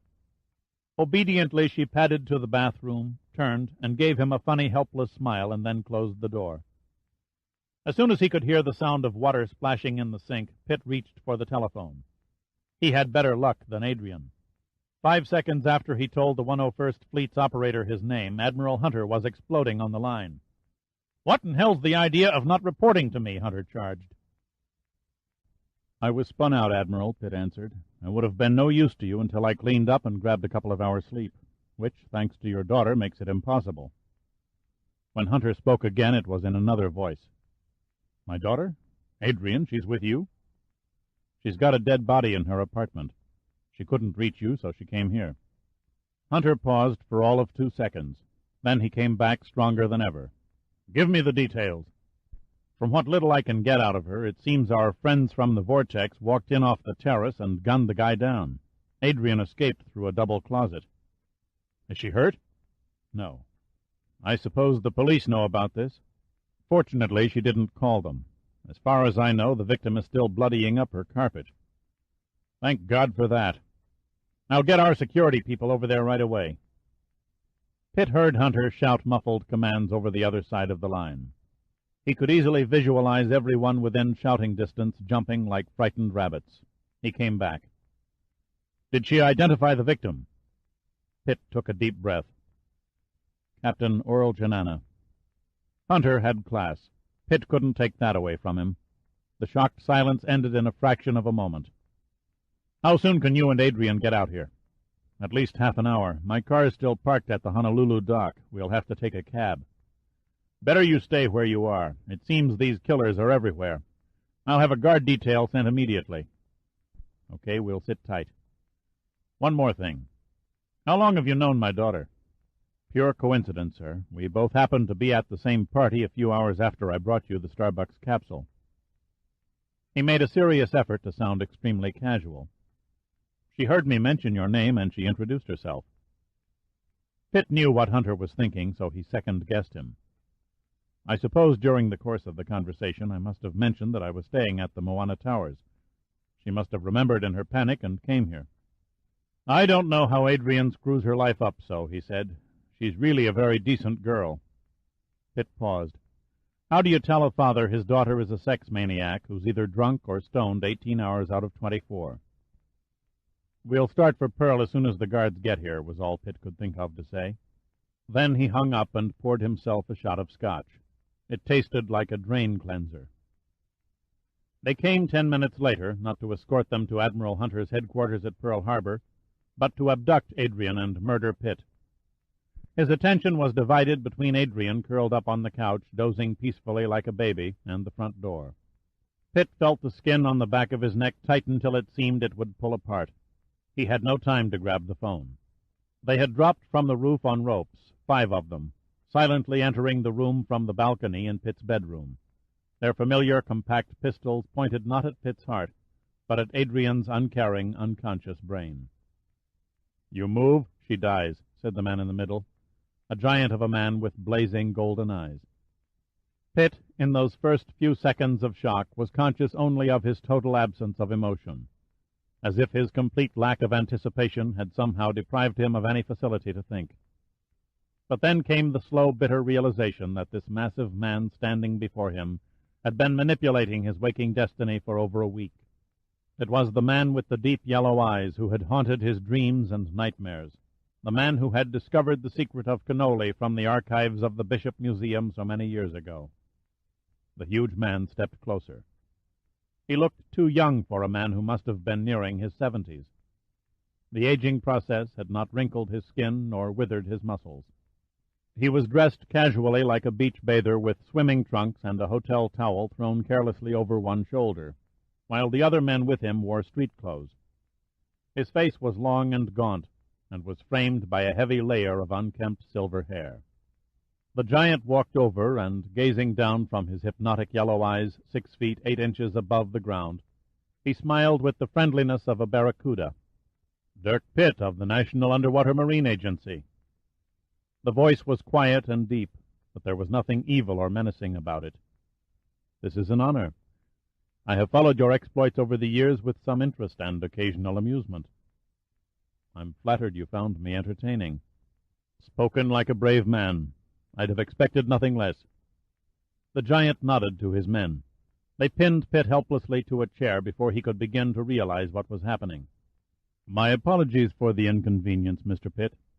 A dirty game, unpleasant as dirty games go, but essential. It is unfortunate that I had to draw you into my strategy. I had intended on utilizing your services purely as a messenger. I could not have foreseen your ultimate involvement." "A neatly staged event," Pitt said slowly. "How long did you follow me around, waiting for an opportunity to fox me into discovering the Starbucks message capsule?" "Why me? A 10-year-old boy could have picked up the capsule on the beach and carried it to Admiral Hunter." "Impact, Major. Impact and believability. You have influential friends and relatives in Washington, and your record with Numa is quite respectable. I knew there would be doubts about the accuracy of the message, so I counted on your reputation to give the discovery impact and believability." He smiled faintly and ran his hand through the wavy mass of gray hair. "But it proved to be a most regrettable choice. As it turned out, you were the one who convinced Admiral Hunter that Commander Dupree's message was counterfeit." "A pity," Pitt said sarcastically. He decided to throw out a probe. "Your informant didn't miss much." "Yes, he was quite diligent at times." There was a long moment's silence. Pitt turned and looked at Adrian. She was still serenely curled on the couch. Lucky her, Pitt thought. She's sleeping through the whole ugly scene. He pushed his attention back to the giant. "I don't believe you've given me the courtesy of your name." "It does not matter. My name is of no further consequence to you. If you're going to kill me, I think it only fair to know who's responsible." The huge man stood there hesitating, then he nodded heavily. "Delphi," he said simply. "That's all?" "Delphi will suffice. You don't look Greek." Pitt's hands were firmly tied behind the chair now. 2 of the men stood guard with their weapons still aimed at Adrian. The other 2 finished with Pitt and moved back. Except for Delphi, they all looked ordinary, medium height and weight, tanned skin, dressed in casual slacks and aloha shirts. Their faces were expressionless. They accepted Delphi's unspoken authority mutely and unquestioningly. There was no doubt in Pitt's mind that they would kill on command. "You've built a ruthless and efficient organization. You've concocted one of the great mysteries of the age. Thousands of seamen lie dead from your hands, and for what?" "I'm sorry, Mr. Pitt. This isn't a play where the arch-villain tells all before he does away with the hero. No theatrics, no prolonged climaxes, no suspenseful divulgence of unnecessary secrets. It's a waste of time to explain my motives to anyone with less intellectual understanding than a Lavella or a Robelman. How do you mean to do it? An accident. Since you love the water, you shall die from the water, drowned in your own bathtub. Won't that appear ridiculous? Not really. I intend to make it convincing. The police will simply assume you were shaving with your electric razor while taking a bath. Admittedly, a stupid thing to do. The razor slipped from your hand and into the water. The resulting voltage was sufficient to render you unconscious. Your head slips beneath the water and you drown. The investigators will report it as an accidental death, and why not? Your name will be printed in the obituary columns of the newspapers, and in time Dirk Pitt will become a distant memory among his relatives. Frankly, I'm astounded I'm worth all the effort. A fitting end for the man who came unnervingly close to destroying an undertaking that has been brilliantly designed and executed for over 30 years. Spare me the ego, Pitt growled. What about Adrian? It might look funny if we both drowned while shaving in the tub. Ease your mind. Miss Hunter is not destined to be harmed. I'm taking her as a hostage. Admiral Hunter will think twice before he continues his quest for the Pacific Vortex. That won't stop Hunter for more than 2 minutes. Duty takes priority to family in his book. You're wasting your time. Let her go. I'm also a man of discipline, said Delphi. I never deviate once I've drafted my plans. My goals are elementary. I simply wish to be free from the destructive designs of the communist countries and the imperialistic impulses of the United States. Between them, they will destroy civilization. I intend to survive. Time, Pitt thought. He had to keep the giant talking. Another few minutes and Hunter's men would be at the door. Talk was his only weapon. You're insane, Pitt said coldly. You've gotten away with mass murder for decades in the name of survival. Spare me the old trite phrases about communism and imperialism. You're nothing but an anachronism, Delphi. Your kind went out of style along with Karl Marx, slicked down hair and buggy whips. You've been buried half a century and don't know it. Delphi's studied calm cracked slightly at the edges. A taut flush touched the wide cheekbones, but he immediately gained control again. Philosophical detachment is for the ignorant, Major. In a few minutes your irritating harassment will be mine no longer. He nodded. One of the guards went into the bathroom to turn on the water in the bathtub. Pitt tried moving his hands. Although his wrists were wrapped many times, they were loose enough so as not to leave telltale bruises on the skin. Then, suddenly, Pitt thought his senses were deceiving him. The sweet, fragrant smell of plumeria began to envelop him. It was impossible, yet he knew she was there. Summer was in the room. Delphi silently pointed to Adrian, and the man who had tied Pitt pulled a small case from his pocket, inserted a needle into a hypodermic, and then lifted the hem of Adrian's short muumuu, unceremoniously jabbing the needle into one well-rounded buttock's cheek. She stirred slightly, sighed, frowned, and then within seconds went into a sleep bordering on a coma. Quickly, Delphi's assistant placed the hypodermic case back in his pocket and lifted Adrian up in his arms, waiting expectantly for new orders from his master. "I'm afraid this is goodbye," said Delphi. "You're leaving before the main event?" "There is little to see that interests me further. You'll never get her out of the building." "We have a car waiting in the basement garage," Delphi said smugly. He stepped over to the door, opened it a crack, and peered into the hall. As Delphi was halfway through the doorway, Pitt yelled out, "One final question, Delphi." The giant hesitated, turned, and glared at Pitt. "The girl who called herself Summer, who is she?" Delphi grinned evilly. "Summer is my daughter." He waved a salute. "Goodbye, Major." Pitt desperately tried one last parting shot. "Give my regards to the gang on Cannoli." Delphi's eyes hardened. Some unformulated doubt seemed to cloud his mind for a moment.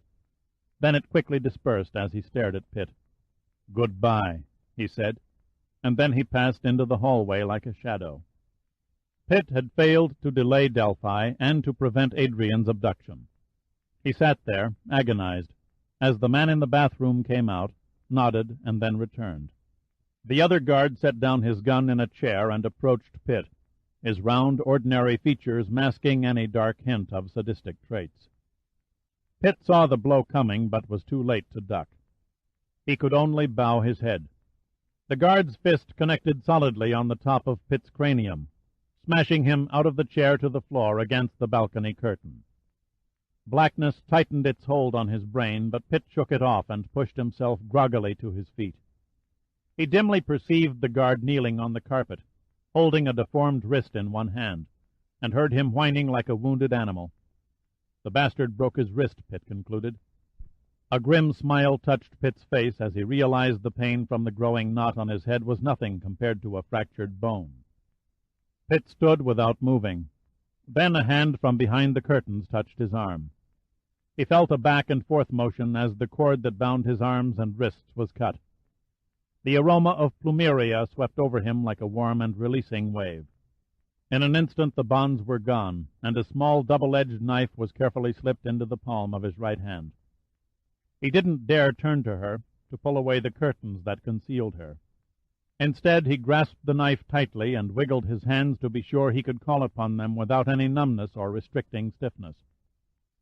The guard stopped his low wail and began crawling across the carpet toward Pitt. His partner in the bathroom went about his business, not aware of anything above the gush of the bathtub faucet. Then the guard eased the broken limb into his lap, reached toward the chair with his good hand, and grabbed his gun, swinging the muzzle in a short arc and aiming at Pitt's chest, his pain and hate wiping away all thought of obeying Delphi's orders for an accidental death. Sweat drained from every pore on Pitt's body. The guard was too far away to make any kind of a move. The projectile from the gun would ventilate his torso before he could even leap half the distance between them. The guard sat for an agonizingly long time, merely staring at Pitt. Then he began inching closer, pushing one knee in front, then the other, half a foot at a time, narrowing the gap to 5 feet. Still too far. Pitt was going through the tortures of the damned. 3 feet. Pitt needed 3 feet between them before he could strike with any hope of drawing blood first. An arm's length. It would take an arm's length, he told himself as he gauged the required distance. The guard crept closer. He kept the gun pointed at Pitt's chest, letting it wander from time to time to the forehead. Once a smirk crossed his face as he leveled it in the direction of Pitt's genitals. Patience, Pitt told himself over and over. Patience. The two most important words in the English language he repeated in his mind were patience and hope. He just might be able to bring it off. The guard had almost moved into range now. Pitt waited tensely a few seconds longer for insurance. If he rushed the moment, he might not be able to shove the gun far enough away from his body before it discharged. And he had no doubt that the guard's reflexes would squeeze the little firing button at the slightest contact. His only chance of success lay in surprise. He still held his freed hands behind his back, lulling the guard into the security of an easy kill. This had to be it. He let his jaw fall lower and lower and forced his eyes wide in mock terror. Then Pitt lunged. He knocked the gun upward with his left arm, ignoring the hiss of the projectile as it passed a scant inch over his shoulder, while in nearly the same motion he swung his right hand in a short sweeping arc, the sharp blade of the knife slashing the guard's throat to the windpipe. A hideous rasping sound came from the gash in the guard's throat as blood spurted over his chest, over the carpet, over Pitt's arms. The guard's eyes looked on Pitt in glazed shock before they rolled up beneath the lids, and then his body gave a convulsive heave as he slowly collapsed. Pitt sat transfixed for an instant at the sight of the dead guard. Then he retrieved the gun from the floor and stepped softly toward the bathroom. He could hear the whirring of the electric razor as the other guard readied the instrument for Pitt's execution. The tub was full and waiting. Pitt kept his eyes on the bathroom door as he quietly advanced along the wall. Suddenly the doorbell chimes echoed through the apartment. Pitt, jolted by the unexpected sound, jerked up and froze as the guard charged from the bathroom, stopping in mute shock at the ghastly sight of his dead comrade lying on the floor. Then he turned and stared blankly at Pitt. "Drop the gun and freeze," Pitt said sharply. Delphi's executioner stood still and squinted at the small automatic in Pitt's hand. The door chimes sounded again. The man leapt sideways, and as he brought up his gun to fire, Pitt shot his assailant in the heart. The guard remained standing, gaping at Pitt through stunned and vacant eyes. His hands fell limp. The projectile gun dropped softly to the carpet as he slowly sank to his knees before toppling sideways and ending in a fetal position on the floor. Pitt remained immobile, listening to the frantic pounding on the front door, his eyes taking in the debris of death at his feet. The four walls of the room seemed to close in on him. Something was missing. His mind refused to cooperate. The last few minutes had left him confused and numb. Someone else should have been there. Summer. He threw back the curtains that bordered the balcony, finding nothing but the wall behind them. Frantically he searched the room, calling her name. She did not answer. The balcony, he thought. She must have followed Delphi and his men from the roof. It was empty, but a rope was tied to the railing that led to the terrace of the apartment below. She had escaped the same way as before. Then his eyes caught a small flower lying in one of the lounge chairs. It was a delicate plumeria blossom, its exquisite white bloom flushed yellow on the inside. He held it up, studying it as one might study a rare butterfly. Delphi's daughter, he thought to himself. How was it possible? He was still standing there on the balcony with the flower in one hand and the gun in the other, gazing out over the brilliant blue rippling ocean, when Hunter's security men broke through the door. Chapter 13. Mr. Pitt? The attractive young wave spoke hesitantly. The Admiral's expecting you. Oh, by the way, she said, lowering her eyes, we're all proud to have you in the 101st for what you did on the Martha Ann. How's the Admiral taking his daughter's kidnapping? He hadn't meant to sound so brusque. He's a tough old bird, she answered simply. Is he in his office? No, sir, they're all waiting in the conference room. She rose and came from behind her desk. This way, please. He followed her down a corridor where she stopped at a door on the right, knocked, held it open, announced him, and closed it quietly behind him when he had passed through. There were 4 men in the room. 2 he knew, 2 he did not. Admiral Hunter came forward to shake Pitt's hand. He looked older, far more weary than when Pitt had last seen him only 4 days previously. Thank God you're safe, Hunter said warmly, surprising Pitt with a tone of intense sincerity. How's your leg? Okay, Pitt said briefly. He looked into the old man's eyes. I'm sorry about Captain Janana and Adrian. It was my fault. If only I'd been more alert. Nonsense, he said with a tight grin. You got 2 of those bastards. It must have been quite a fight. Before Pitt could answer, Denver came up and thumped him on the back. Good to see you. You look as rotten as ever. Dog-tired, maybe. 30 minutes sleep out of 24 hours beats the hell out of my girlish complexion. Sorry about that, said Hunter, but we're running out of time. Unless we can raise the Starbuck damned quick, we can write her off for good. The harsh edge of strain showed unmistakably in the lines around Hunter's eyes. For what little time that is available, we have you to thank. Flooding the forward torpedo compartment was an act of genius. Pitt grinned. The Martha Ann's helmsman was dead sure we'd both wind up paying for damages out of our wages. Hunter allowed the bare hint of a smile to tug at the corner of his lips. Come and sit down.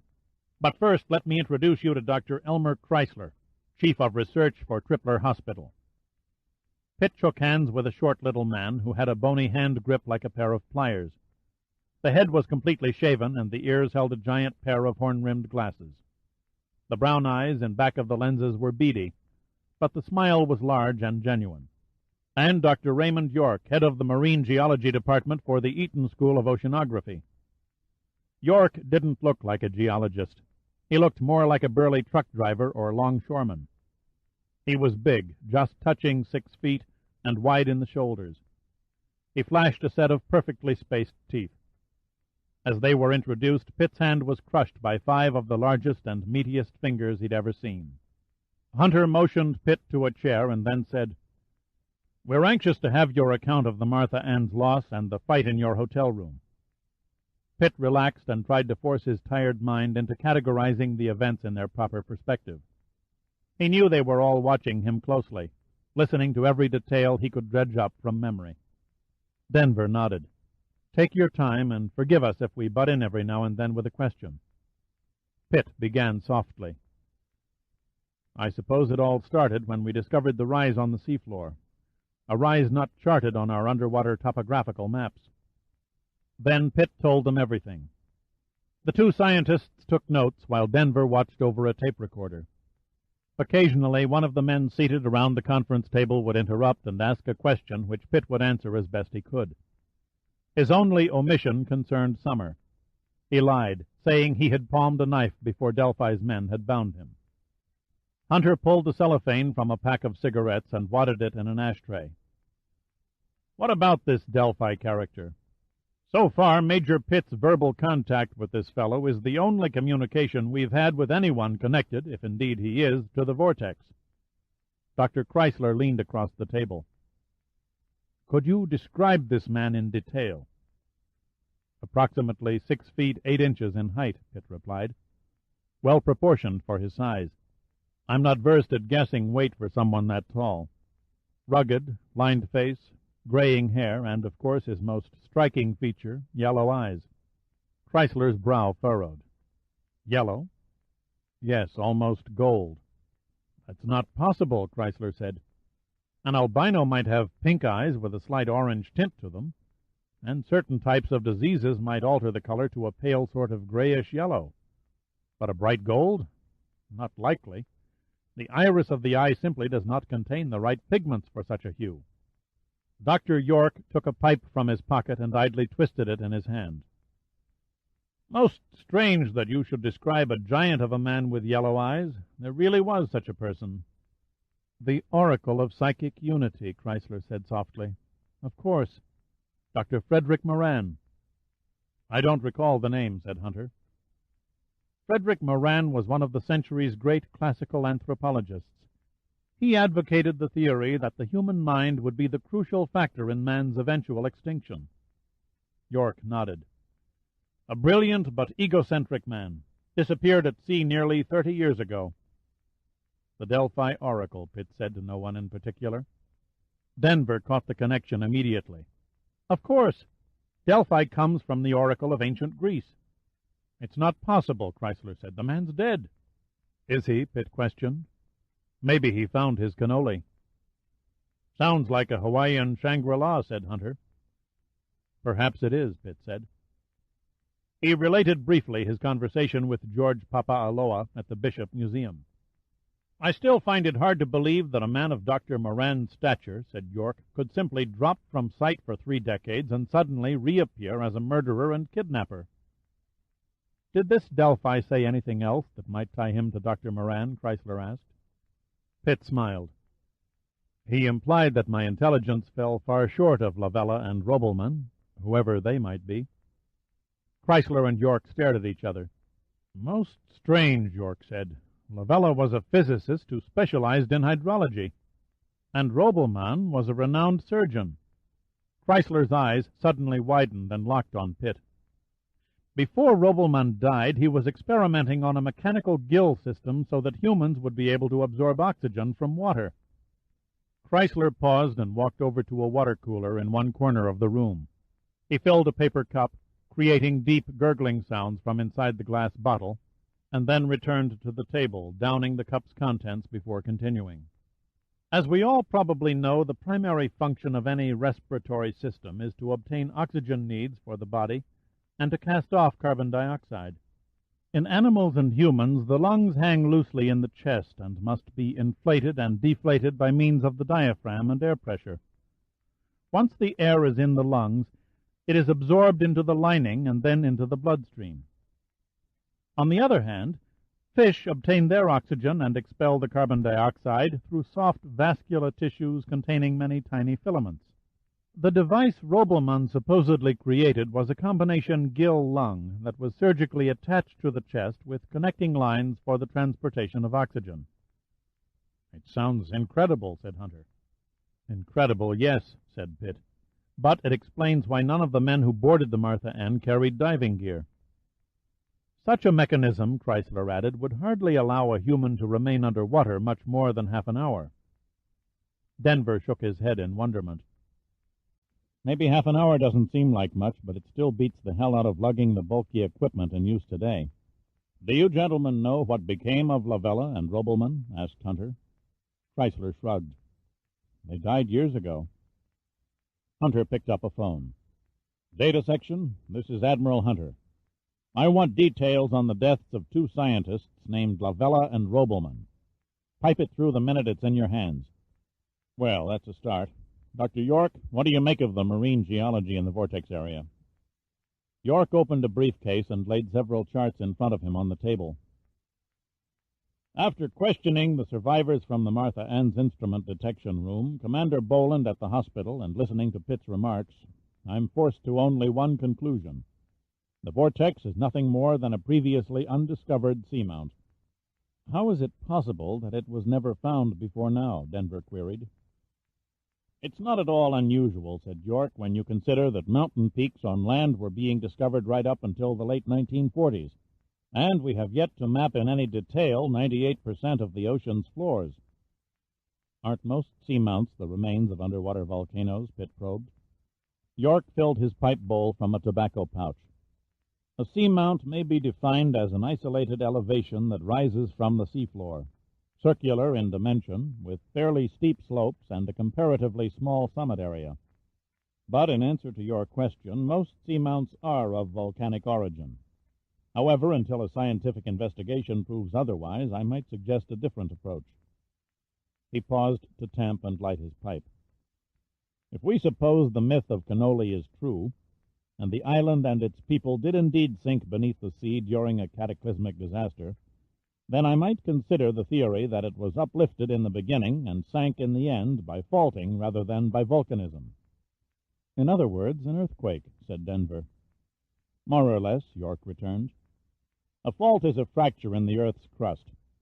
As you can see by the charts, this particular seamount sits on the Fullerton fracture zone. It's quite possible that heavy activity could build a rise of several hundred feet, pushing it above the sea's surface during the span of 1,000 years, and then suddenly drop it back in a matter of days. He was facing the window, his eyes turned inward, envisioning the step-by-step process of destruction. Mr. Pitt's report on the seabed rise and the cooler water temperature around the mount also tends to support our fault theory. Cold, deep bottom water often upwells thousands of feet to the surface from extensive fractures along the seafloor, and this, in turn, explains the absence of coral. Coral will not thrive in water temperatures of less than 70 degrees. Hunter stared thoughtfully a moment at the charts before speaking. Since the people who boarded the Martha Ann had to come from somewhere, could they have come from the seamount itself? I don't understand, York replied. Nothing showed on the Martha Ann's radar. That eliminates another ship in the area. Except for the sunken wrecks, no other vessel was detected on sonar, which eliminates a submarine. That leaves two choices.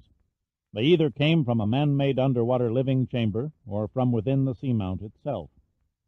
I'd have to strike out the underwater chamber, Pitt said. We were attacked by a force of nearly 200 men. It would take an immense facility to house that number underwater. Then we're left with the seamount, said Hunter. Chrysler rested his chin on his hands and looked across the table at Pitt. I believe you said, Major, that you smelled eucalyptus when the fog surrounded the ship. Yes, sir, that's correct. Odd, most odd, Chrysler murmured. He turned to Hunter.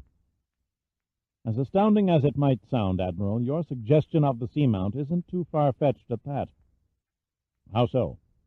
Eucalyptus oil has been used for a number of years in Australia for purifying the air in mines. It is also known to lower the humidity within a closed area. The phone buzzed. Hunter picked it up, saying nothing, only listening. When he replaced the receiver in the cradle, he wore a satisfied expression. Doctors Lavella and Robelman were lost at sea on board a research vessel named the Explorer. It was under charter to a Pisces Metals company for an expedition to study deep-sea geology for a positive mining operation. The Explorer was last seen steaming north of Hawaii about 30 years ago, Denver finished. He looked up from a sheaf of papers in his hands. The Explorer was the first ship to disappear in the vortex. A dime to a donut, Frederick Moran went down on the same ship, said Pitt. Most likely the leader of the expedition, Chrysler said flatly. And the puzzle is taking shape, York muttered. Yes, by God, it figures. He leaned back in his chair and looked up as if contemplating the ceiling. Many of the islands where Pacific natives lived were honeycombed with caverns. They were used primarily for religious reasons, burial caves, temples, idol rooms, and such. Now, if the Vortex seamount was a volcano and disappeared in a shattering explosion, obviously nothing of the native civilization would be left. But if the island dropped beneath the surface due to a movement of the Fullerton fracture, the likelihood is excellent that many of the caves survived. What's your point? Hunter asked impatiently. Dr. Lavella's field was hydrology, and hydrology, gentlemen, is the science dealing with the behavior of water in circulation on the land, in the air, and underground. In short, Dr. Lavella would have been one of the few people in the Western world who could have designed a system for pumping dry a network of caverns under the sea. Hunter's tired eyes gazed at York steadily, but the doctor made no further comment. Hunter rapped his knuckles against the table and rose to his feet. Dr. York, Dr. Chrysler, you've been a great help. The Navy is in your debt. Now, if you'll please excuse us. The two civilians shook hands, bid their goodbyes, and left.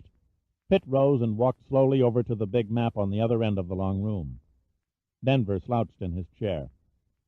Now, at least, we know who we're up against. I wonder, Pitt said quietly, staring at the red circle in the middle of the map. I wonder if we'll truly ever know. It was 4 hours later when Pitt released his hold on a comforting sleep and drifted awake. He waited a moment and then focused his eyes on two upright brown bars directly in front of his face. His foggy mind cleared in an instant as he recognized a pair of shapely, tanned, feminine legs. He stretched out his hand and ran the back of a finger up one of the nylon-clad calves. "Stop that!" the girl yelped. She was cute, and her face had a soft, surprised expression. The figure was lush and was tightly enclosed in the chic uniform of a naval officer. "Sorry, I must have been dreaming," Pitt said, smiling. Her face flushed with embarrassment as she unconsciously smoothed her skirt and demurely stared at the floor. "I didn't mean to wake you. I thought you were already up, and I brought some coffee." Her eyes smiled nicely. "I can see now that you don't need it." Pitt followed her snappy swivel action as she walked from the room. Then he sat up on the leather couch, stretching his arms as he glanced around the Admiral's paneled study. It was obvious that Hunter was busy. The desk and floor were littered with charts and papers, and a huge ornate ashtray was filled to the hilt with cigarette butts. Pitt groped in his pockets for his cigarettes, but couldn't find them. He resigned himself to their loss and reached for the coffee. It was hot, but the acid taste restored his dulled senses to near normal. At that moment, Hunter walked briskly into the room. "My apologies for not allowing you more shut-eye, but we've made a couple of breakthroughs. I take it you found Delphi's transmitter." Hunter's eyebrows raised a notch. "You're pretty perceptive for a man who just woke from a sound sleep." Pitt shrugged. "A logical guess." "It took a recon plane all of 2 hours to spot it," Hunter said. "A 300-foot antenna mast doesn't exactly lend itself to concealment." "Where is it located?" "On a remote corner of the island of Maui, situated in an old abandoned army installation built during World War II for coast defense artillery. We checked through old records. The property was sold off years ago to an outfit called—" "The Pisces Metal Company," Pitt interrupted. Hunter scowled good-naturedly. "Another logical guess?" Pitt nodded. Hunter gave him a wolfish grin. "Did you know the Martha Ann will be docking in Honolulu about this time tomorrow?" Pitt was properly surprised. "How is that possible?" "Minutes after you airlifted the crew off the flight pad," Hunter answered, "we programmed the computers to bring the ship back to Hawaii." "Smash a few instruments, cut a few wires," said Pitt. "Surely Delphi's men could have stopped the engines or knocked the steering equipment out of control." "You might think so," Hunter replied. "But the Martha Ann's override command system was designed with that very probability in mind. We work under the constant threat of capture and impoundment by a foreign government at odds, shall we say, with the 101st Fleet's rather clandestine salvage operations. The engine room and navigational controls are automatically sealed off by electronic command with steel doors which would take at least 10 hours to cut through. By that time, the ship is safely back in international waters and ready to raise wrecks another day. Is she running without crew? No, we airlifted a crew at first light, Hunter said. Damn good thing, too. The helicopter arrived just in time to see the Martha Ann run down a fishing boat. They managed to pull the skipper out of the drink only minutes before the sharks would have gotten him. It was a damn near thing. Now that the Martha Ann is on her way home, what about the Starbuck? We write her off, Hunter answered tonelessly. Orders from the Pentagon. The Joint Chiefs have firmed their decision. Better to mangle the Starbuck as soon as possible so her missiles can't be launched and then raise her later. How do you intend to mangle her? At 0500 hours tomorrow morning, the frigate Monitor will launch a Hyperion missile on the position where you found the Starbuck. The concussion from the warhead's detonation, combined with the water pressure, will collapse and inundate any air pockets inside the seamount, as well as destroy the submarine. An overkill, Pitt muttered. I agree. I presented my case for going back with a crack team of Navy SEALs and recapturing the sub, but was voted down. Better safe than sorry, so saith the big brass on the Potomac. They're afraid that if Delphi has computed the launching sequence, he could conceivably level 30 cities anywhere around the world. An extremely complicated procedure. He'd have to reprogram their guidance controls to strike targets outside of Russia. Doesn't matter where he might send the warheads. The Joint Chiefs are afraid he's learned how to do it. I disagree. If Delphi has been sitting on the 30 nuclear missiles for 6 months without letting anyone know about them, or if he was threatening to use them, it's obvious that he hasn't figured out the launch systems. You're probably right, but it won't change anything. I have my orders, and I intend to obey them. Pitt gave Hunter a long stare. Are your superiors aware of Adrian's abduction? Hunter shook his head slowly. I'll not confuse the issue with a personal problem. If she and Delphi are still on the island and can be tracked down before tomorrow morning, I know your train of thought. Capture Delphi and the crisis is over. A good script, but it won't play. Unfortunately, they're both at the seamount. You can't know that for certain. My people sifted through all the licensed private aircraft in the islands. They discovered a jet seaplane registered to our old friend, the Pisces Metal Company.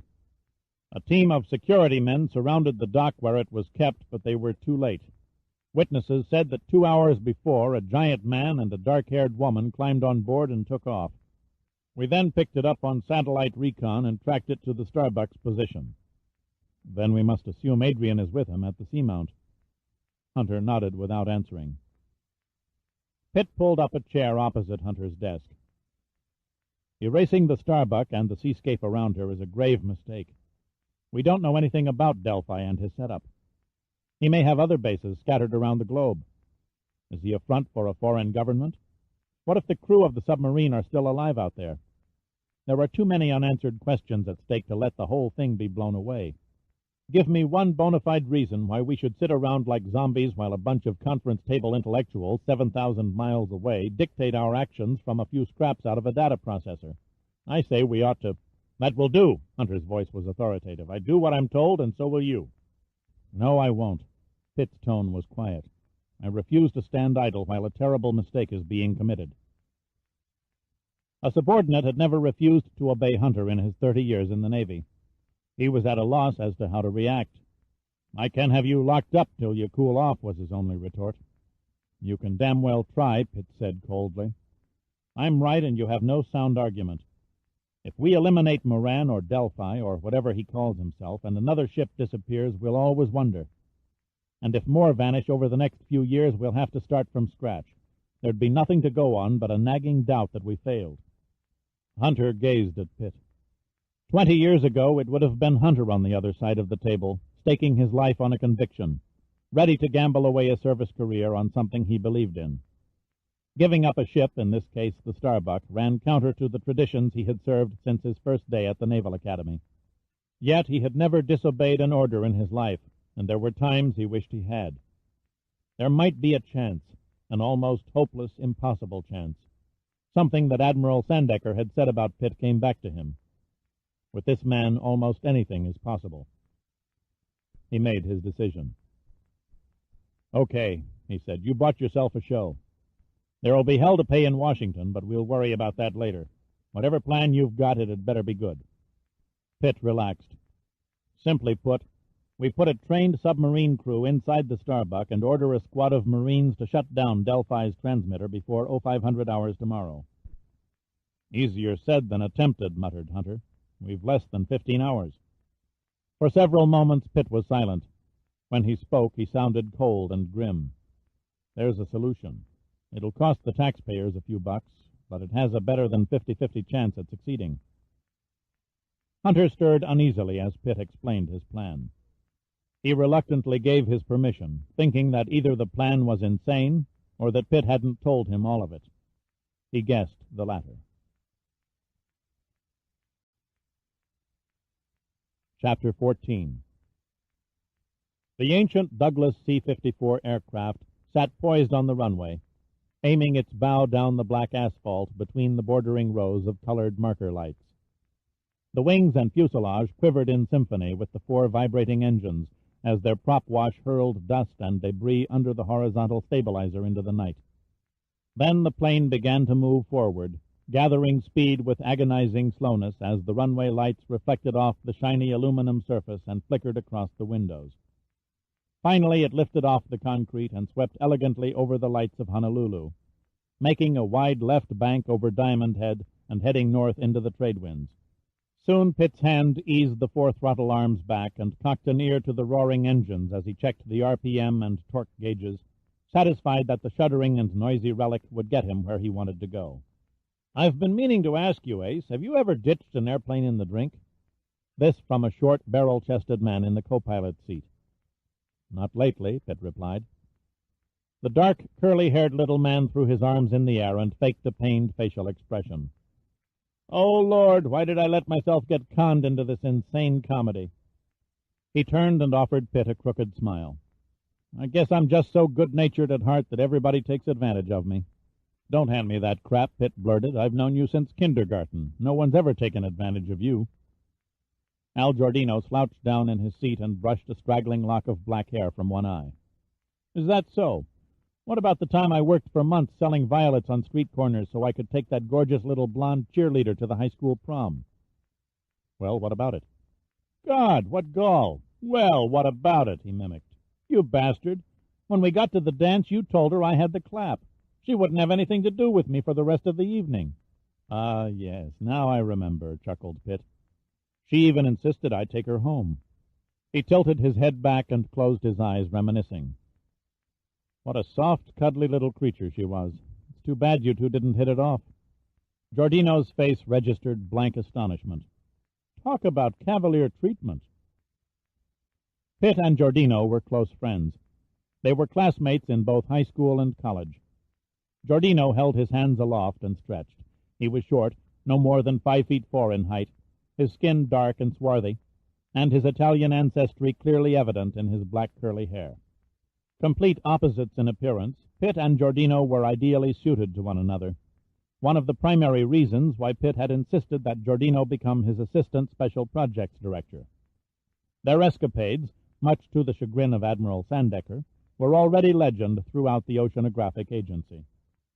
"Won't Hickam Field's commanding officer be a mite irritated when he finds out we broke his private airplane?" asked Giordino. "He can't wait. As soon as this old museum piece lands in the drink, the good general will put in a requisition for a new jet transport." Giordino sighed wistfully.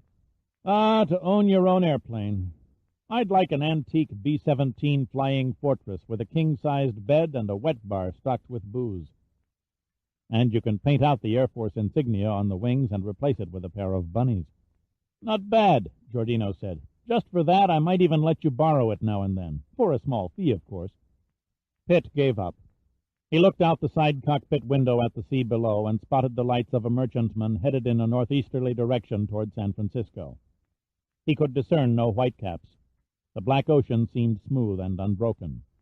A calm sea is best for impact, he reflected, but it also makes it difficult to judge height. "How much further to your mysterious playground?" asked Giordino.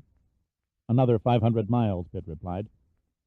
"At the rate you're pushing this old whale, we should be there in less than 2 hours." Giordino propped his feet on the instrument panel. We're already at 12,000 feet. When do you want to start your descent? In about an hour and 40 minutes, Pitt answered. I want to take the last leg on the deck. I'm not taking any chances on detection until we set this baby right on the front porch. Giordino let out a low whistle. Sounds like we'll have to pick a winner on the first pass. We won't get a second chance. Giordino leaned over and tapped a wide dial in the middle of the instrument panel.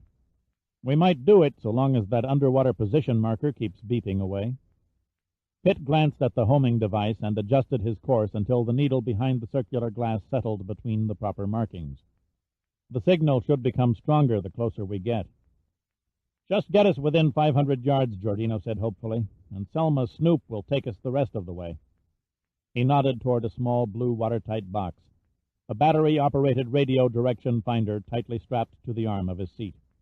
You sure Selma is checked out? Pitt said. She works, Giordino said patiently. Like I said, put us down within 500 yards of the beeper, and I'll put us down on the Starbuck. Pitt smiled. In spite of his indolent attitude, Giordino was a perfectionist who rose to every occasion with a style that always amazed Pitt. He motioned silently to Giordino and lifted his hands from the control column. Giordino nodded and took over command of the aircraft as Pitt unreeled from the cramped pilot seat, left the cockpit, and moved aft into the passengers section of the fuselage. Seated in the plush comfort of the General's private transport were 20 men. Probably, Pitt mused, 20 of the most resigned men on the face of the earth. They were resigned to death. There was no other way to describe it. True, they volunteered, but the prospect of adventure had overridden their desire for a long and fruitful life. Each man was encased in a black rubber wetsuit with the zipper pulled open to allow cool air to evaporate the sweat oozing from his skin. Behind them, lashed to cargo rings on the floor, rested an assortment of equipment and variously shaped bundles. And toward the rear of the fuselage was a row of air tanks, firmly secured and shielded to prevent them from hurtling across the compartment during the touchdown. The nearest diver, a blond man with Scandinavian features, gazed up at Pitt's arrival. Madness, sheer madness. Lieutenant Commander Samuel Crowhaven was definitely a very unhappy man. A promising career in the submarine service, and I have to throw it away by smashing into the ocean in the middle of the night. No great danger. It's really no different than driving a car into a garage, Pitt said soothingly. I wouldn't worry too much. Crowhaven was genuinely surprised. Like driving a car into a... You've got to be kidding. Easing this bird down on the water is my responsibility, Commander. If I were you, I'd worry about what comes next. I'm an engineering officer on a submarine, Crowhaven said morosely. I'm not cut out to play commando. I promise not to murder you and your men on landing, Pitt said quietly. And Giordino will get you to the Starbuck. After that, it's your show. Are you sure she's dry? Except for the forward torpedo compartment, she was dry when I left her. If nothing's been touched, I can have the torpedo room pumped clean and the sub underway inside of 4 hours. The schedule allows for 4.5. That only leaves you a safety margin of 30 minutes. Not much time. It's all you've got. Crowhaven shook his head sorrowfully. Suicidal, that's what it is. You realize, of course, that you may have to fight your way into the sub. As I've said, I'm no commando. That's why I invited those steely-eyed killers from the SEALs. Pitt looked at the 5 men Crowhaven jerked his thumb at. Members of the Navy's Select Security Force. There was no denying that they were a hard-looking lot. They sat off by themselves, constantly checking and rechecking their equipment and weapons. Big, silent, purposeful-looking men, highly trained for fighting on land or underwater. Pitt turned back to Crowhaven. And the others? Submariners, Crowhaven said proudly. Not many to operate a submarine the size of the Starbuck, but if anyone can bring it back to Pearl Harbor, they can. Providing one of the reactors is doing its thing. If we have to start cold, we'll never get her clear in time. You'll have a reactor, Pitt said confidently. He put up a calm front. In truth, there was no way of knowing whether the sub was still there, or if the port reactor was still pounding its atoms. Wait and hope. The phrase crossed his mind again. There was little else he could do except face the obstacles when the time came. But if you have problems, get your men out of there by 0430. I'm no hero, Crowhaven said dolefully. Pitt patted him on the shoulder, turned, and walked back to the cockpit. Admiral Hunter glanced at his watch for the 20th time in the last hour. He mashed out the cigarette he'd been nervously puffing, rose from his chair, and crossed the busy operations room to peer at the huge map covering the wall. Behind him, Denver was slouched in a stiff-backed chair, his feet balanced on the back of another chair. Denver didn't fool Hunter for a moment with his display of indifference. When the message came on the progress of the aircraft, he jerked upright almost instantly. "Big Daddy, this is the Kid. Do you read? Over." Pitt's voice crackled through the amplifier mounted over the radio set. Hunter and Denver were both leaning over the operator before he acknowledged. "Big Daddy here, Kid. Go ahead, over." "Prepare crew for pit stop. I'm going for the checkered flag, over." It was Pitt's signal that he was descending to wave-top level and beginning his final dash prior to ditching the plane in the water over the seamount. The operator answered in the microphone. "Trophy awaits winner, over." "See you in the winner's circle, Big Dad." The voice over the speaker stopped in mid-word. Hunter snatched the microphone. "Come in, Kid. This is Big Daddy, over." There was a pause. Then the voice came in stronger with a slight change in tone. "Sorry, Big Daddy, for the delay. What are your instructions? Over." "Instructions?" asked Hunter slowly. "You request instructions?" "Yes, please comply." As if in a trance, Hunter set the microphone down and switched off the transmission switch. "Dear God, they're onto us," he said mechanically. Denver couldn't hide his shock. "That wasn't Pitt's voice," he said incredulously. "Delphi's transmitter must have invaded the frequency." Hunter slowly sank into a chair. "I should have never gone along on this insane scheme. Now there's no way Crowhaven can communicate with us once he's entered the Starbuck." "He could transmit in code through the communications computers," Denver offered. "Have you forgotten?" Hunter said impatiently. "The communications computers weren't installed in time for the Starbuck sea trials. The radio can only be operated on standard frequencies. Until the Marines move in on Delphi's transmitter, he'll be monitoring every open frequency on the air. Even if Delphi isn't wise to our exact plans as of this moment, he'll know he's been had the instant Crowhaven begins sending." "And attack the Starbuck or blow it to pieces," Denver finished. Hunter's voice dropped until it was barely distinguishable.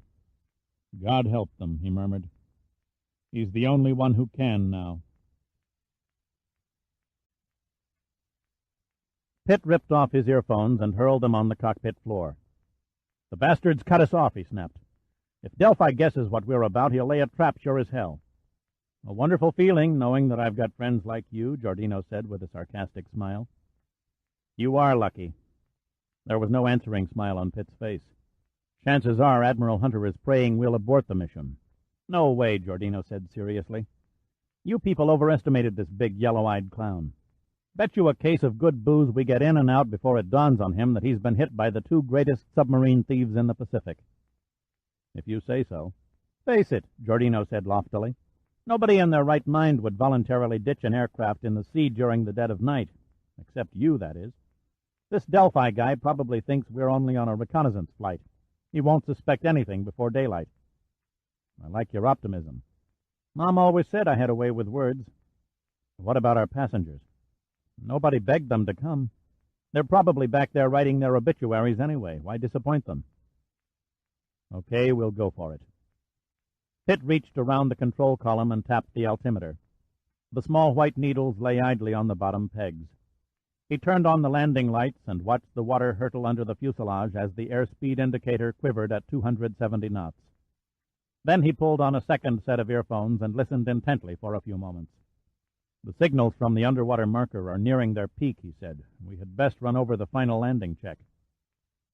Giordino sighed lazily, unbuckled his seatbelt, moved back to the engineer's panel, and passed the checklist to Pitt. "Read it back to me." Pitt read off the numbered items on the printed card while Giordino acknowledged.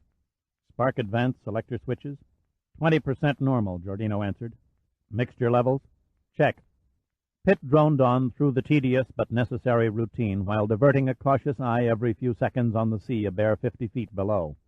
Finally, he reached the last item on the card. "Center wing tank line valve and boost switches." "Closed and off." "That's it," Pitt said, flipping the check card over his shoulder onto the cabin floor. "Nobody will need that again." Giordino bent over the controls and pointed. "The stars near the horizon straight ahead. They're fading out." Pitt nodded. "The fog bank."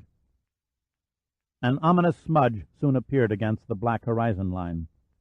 Pitt gradually closed the throttles until the airspeed indicator read 120 knots. "This is the magic moment," Pitt said quietly. He glanced briefly into Giordino's dark eyes. His friend's face, though unsmiling, was calm and unworried. "Give me 100-degree flaps," Pitt said. "Then get back in the main cabin with the others and act like a bored streetcar conductor. I'll entertain them with a series of my best yawns." Giordino leaned over the co-pilot seat and held the on position of the flap switch until it registered 100 degrees. "So long, pal. See you after the bash." He gave Pitt's arm a gentle squeeze, then he turned and left the cockpit cabin. There was a crosswind. Pitt crabbed the C-54 to compensate for the drift. As the plane settled a few feet lower, he could clearly make out the height of the swells in the brilliance from the landing lights. He silently wished he could have laid her on the surface with no beams showing, but that would have been impossible. "Not yet. Not yet," he said over and over in his mind. 3 more miles. It would take split-second timing to ease the plane down short of the marker and the fog, and still have momentum left to carry it well into the target area. The airspeed was dropping past 105 knots. "Easy, baby. Don't stall on me just yet." Pitt concentrated on keeping the wings level. If one of the tips dug into a wave crest, the plane would be transformed into a giant cartwheel. He gently nudged the plane lower, dropping behind the rows of waves, attempting to land on the downward side of one, using its slope to slacken the impact. The propellers were throwing up huge billows of spray behind the engine nacelles, and the fog was beginning to enshroud the cockpit windshield when the first impact came. It was like a clap of thunder, only louder.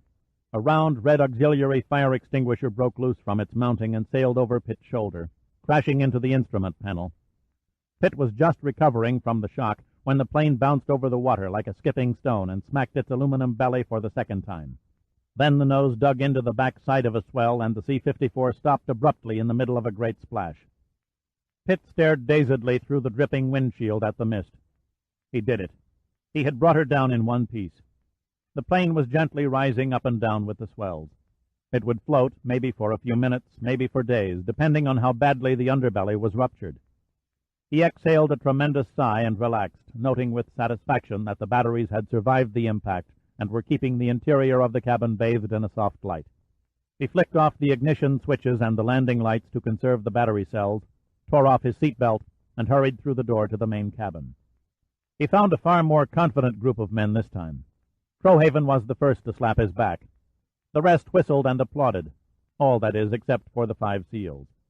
They were already efficiently going about their business, removing the escape hatch and checking each man's equipment. "Good show, Dirk." Giordino grinned broadly. "I couldn't have done better myself. Coming from you, that's a blue ribbon compliment." Pitt quickly donned his diving gear, slipping on an air tank and adjusting a face mask. "How long will she float?" asked Crowhaven. "I checked the lower deck," said Giordino as he examined the air tanks on Pitt's back. "There's only minor seepage." "Shouldn't we chop a hole in her so she'll sink?" Crowhaven persisted. "Not a wise move," Pitt answered. "When Delphi discovers an abandoned aircraft floating around with no crew, he'll think we took to the life rafts. That's why I left all the rescue equipment back at Hickam. It would never do for him to find the life raft safe and sound and unopened. Hopefully he'll be searching for us on the surface while we're below." "There must be an easier way to make Admiral," Crowhaven said acidly. Pitt went on. "When you get the sub underway, communicate with Admiral Hunter on 1250 kilocycles." Crowhaven's eyes narrowed. "You're putting me on. That's a commercial frequency. I could get my tail in a sling with the Federal Communications Commission if I transmitted over 1250. "Very likely," Pitt agreed wearily. "But Delphi's got a monitoring system that won't quit. He's already invaded our pre-planned frequency. 1250 is your only chance of getting through. We'll worry about where the chips fall if we're lucky enough to enjoy the next sunrise." Pitt pulled on his fins and checked his breathing regulator. Then he leaned out the open hatch and peered into the blackness. The swells were washing across the leading edge of the wings as the plane took on a slight nose-downward attitude. He turned to Giordino. "Ready with your magic box?" Giordino held up the signal detector. "Shall we?" "Yes, let's." "Go find us a submarine," Pitt said, nodding out the hatch. Giordino sat with his back facing the water for a moment while he adjusted his mouthpiece. Then he threw a jaunty wave to Pitt and disappeared backward into the sea. Silently, one by one, 5 SEALs and Crowhaven, followed by his men, splashed into the darkness outside the aircraft. Each went through the door grim-faced. Pitt glanced below him and observed the underwater dive lights blinking on and wavering into the distance as each man aimed his beam on the man ahead and began swimming downward into the depths. Pitt was the last to leave. He took one last look around the interior of the aircraft, and, like a man leaving the house for a weekend vacation, he dutifully opened the cover to the cabin circuit box and switched off the lights. Chapter 15. The dark, tepid Pacific water closed over Pitt's head. He momentarily allowed his body to go limp in the weightless dimension of the sea. The circular beam from his dive light illuminated the diver 20 feet below, who was looking over his shoulder to see if Pitt was trailing his kicking fins. It suddenly occurred to Pitt that being last man in line might be dangerous. The suffocating blackness plunged him into a profound sense of anxiety. He was certain that every type of predator imaginable was sneaking into position for a quick bite of his legs. Every few seconds he spun around, flashing the light in all directions, but met no monsters of the night. The only odd-looking creature in his field of vision was his fellow human swimming unconcerned below. Pitt's apprehension eased somewhat when the bottom loomed up through his face mask. For all he knew, he might have been swimming upside down. The rocks took on morbid shapes with ghost-like faces, but they seemed like old friends when he reached down and touched their coarse, solid features. A nervous squid, the first sign of sea life, dashed across his narrow angle of sight and vanished. Then the rock formations tapered away and the seafloor became sandy. Pitt's adrenaline surged through his body as a huge black shape rose up under the swaying concert of light beams. The Starbuck lay just as he'd left her, looking like a great spectral monster in the blackness.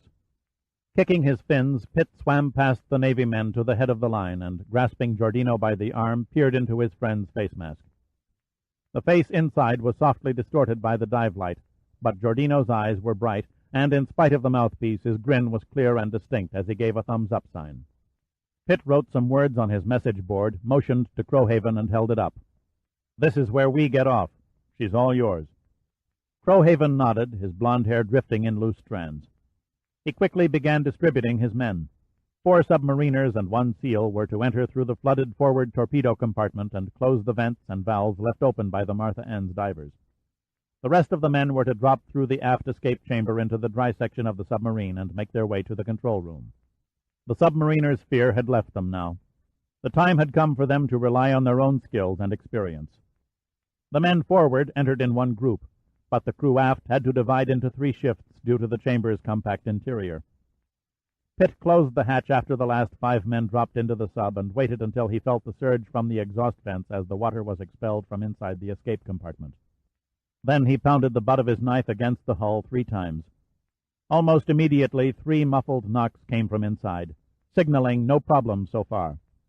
Pitt swam along the narrow top deck to the bow, where he repeated his poundings. The reply came back much slower this time, with more of a muted sound, due to the acoustics of the flooded torpedo room. Pitt wrote again on the board. "Entrance around somewhere, 18 minutes."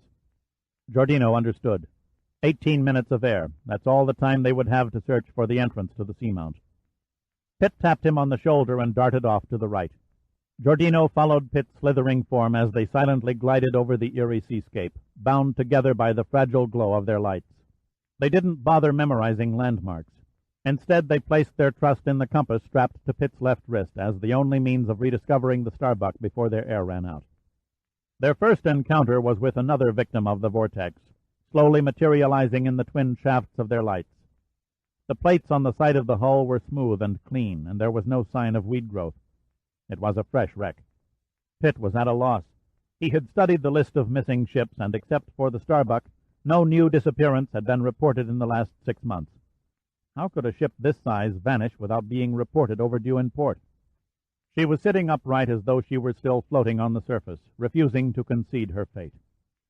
They swam past the deserted decks and saw that she had once been a trawler, a large one. A pity, Pitt thought. She was certainly a fine ship. The bulwarks gleamed and the superstructure fairly bristled with the latest design in electronic scanners and antennae. So far there was no sign of Delphi's men, but just to be on the safe side, Pitt gestured for Giordino to stand watch while he searched the bridge. Giordino waved a hand in acknowledgment, stationing himself at a bulkhead below the starboard bridge wing, where he switched off his light and instantly melted into the black depths. Pitt snaked through the open door of the wheelhouse and into its ominous crypt-like interior. He shined his light about, rooted to the spot by the strange surroundings. His eye caught an ugly, transparent snake that wiggled across the ceiling and dissolved into an open vent. Then another long reptilian form that slithered into a ceiling corner and then slowly meandered into the vent. The snakes were streams of his own exhaust bubbles that had risen to the top of the cabin before discovering an escape route to the surface. Pitt didn't know what he expected to discover in the ship, but what he found gave him nightmares for many years to come.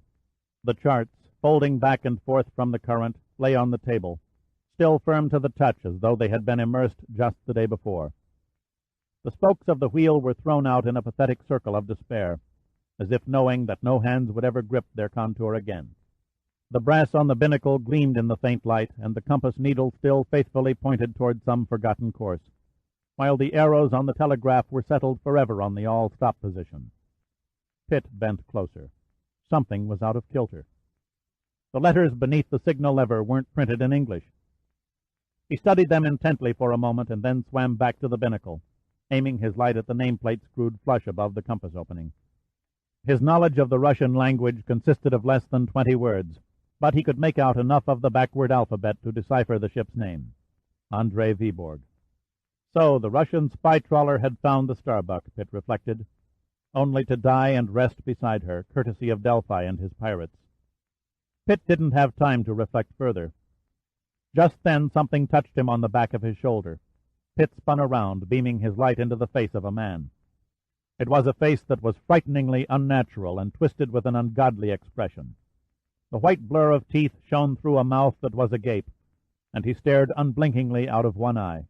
The other eye was hidden by a small crab that had eaten itself halfway into the socket.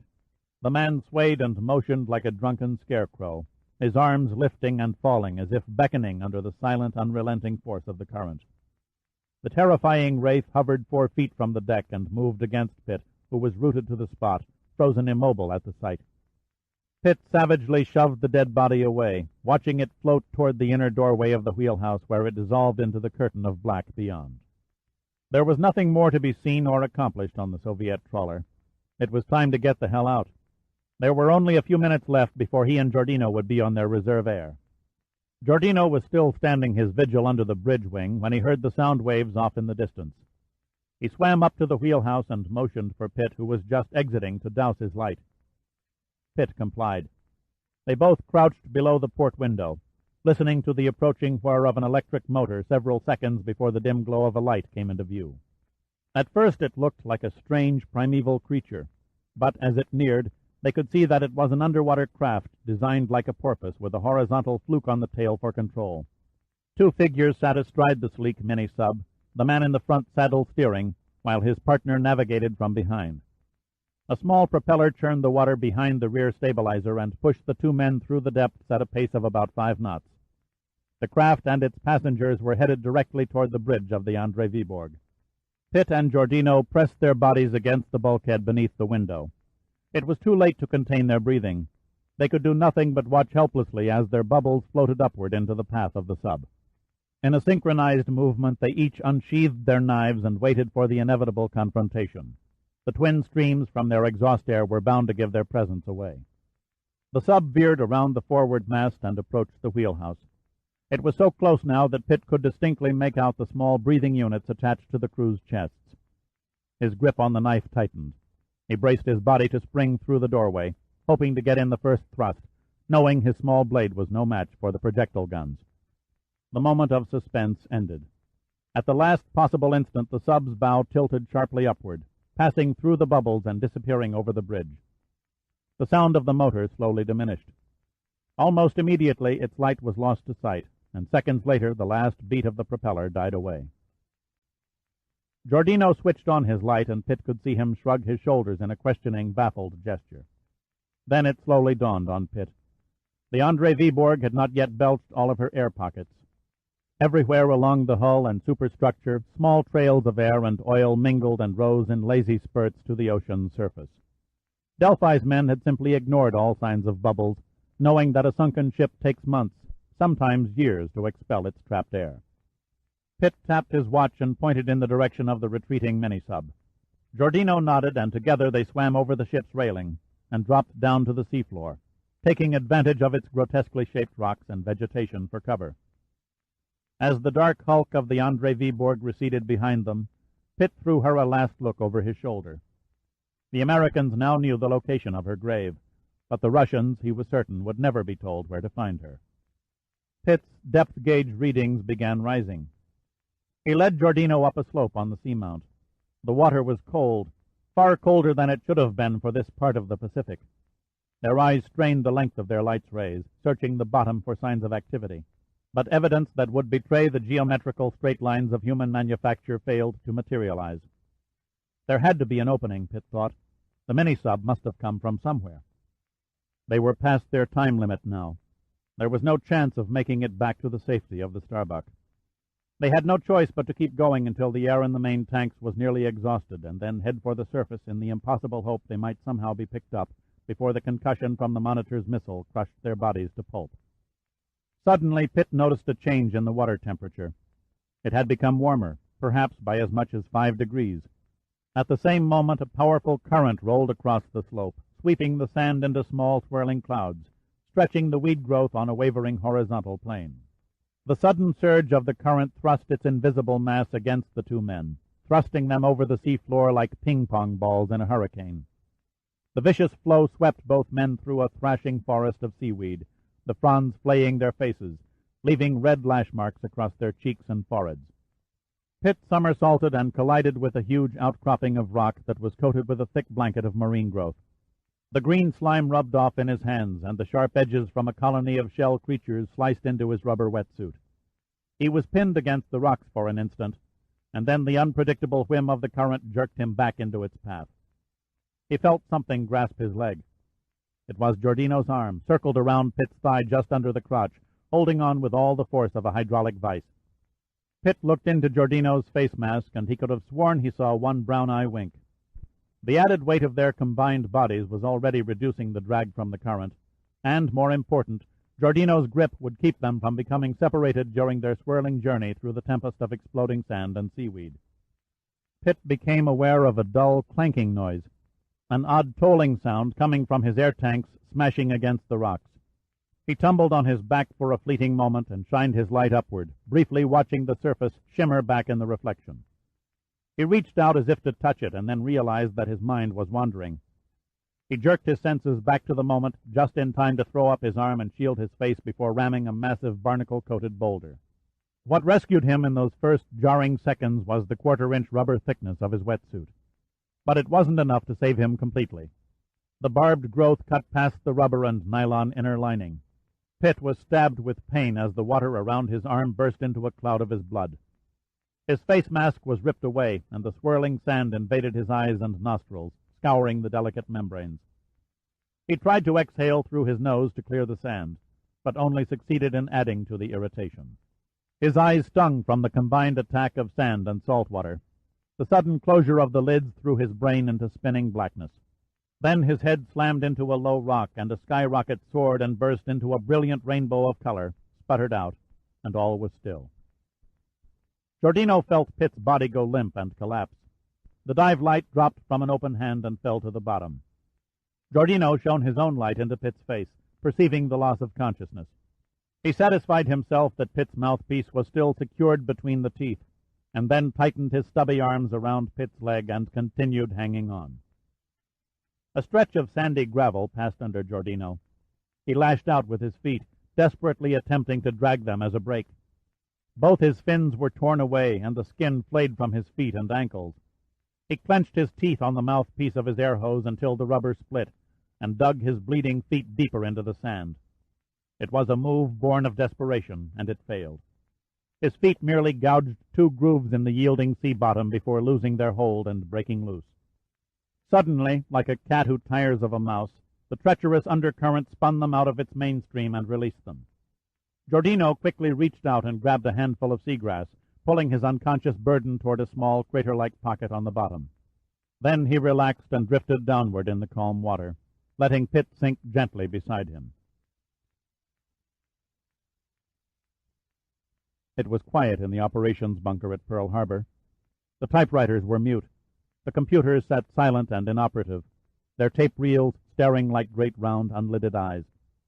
Half the staff was grouped around the radio center, the men thoughtfully smoking and saying nothing, the women nervously pouring coffee, looking pale and drawn. The tenseness in the atmosphere lay heavily and drained everyone's energies. Hunter and Denver sat on either side of the radio operator, looking at each other through tired, bloodshot eyes. Denver pulled a small plastic vial from his breast pocket and idly toyed with it, rolling it back and forth on the table. Hunter studied him for a moment and then raised his eyebrows questioningly. "What's that thing?" Denver held it up. "Pitt gave it to me to have analyzed. It was originally in a hypodermic syringe." "Pitt gave it to you?" Hunter persisted. "What's in it?" "DG-10, Denver said briefly. "One of the deadliest poisons around. Extremely difficult to detect. The body has all the appearances of a heart seizure." "What was he doing with it?" Denver shrugged. "I don't know. He was very sly about it. Said we'd know in the end." Hunter's eyes were remote, unseeing. "An enigma. That man's a don't-give-a-damn enigma." "Telephone, Admiral." Hunter was interrupted by an officer who held out a receiver. "Who is it?" The officer looked lost for a moment, then hesitantly said, "It's Aloha Willie, the late-night disc jockey on radio station Popo." Hunter's mouth dropped. "What is this, mister? I don't want to talk to any damn disc jockey. How did he get on our private lines anyway?" The officer looked extremely ill at ease. "He said it was urgent, sir. His contest riddle is, the blackbird has come home to nest. He said you'd win a prize if you knew the answer." "What nonsense is this?" Hunter fairly exploded. "You tell that nut to—" Suddenly Hunter's lips froze and his eyes widened. "My God, Crowhaven!" He snatched the receiver and talked rapidly with the voice on the other end of the line. Then he thrust the receiver back at the stunned officer and turned to Denver. "Crowhaven is sending over the frequency of a Honolulu radio station." Denver's expression was one of abject bewilderment. "I don't understand." "It's brilliant, positively brilliant," Hunter said excitedly. "Delphi would never think to monitor the frequency of a commercial broadcast station, especially a rock and roll program. Nobody but a handful of kids would be tuned in at this time of the morning." He leaned over the radio operator. "Set your frequency to 1250. At first the concrete walls were greeted by a loud blast of music which assaulted the eardrums of everyone in the bunker. Then, before the confused staff crowded around the radio fully absorbed the shock, a high-pitched voice that spit words like a machine gun broke through the speaker. "Hi-ho there, you early morning bird watchers. This is Aloha Willie with the top 40 tunes rocking your way across the tropical airwaves with some really great sounds for you discounts. Time now, 3:50. Okay, are you ready, group? Glue your ears to the transistors and listen now as we play the flip side of the latest comedy record by Big Daddy and his gang. Take it away, Big Daddy." The radio operator in the bunker pushed the transmit button and cut in on the program. "Big Daddy calling our gang. Come in, please. Over." "This is our gang, Big Daddy. Do you read? Over." Denver leapt to his feet. "That's Crowhaven. He's done it. He's calling from inside the Starbuck." "We read you, our gang. Over." "Here is the final score. Visitors, 1 run, 1 hit, 3 errors. Home team, no runs, 3 hits, 4 errors." Hunter gazed emptily at the speaker. The code for casualties. Crowhaven has taken control of the submarine, but it cost him 1 dead and 3 wounded. "We acknowledge the score, our gang," droned the radio man. "Our congratulations to the visiting team for their win. When can they leave the ballpark?" The reply came back without hesitation. "The showers are steaming and the locker room should be emptied in another hour. We'll load bus and leave stadium by 0400. Denver rapped the table with his fist and a big smile widened across his cherubic face. "The reactors are generating steam to the turbines, and they'll have the forward torpedo compartment pumped dry in an hour. Thank God they're ahead of schedule." Hunter reached over and took the microphone from the operator. "Our gang, this is Big Daddy. Where is the kid?" "The kid and his sidekick went over the hill in search of a lost gold mine. No word since then. Assume they became lost in the desert and ran out of water." Hunter silently set down the microphone. There was no need to translate. The message was all too clear. "We'll bring you up to date on the sports at 0500, Crowhaven's voice continued. "Our gang out." Aloha Willie cut back in without missing a beat. "There you have it, group. Now for number 12 on the charts. Avery Ents and Pence singing The Great Bikini Ripoff." The radio operator switched off the speaker. "That's it, sir, until 0500. Admiral Hunter moved slowly away and sank in a chair. He stared dully at the wall. "A high price to pay," Hunter said softly. "Pitt should have stayed with Crowhaven," Denver said bitterly. "He should have never gone off in search of your daughter." Denver caught himself too late. Hunter looked up. "I did not give Pitt permission to look for Adrian." "I know, sir," Denver shrugged helplessly. "I tried to discourage him, but he insisted on making the attempt. He does what he wants to do." "Did what he wanted to do," Hunter said hopelessly, his voice trailing off softly. Welcome back to the land of the walking dead. Pitt slowly focused his eyes and looked up into the ever-grinning face of Giordino. "Who's walking?" Pitt muttered. He wished he were unconscious again, wished the burning ache in his gashed arm and the throb from his bruised head belonged to someone else. He didn't move. He just lay there and soaked up the sea of pain. "For a while there, I thought you'd need a casket," Giordino said casually. He held out his hand, and Giordino pulled him to a sitting position. Pitt blinked his eyes to remove the sand and salt water. "Where in hell are we?" "An underwater cave," Giordino answered. "I found it right after you blacked out and we escaped from that god-awful current." Pitt looked around the small chamber, lit dimly by Giordino's dented dive light. It was about 20 feet wide and 30 feet long, and the ceiling was between 5 and 10 feet high. 3/4 of the floor was water, while the remainder consisted of the rocky shelf that he and Giordino rested on. The walls of the semi-flooded gallery were smooth and covered by a score of tiny crabs that scooted about the ledge like frightened ants. "I wonder how deep we are," Pitt murmured. "My depth gauge read 80 feet outside the entrance." Pitt longed for a cigarette. He dragged his sore body across the shelf to one wall and leaned against it, staring in dumb fascination at the blood that splotched his black rubber wetsuit. "A pity I don't have a camera," said Giordino. "You'd make a great human interest story." "Looks worse than it really is," Pitt lied. He nodded at Giordino's feet. "I'm sorry I can't say the same about your bug crushers." "Yeah, I don't think any of my piggies will be going to market for a while." Giordino coughed up mucus and spat it in the water. "Now what?" "We can't go back outside," Pitt said thoughtfully. "With all this blood, we'd draw every shark within 10 miles. He paused, glanced at his watch, and then stared at the water. "We've got nearly 2 hours before the monitor cuts loose. What say we spend it looking around?" Giordino's expression was devoid of enthusiasm. "We're hardly in prime condition to go exploring caves. You know how easily I get bored sitting around." Giordino wearily shook his head. "The things I do for a friend." He took careful aim at a crab, spat, and missed. "I guess anything beats an evening with these guys. What's the status of our equipment?" "I'd hoped you wouldn't ask," Giordino said. "All in about the same shape I'm in.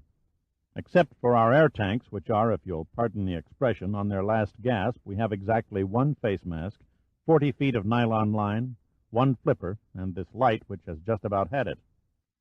Forget the air tanks. I'll try a free dive first." Pitt slipped the fin on a foot and took the nylon cord, wrapping one end around his waist. "You rest easy and hold on to the other end of the line. When you feel 3 jerks, get out of there fast. 2 jerks, pull like hell. 1 jerk, follow me in." "It'll be lonesome here," Giordino sighed. "Just me and the crabs." Pitt grinned. "You won't be lonely long." Pitt picked up the light and sat on the edge of the shelf.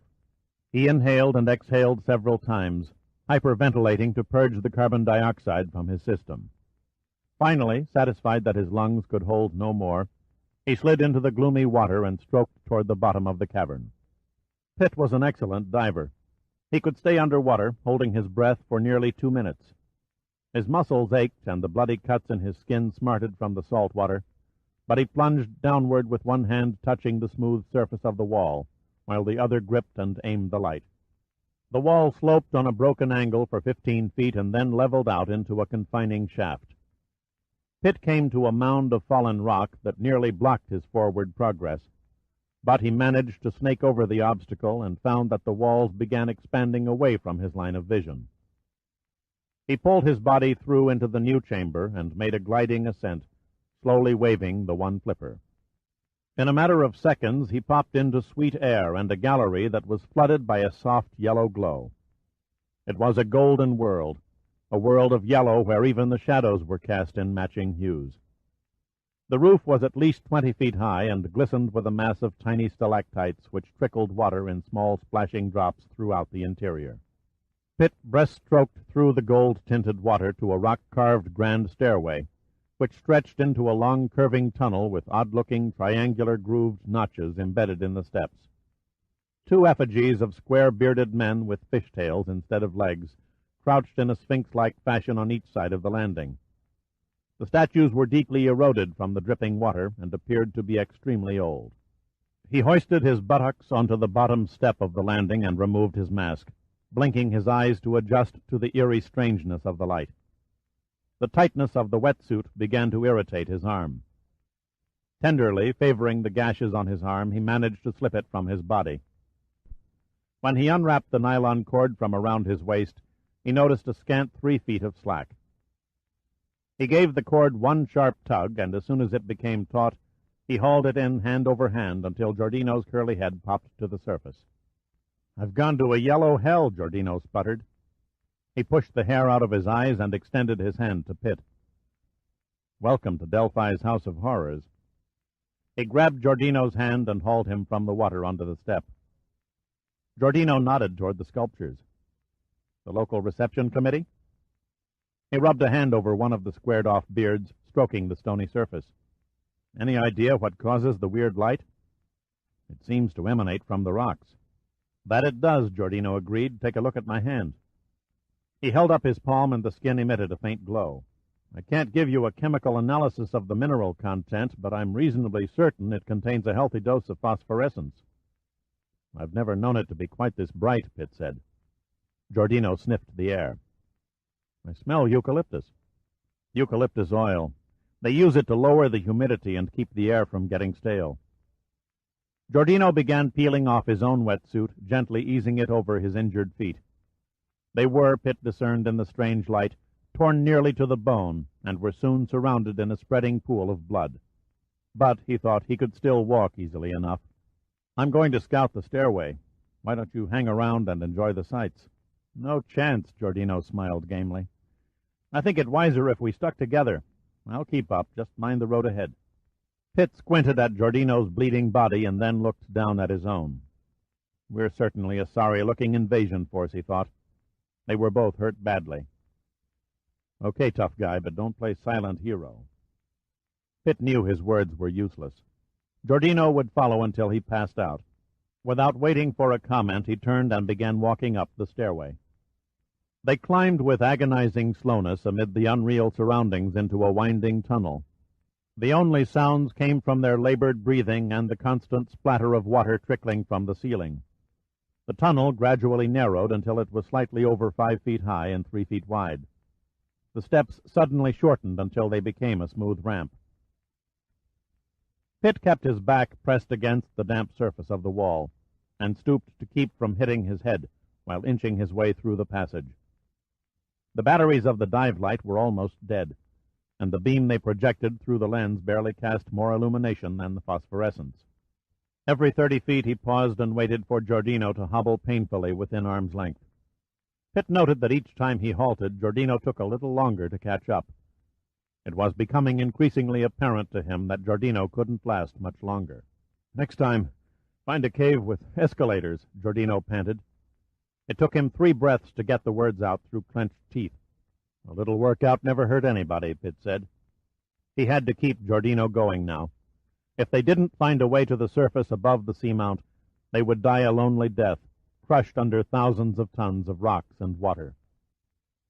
Pitt pushed on. The dive light was down to a faint glow, and he simply, uncaringly let it slip from his hand to the rock floor. He hesitated a moment, staring unconcernedly at the light as it rolled down the tunnel in the direction he had climbed. He vacantly wondered what Giordino would think when it came rattling by. Pitt's goose-flesh rose in unison with the sudden cold air current that danced across his skin. There had to be a vent or an opening ahead. Soon a gentle, textured blue film met his eyes. The blue seemed to waver and alternate in tones that cast soft, animate shadows on the passage walls. Pitt moved closer. The thing swirled with a movement that was familiar. Why can't I recognize it, he dazedly wondered. His brain was fogging. Fatigue rushed through his veins and deadened all his thought processes. He stopped and waited for Giordino, but Giordino did not come. Pitt couldn't combat his feelings of isolation and oppression. For the second time in the last hour, he found himself forcing back the black veil that circled his vision. He reached out with his hand and lightly touched the shimmering blue light. His fingers met with a soft, smooth substance. A curtain, he mumbled to no one. A lousy curtain. He parted the folds and stumbled into a fairyland of gleaming black statuary and blue velvet-covered walls. The huge room was decorated with delicately sculptured fish in ebony stone embedded in a deep indigo carpet. The carpet was unlike anything Pitt had ever seen. It encased his feet to the ankles.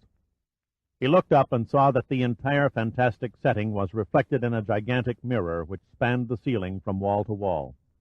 In the center of the room, elevated by 4 carved leaping sailfish, was a clamshell-shaped bed adorned by the body of a naked girl lying on a sparkling satin spread, her white skin contrasting vividly with the blue and black motif of the chamber. She lay on her back with one knee drawn up and one hand palmed around a small white breast as though caressing it. Her face was enticingly hidden by long, sleek hair that glinted in the light as it trailed across the pillow. The rise and fall of her breathing distinctly showed that her stomach was hard and firm. Pitt leaned unsteadily over the bed and brushed the hair away from her face. His touch awakened her, and she moaned softly. Her eyes slowly opened and locked on Pitt, gazing unseeing for a moment until her sleep-dulled brain registered the sight of the bloody spectre standing over her bed. Then her lovely face snapped into shock, and her large, inviting lips opened for a scream that was never uttered.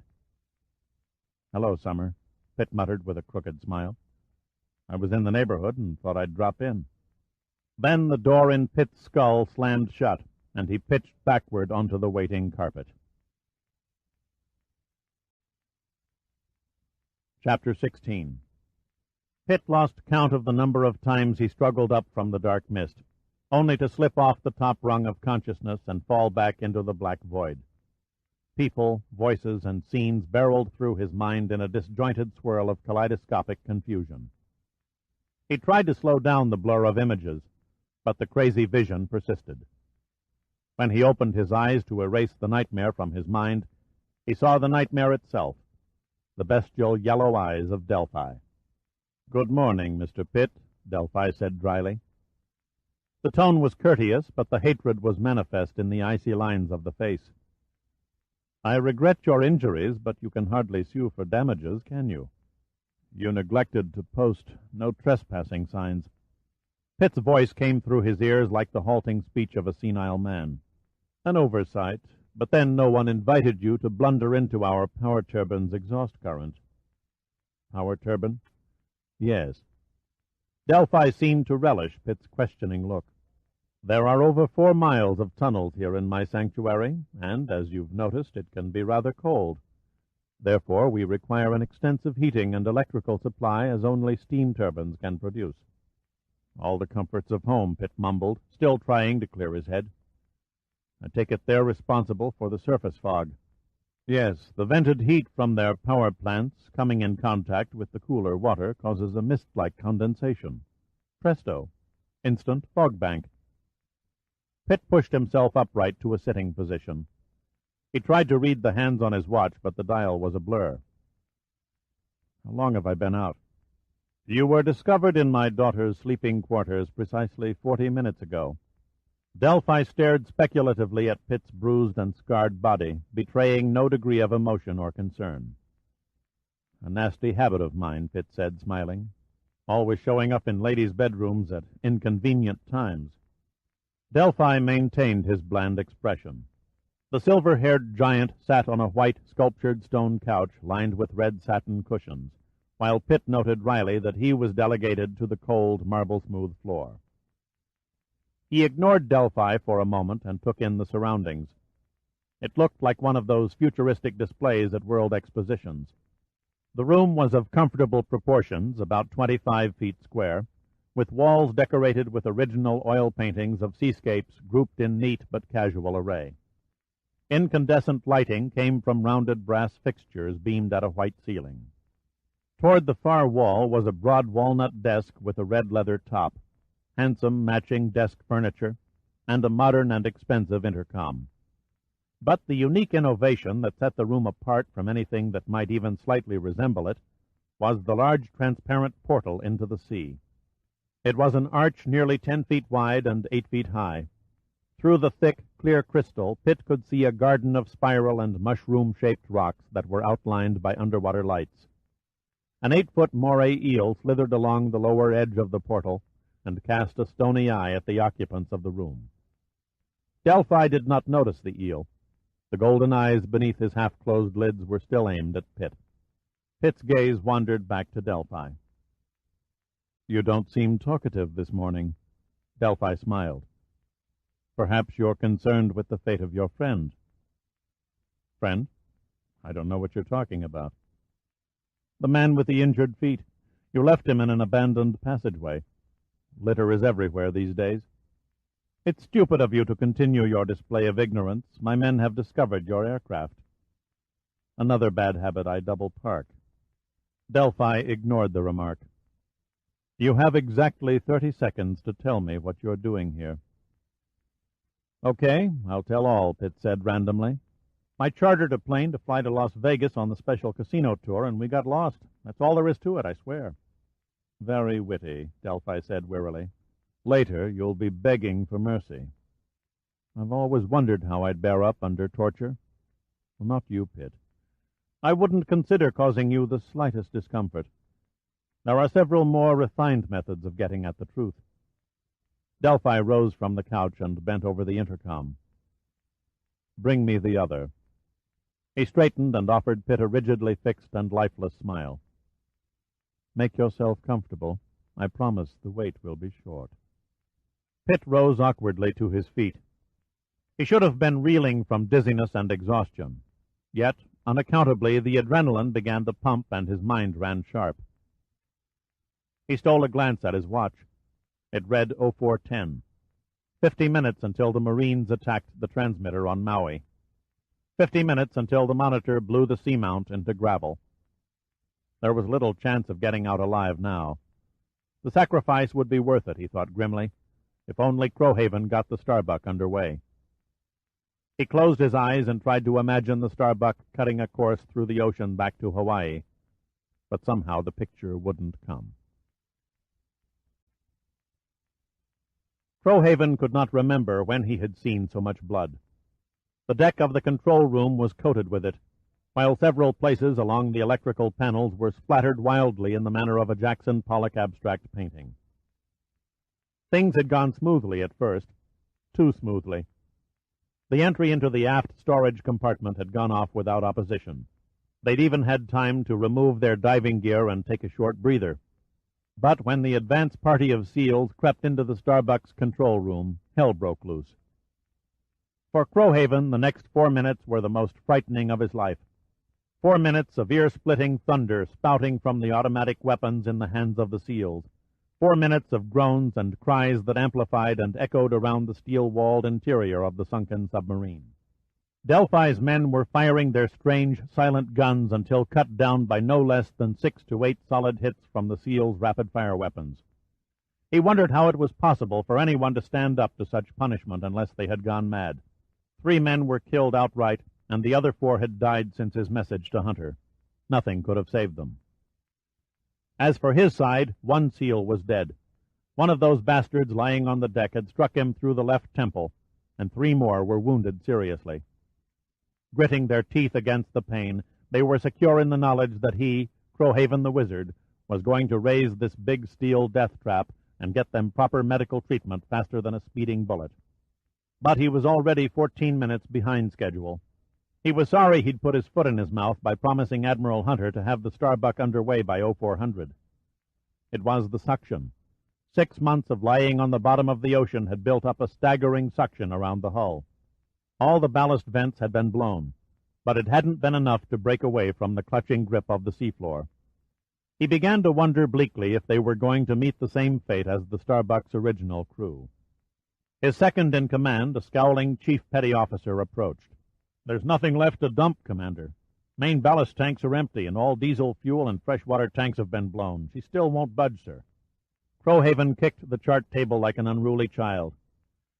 "No, by God, she's going to move if I have to tear the guts out of her."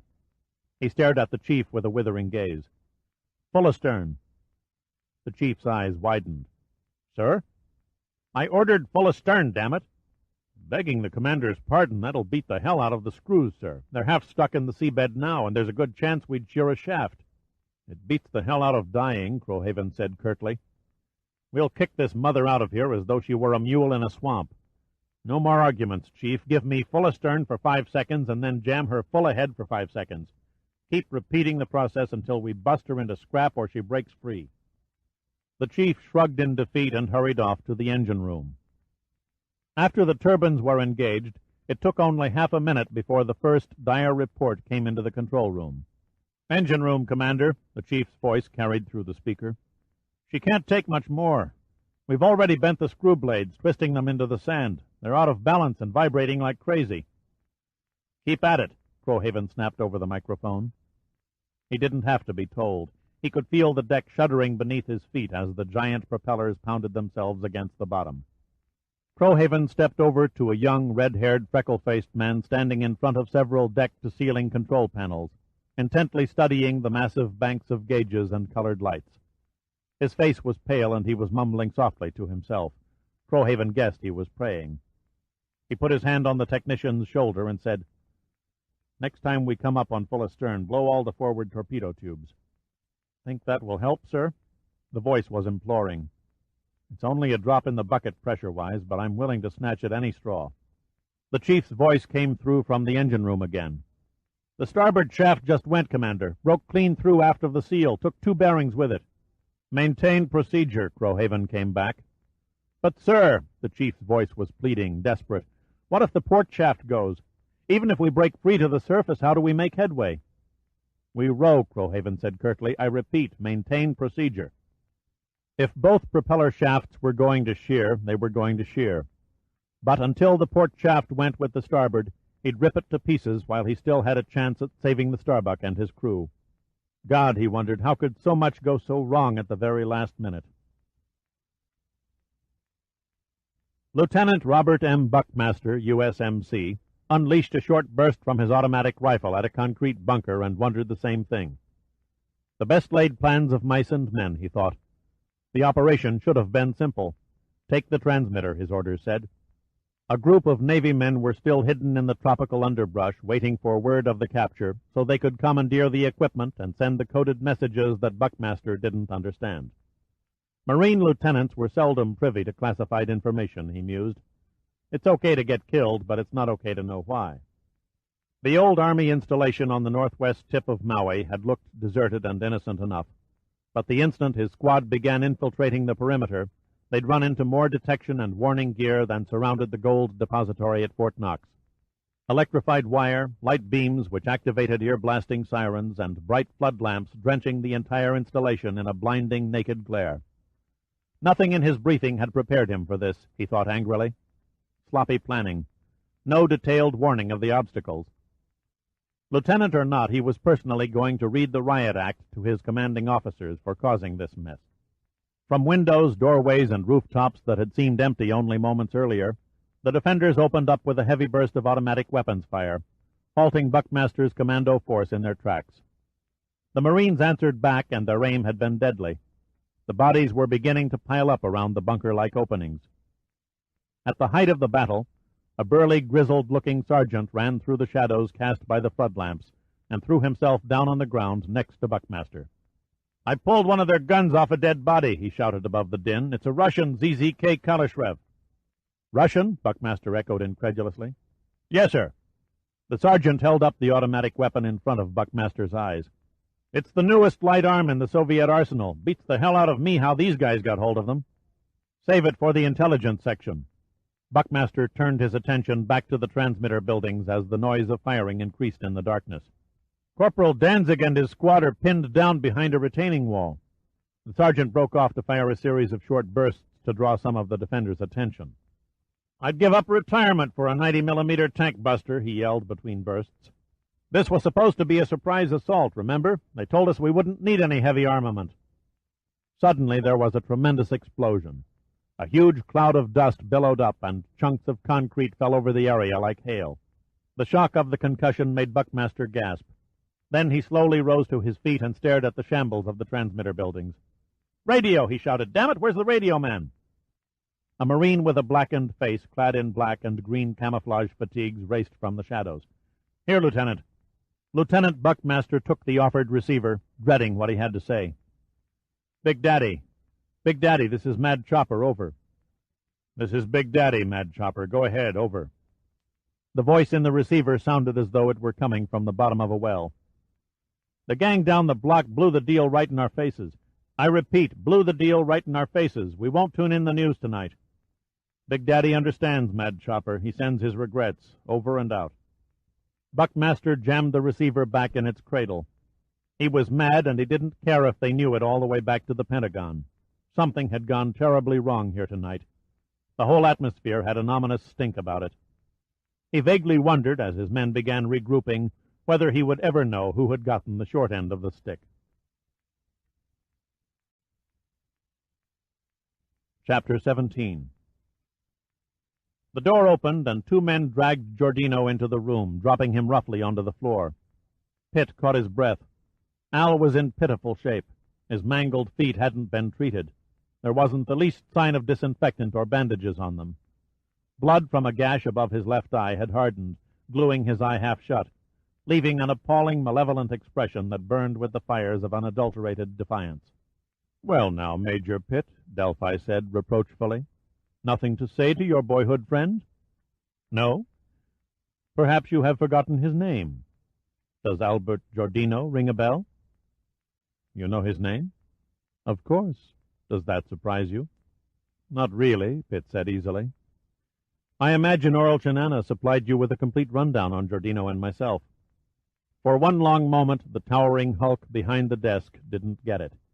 Then Pitt's words began to sink in, and Delphi lifted an interrogatory eyebrow. Captain Chinana? His voice was rock-steady, but Pitt detected a very slight touch of doubt.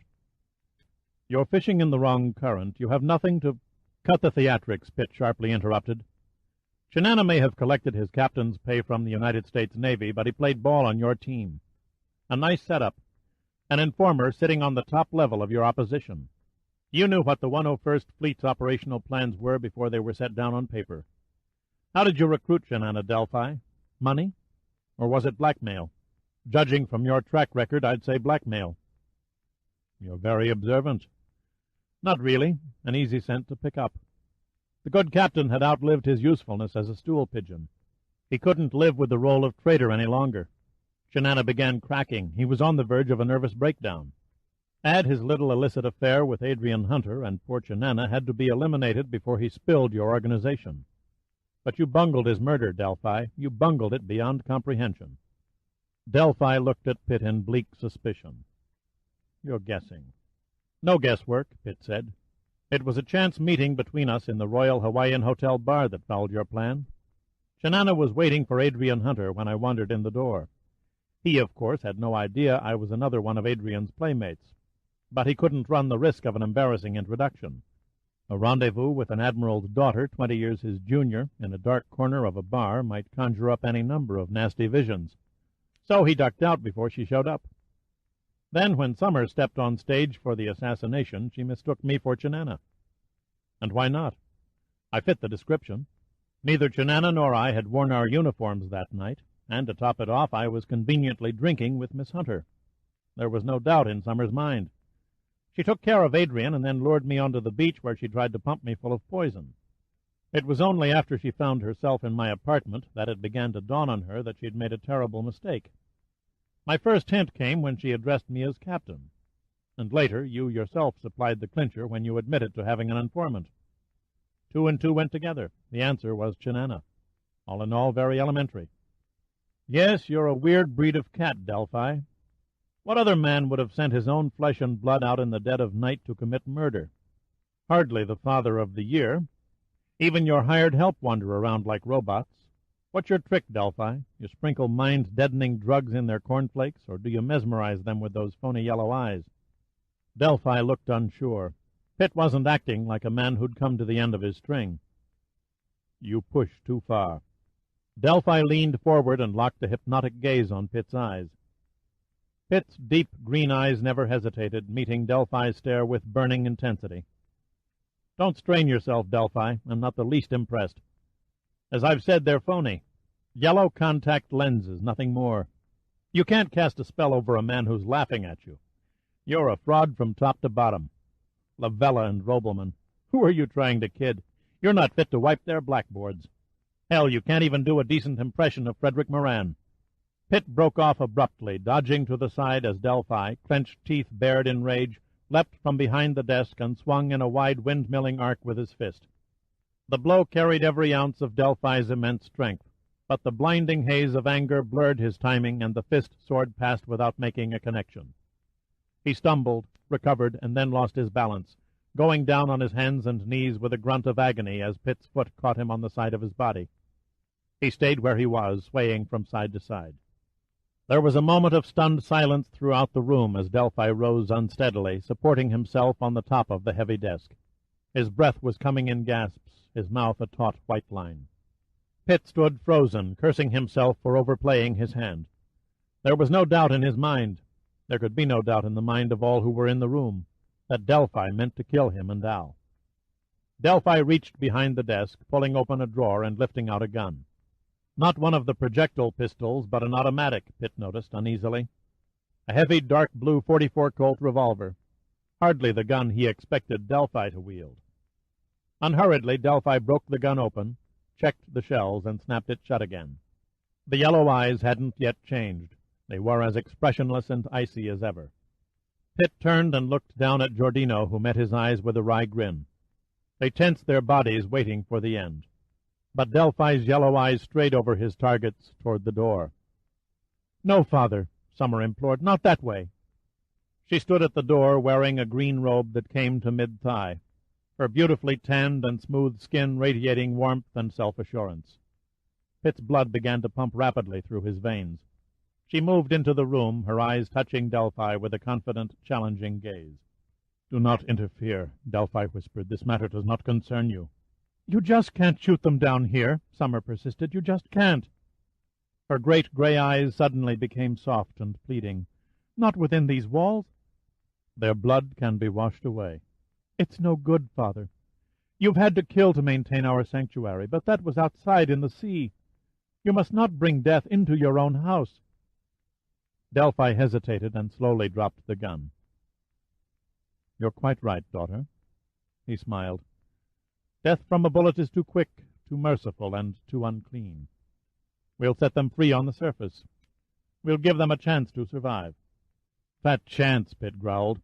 "Hundreds of miles to the nearest land, man-eaters waiting for a bite of human flesh, you're all heart.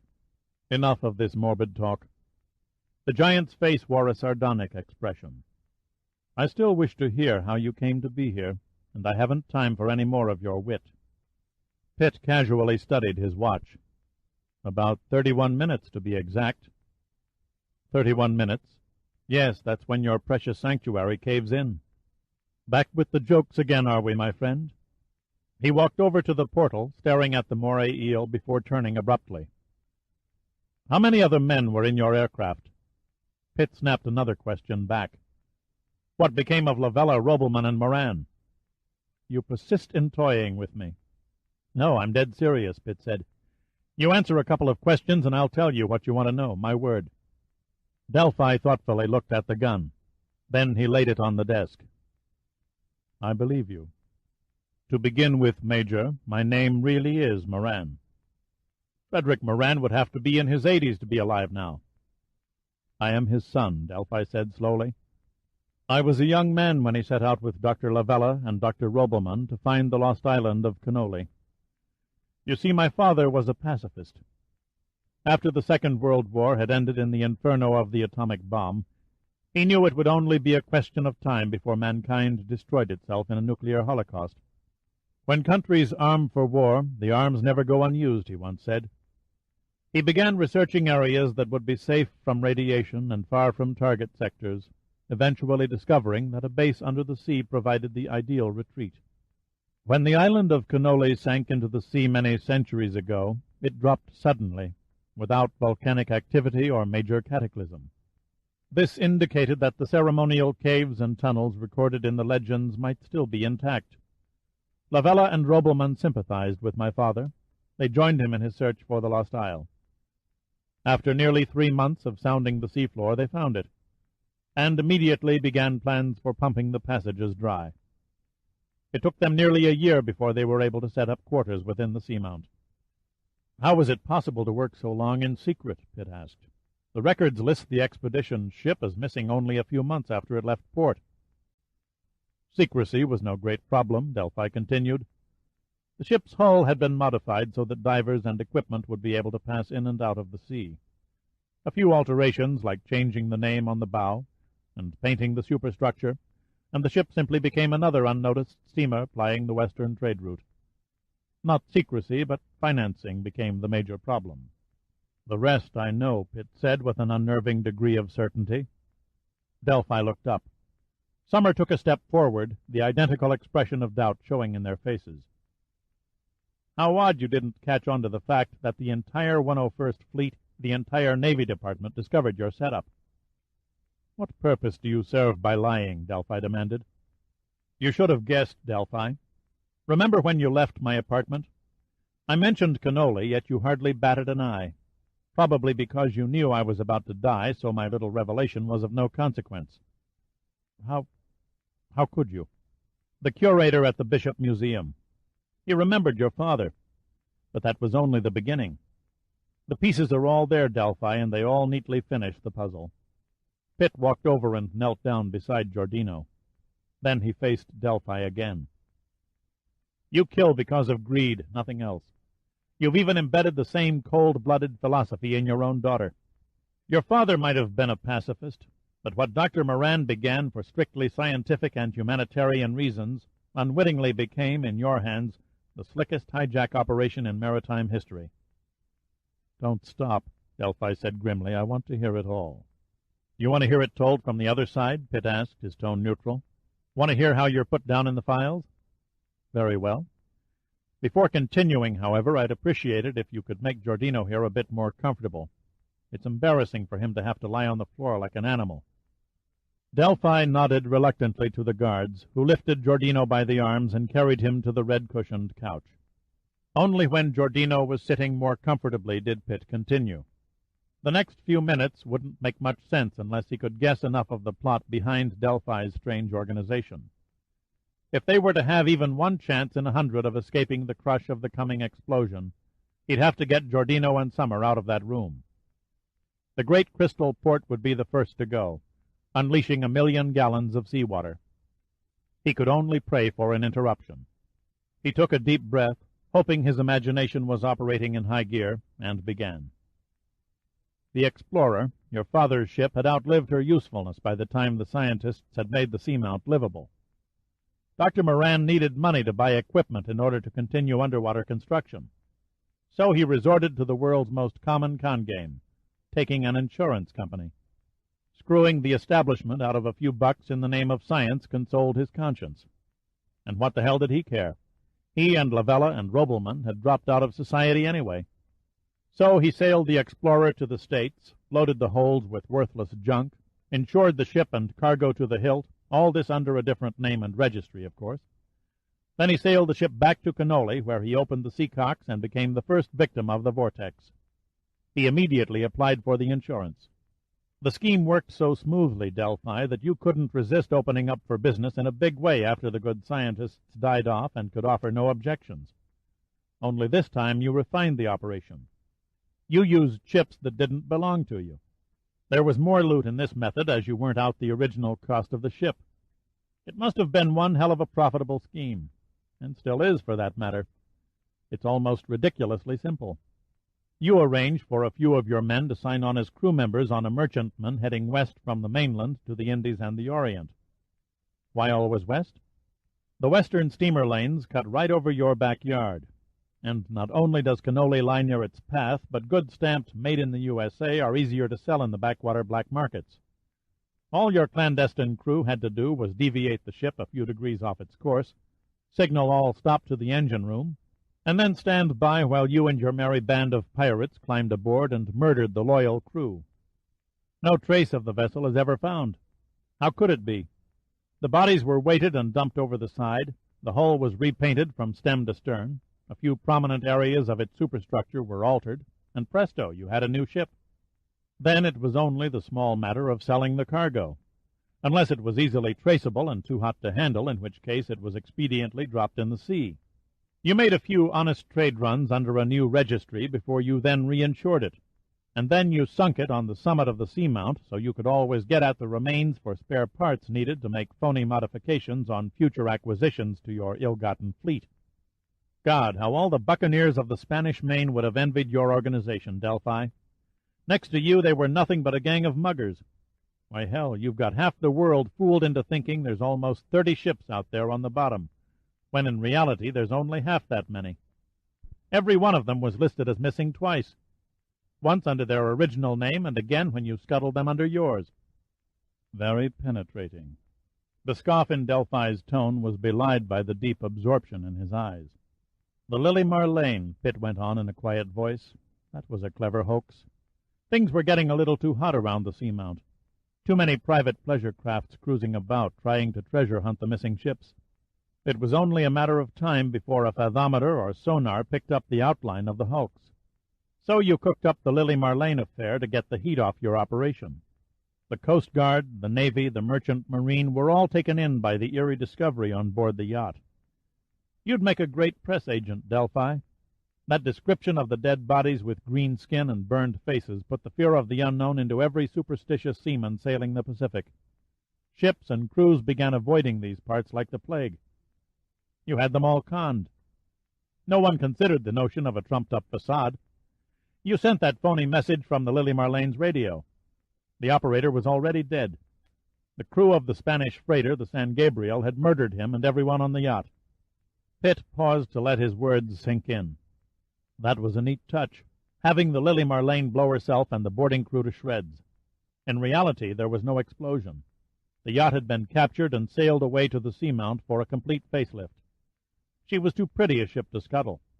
You've probably got her tied up this minute at one of the Honolulu yacht marinas under a new name and registered to the same outfit, on paper at any rate, that owns your other ships. What's the name again? The Pisces Pacific Corporation? Delphi suddenly stiffened. You know about Pisces Pacific? Doesn't everybody? Pitt asked. I can easily inform you that everything you own outside the seamount is under custody at this moment. Your amphibian aircraft, corporation offices, the radio transmitter on Maui, to mention a few. Pitt realized that his imagination had hit home. You've had a good thing going, Delphi. Every contingency was covered. Even if one of your victims managed to get off a Mayday signal, your transmitter on the island effectively garbled it and then rebroadcast a confused message that just happened to mention the ship's position, a position over 100 miles away from where the actual act of piracy actually took place. Delphi's face was a mask of malevolence. You should have died, Pitt. You should have died in triplicate. Ah, yes, Pitt shrugged. The slimy crud in the gray panel truck, for one. A damnably crude attempt for someone of your finesse. But I suppose you were pressed for time, especially since Chinana had informed you that I was placed on duty with Admiral Hunter and his staff that morning. After the botched job by Summer the night before, it would have been awkward if I'd launched an investigation of my own. Or worse yet, if Adrian Hunter let slip a few choice remarks about her affair with Chinana. It all totaled to one conclusion. Pitt had to get flushed and fast. "You're a cunning man," Delphi said slowly. "Far more cunning than I gave you credit for. But it makes little difference now. You've played a bluffing game. Your guesswork is fairly accurate. You missed target on my father, however. He was a good man. He and his fellow scientists were all killed when a pump failed, and they drowned in a flood tunnel shortly before their work was finished. Credit for the missing ships belongs only to me. I planned and conceived the entire operation, beginning with the Explorer. I made mistakes, but none that couldn't be glossed over. Yes, Mr. Pitt, you are bluffing. Captain Chenana kept me informed right up until his unfortunate passing. Admiral Hunter could not possibly have put the entire story together in the last 24 hours. Delphi passed his hand over his brow and rubbed his closed eyes. It was as though he was trying to erase a past error. You were my most inexcusable mistake. 3 decades of perfect isolation, and you nearly destroyed it. 30 years is a long time to get away with so awesome a crime, said Pitt. You destroyed yourself, Delphi. You bit off more than you can chew. Your worst blunder was capturing the Starbuck. It's one thing to hijack a merchant vessel or pleasure boat. The Coast Guard seldom conducts any more than a surface search in the area of the last known position of the missing ship. But when a naval vessel vanishes, the Navy never stops scouring the sea, no matter how far or how deep, until they find the remains. Delphi stared out the portal for a long moment. If Commander Dupree had only kept on his original course, instead of deviating and discovering our sanctuary, he and his crew would still be alive. Pitt's eyes were like round chunks of ice. How did you do it? How did you capture a nuclear submarine while it was underwater? Really quite simple, Delphi answered. My men stretched heavy steel cable in the sub's path, snagging the propellers. When she drifted to a stop, we forced open several of her outside ballast vents, allowing water to enter her air tanks while flooding 2 interior compartments. As the Starbuck sank to the bottom, its low-frequency radio signals were jammed, and the escape hatches were sealed from the outside. Months later, when the food stocks ran out and the crew were weakened by starvation, my people entered and disposed of them. Really quite simple, Pitt repeated grimly. The Starbuck was the greatest prize of the century, the crowning zenith of criminal plunder. And you were home free. The Navy was searching hundreds of miles away. It took only a few days to clean out the flooded compartments, and there sat the Starbuck as good as new in only 90 feet of water. Except you had a problem, Delphi. I couldn't figure it at first. It didn't make sense. Here you have the world's most advanced nuclear submarine, including her missiles complete with warheads, sitting a few hundred yards from your doorstep, and you never moved her as much as an inch because you didn't know how to operate her. The Starbuck is a highly complex piece of machinery. After your father and the other scientists were killed, you were the only one left with any smattering of intelligence. Your entire organization is built on blind obedience to you. None of your people have 1 ounce of smarts. That's why you let Seaman Ferris live, hoping he could be tortured into training your men to at least deliver the Starbuck to a Russian or Chinese port where she could be sold. But Ferris's mind was gone. The ordeal of watching his crewmates and officers either die or disappear until he was the only one left was too much. He snapped. He'll never fully recover. A minor miscalculation, Delphi said tiredly. What happened to the Andrei Viborg, Delphi? Did the Russians decide there was no honor among thieves and make a try at hijacking the Starbuck for themselves? This time you are quite wrong, Major Pitt. Delphi delicately massaged the spot where Pitt had kicked him. The captain of the Andrei Viborg had his suspicions aroused when your ship, the Martha Ann, tarried too long in one spot. He came to investigate. I had no choice but to eliminate him as I had the others.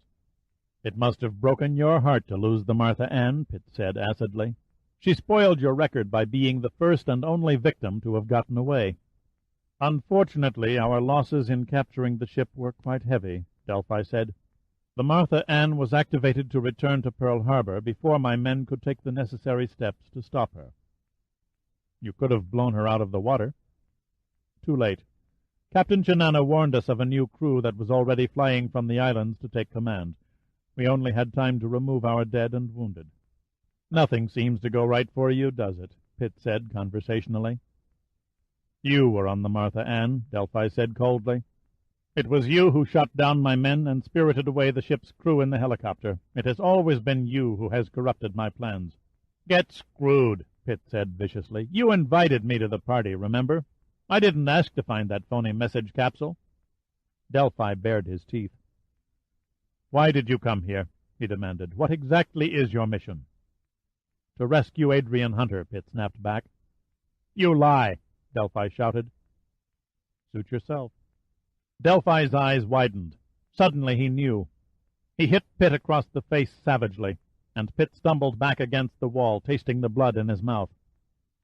The submarine, Delphi said in a quiet, toneless voice. You found the Starbuck operable, killed my men, and escaped with Ferris.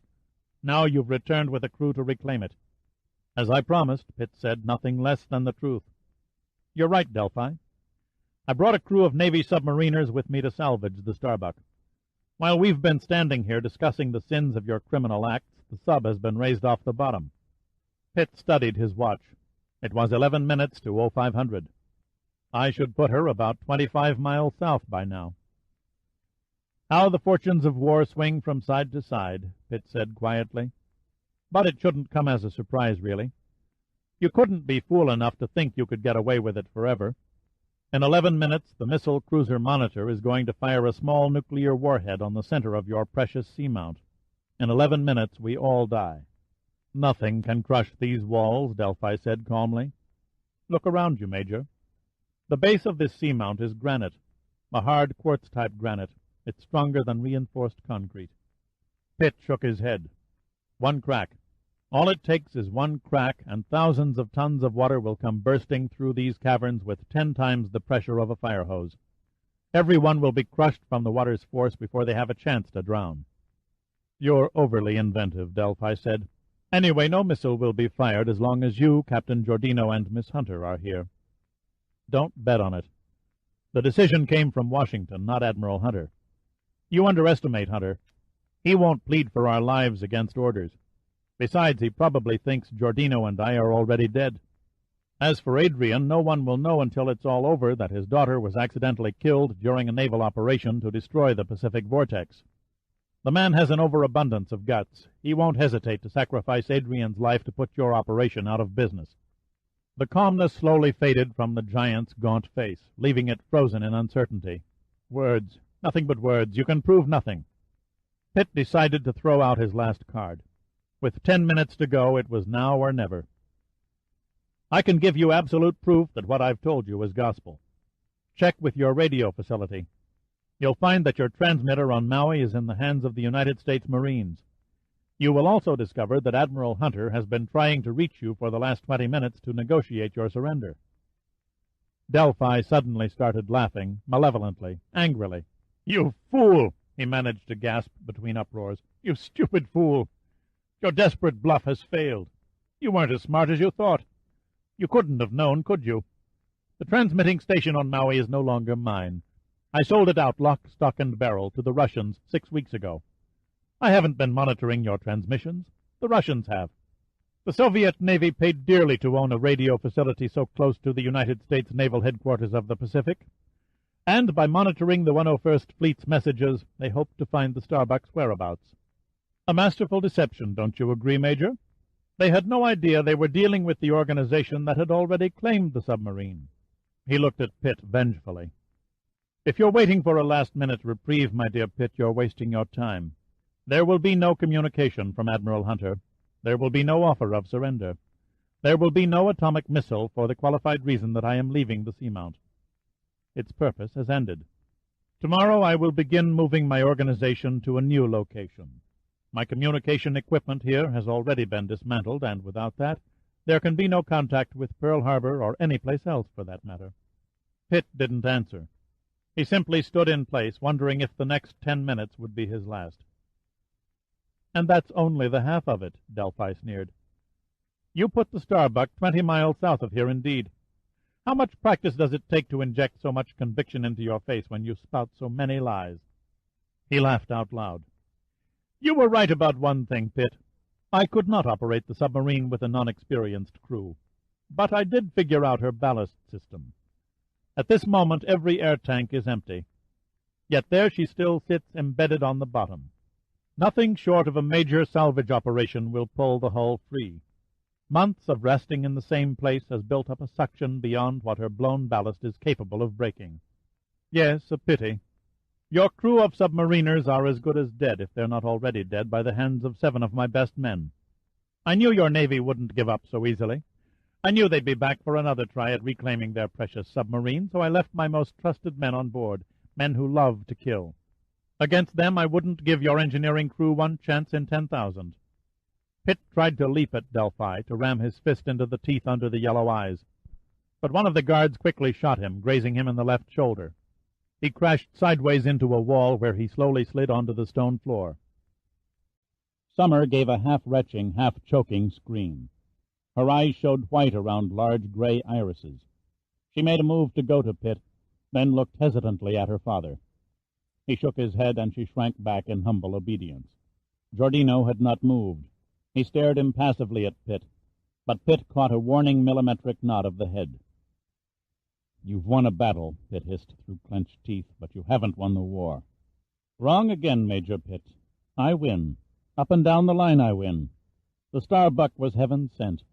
As soon as I can transact her, shall we say, transfer of ownership, I can close out my venture here in the Pacific and retire to less taxing enterprises. I'm sure the new owners will take great delight in the Hyperion missiles." "Nuclear blackmail," Pitt spat thickly. "You're crazy." "Nuclear blackmail? Come, Major. How common of you. That's for fictional spy novels. I have no intention of blackmailing the superpowers over the threat of a nuclear holocaust. My motives are strictly for profit. In spite of what you might think, I have no stomach for murdering women and children needlessly. A man, that's different. Killing a man is the same as killing an animal. There's no tinge of remorse afterward." Pitt pushed himself upright against the wall. "No one knows that better than you." "No," Delphi continued. "My plan is much more subtle, ingenious in its simplicity. I have arranged to sell the Starbuck and her weapons system to one of the Arab oil countries. Which one makes little difference. All that matters is that they are willing to pay a healthy price without haggling." "You're crazy," Pitt repeated. "Totally, hopelessly sick in the head." But Delphi didn't look or act crazy. Everything he said seemed logical. Any one of the rich Arab oil nations would make the ideal buyer. "We shall know soon enough, won't we?" He walked over to the intercom receiver and spoke. "Prepare my mini-sub. I'll be there in 5 minutes." Then he turned back to Pitt. "A personal inspection trip to the Starbuck. I'll give the survivors of your crew, if there are any, your regards." "You're wasting your time," Pitt said bitterly. "I think not," Delphi replied contemptuously. "The submarine sits where I left her. The Navy will never give the Starbuck up. They'll destroy her first. By this time tomorrow they will have no say in the matter. An Arab salvage fleet will be here to raise the hull. These are international waters. Your Navy would never attack another nation over a derelict and be condemned by every country in the world for instigating an act of war. Their only prayer is a deal with the Arabs for the return of the sub. By then I shall have my finder's fee, 300 million British pounds, deposited to a Swiss bank, and be on my way." "You will never leave this seamount," Pitt said, his face twisted in cold hate. "In 8 minutes you will die." Delphi's eyes caught Pitt's. "So? I'm going to die, am I?" He turned as if he were ignoring an insect and moved to the door. Then he looked back. "Then I shall at least have the satisfaction of knowing you died first." He nodded to the guards. "Throw them into the sea." "No last consideration for the condemned?" Pitt asked. "None whatsoever," Delphi said with a satanic grin. "Goodbye again, Major Pitt. Thank you for a most entertaining diversion." The sound of his footsteps died away, and there was only silence. It was 5 minutes before 0500. Chapter 18. The last chapter. Giordino writhed onto his elbows, his entire body leaping in a convulsive spasm as his eyes rolled upward. He fell from the couch, clutching his throat. He had held his breath until his face was nearly purple. He'd even saved a wad of saliva until this moment, letting it burst from his trembling lips in a cloud of spray between labored gasps. It was a masterful performance. and the incredulous and stunned guards were taken in completely. Pitt watched the scene as the two guards, keeping their guns aimed in Pitt's direction, gathered about Giordino and lifted the limp arms across their shoulders. Still without speaking, they motioned for Pitt to walk ahead. He nodded, crossing the room to stand in front of Summer. "Summer," he said softly. He touched her shoulder gently and gazed into her tired face. "I have so much to say and so little time to say it. Will you walk with me?" She nodded and motioned to the guards. They simply bowed their heads in mute understanding. Summer took Pitt's arm and led him out into a well-lit, rock-hewn corridor. "Please forgive me." Her voice was barely more than a whisper. "For what? None of this was your doing. You've already saved my life twice. Why did you do it?" She appeared not to hear. She looked up into Pitt's eyes, and her face radiated a softness and beauty that seemed to make everything else in the passageway dim and fade. "I have a strange feeling when I'm in your presence," she murmured. "It is not simply happiness or contentment, but something else. I can't quite describe it." "The feeling is love," Pitt said tenderly. He bent down, wincing from the pain in his shoulder, and kissed her eyes. The guards on either side of Giordino halted and were stunned. Giordino's feet trailed on the floor. His head lay far across his right shoulder. He was moaning softly, his eyes seemingly shut. The guards did not notice his forearms slipping slowly up their shoulders until his hands rested loosely beside their necks. Then there was a sudden flexing of the great biceps, and the guards were smashed together, bone against bone. Giordino stood there unsteadily on his shredded feet, sporting a satisfied grin. Was that, or was that not, a work of art? Every move a picture, Pitt grinned back. He took Summer's chin in one hand. "Will you help us get out of here?" She raised her head slowly and looked up at him through her spilled red hair like a frightened child. Then she reached around his waist and clung tightly to him. A wall of tears masked the gray of her eyes. "I love you," she said, savoring the words. "I love you." Pitt kissed her again, this time on the lips. "I don't mean to come between you two," Giordino cut in, "but time is short." Summer hurried ahead, peering in both directions at the unconscious guards. "We must go before one of my father's men finds us like this." "Wait," Pitt snapped. "Where's Adrian Hunter? We've got to take her with us." "She sleeps in the room next to mine." "Take us there." She gently touched his shoulder. "But how? You were wounded, and your friend cannot walk." "I've borne his cross for years." Pitt kneeled down, and Giordino, in silent understanding, grasped him around the neck. Then Pitt hooked an arm under one of Giordino's knees and staggered upright. "I must look like a papoose," Giordino grumbled. "You sure as hell don't feel like one." Pitt then nodded to Summer. "Okay, lead on." Summer hurried ahead, peering in both directions at open corridors to see if all was clear. They walked on until someone approached from a side corridor. Summer waved them back. Pitt loosened his hold on Giordino, and they ducked into a doorway. The footsteps of the intruder could clearly be heard along the corridor across the interchange. For 5 seconds the footsteps pounded along the cross passage. Pitt's heart was pounding from exertion, sweat pouring down his face. One fit man against 2 down-and-out derelicts. 2 good legs against 2 wobbly ones. The odds, Pitt decided, were definitely not on their side. Then the footsteps passed the interchange and faded into the other direction. "Come, come," Summer whispered from another doorway further down the passage.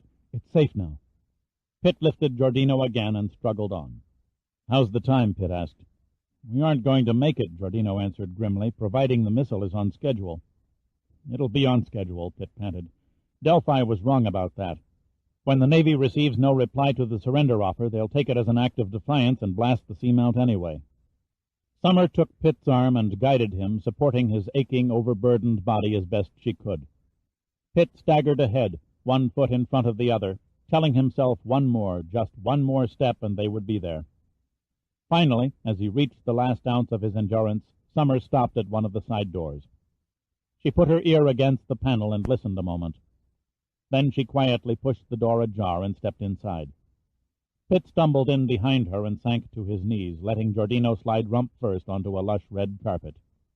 Summer ran up to a large bed carved into the far wall and shook the sleeping Adrian. "Wake up, Miss Hunter. Please wake up." Adrian's response was a soft moan. Summer took her by the wrist and dragged her naked body from the bed. The sleep quickly receded from Adrian's eyes as she became aware of Pitt and Giordino on the floor. Making no attempt to cover her nakedness, she rushed across the room and knelt at Pitt's side. "Oh, my God, Dirk, what happened to you? How did you get here?" "We've come for you," he said between labored breaths. She shook her head slowly, disbelieving.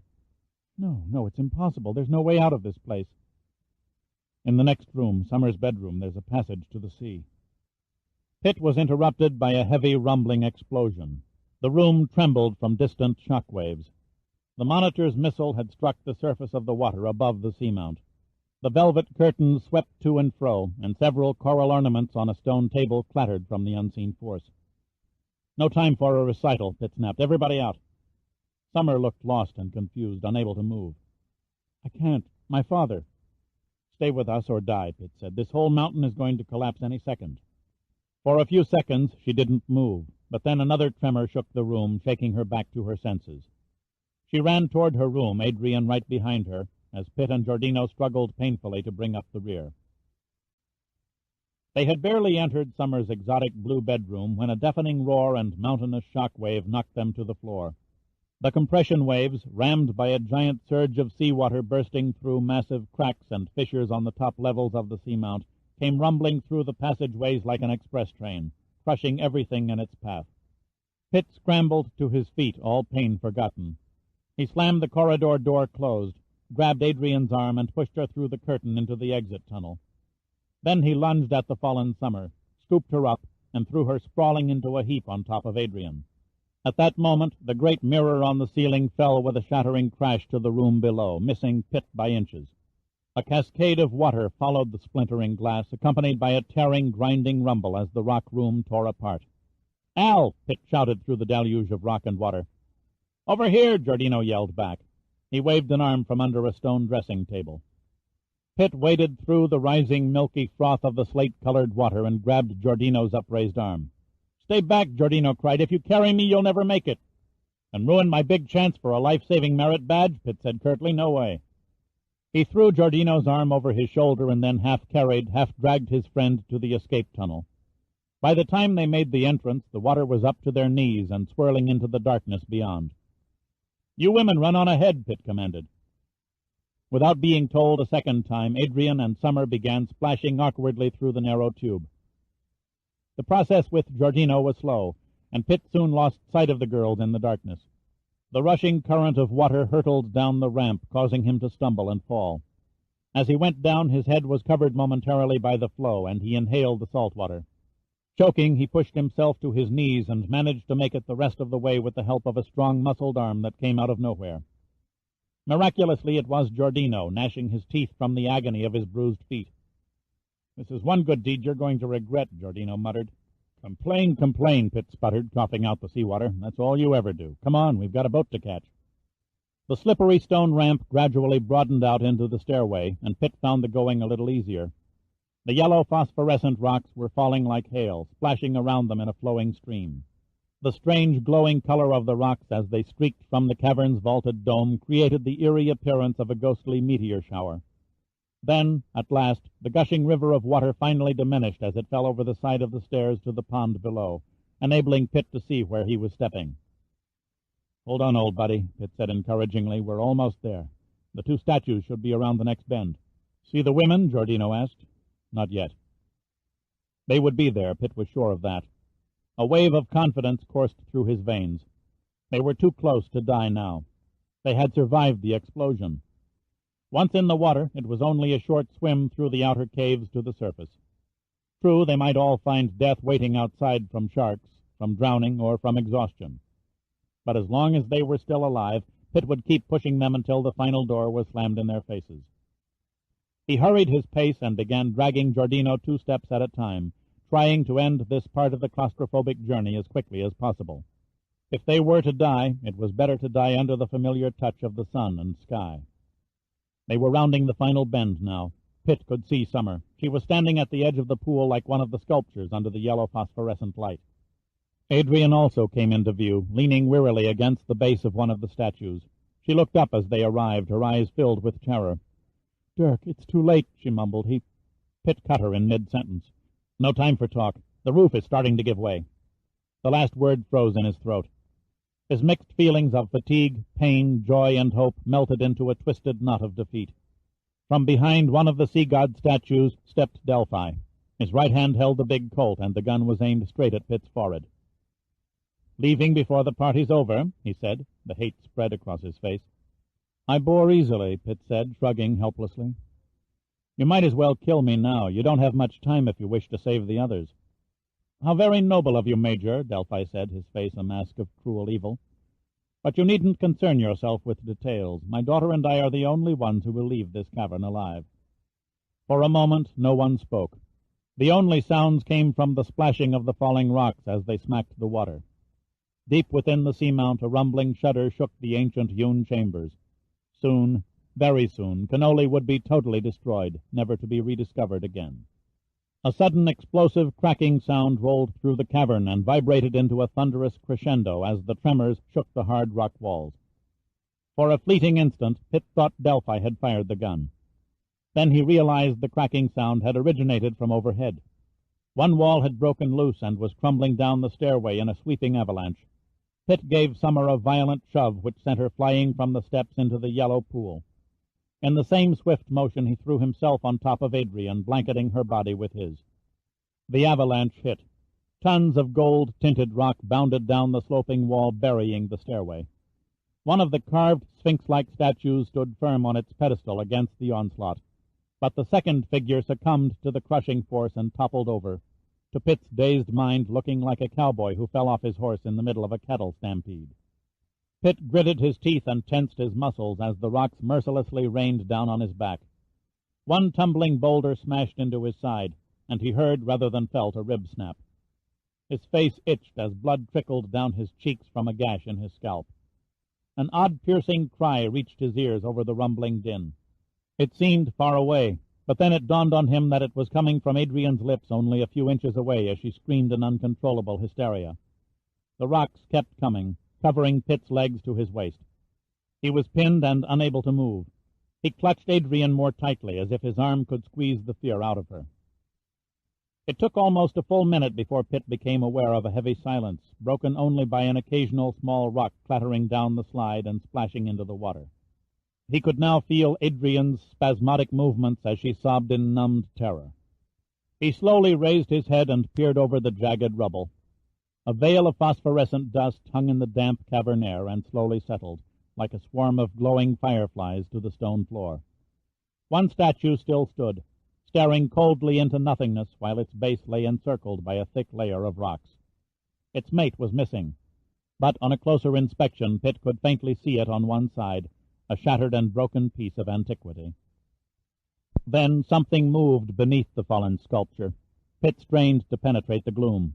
He freed one hand to rub the blood and dust from his eyes. The object rose slightly and turned, two glinting eyes staring in Pitt's direction.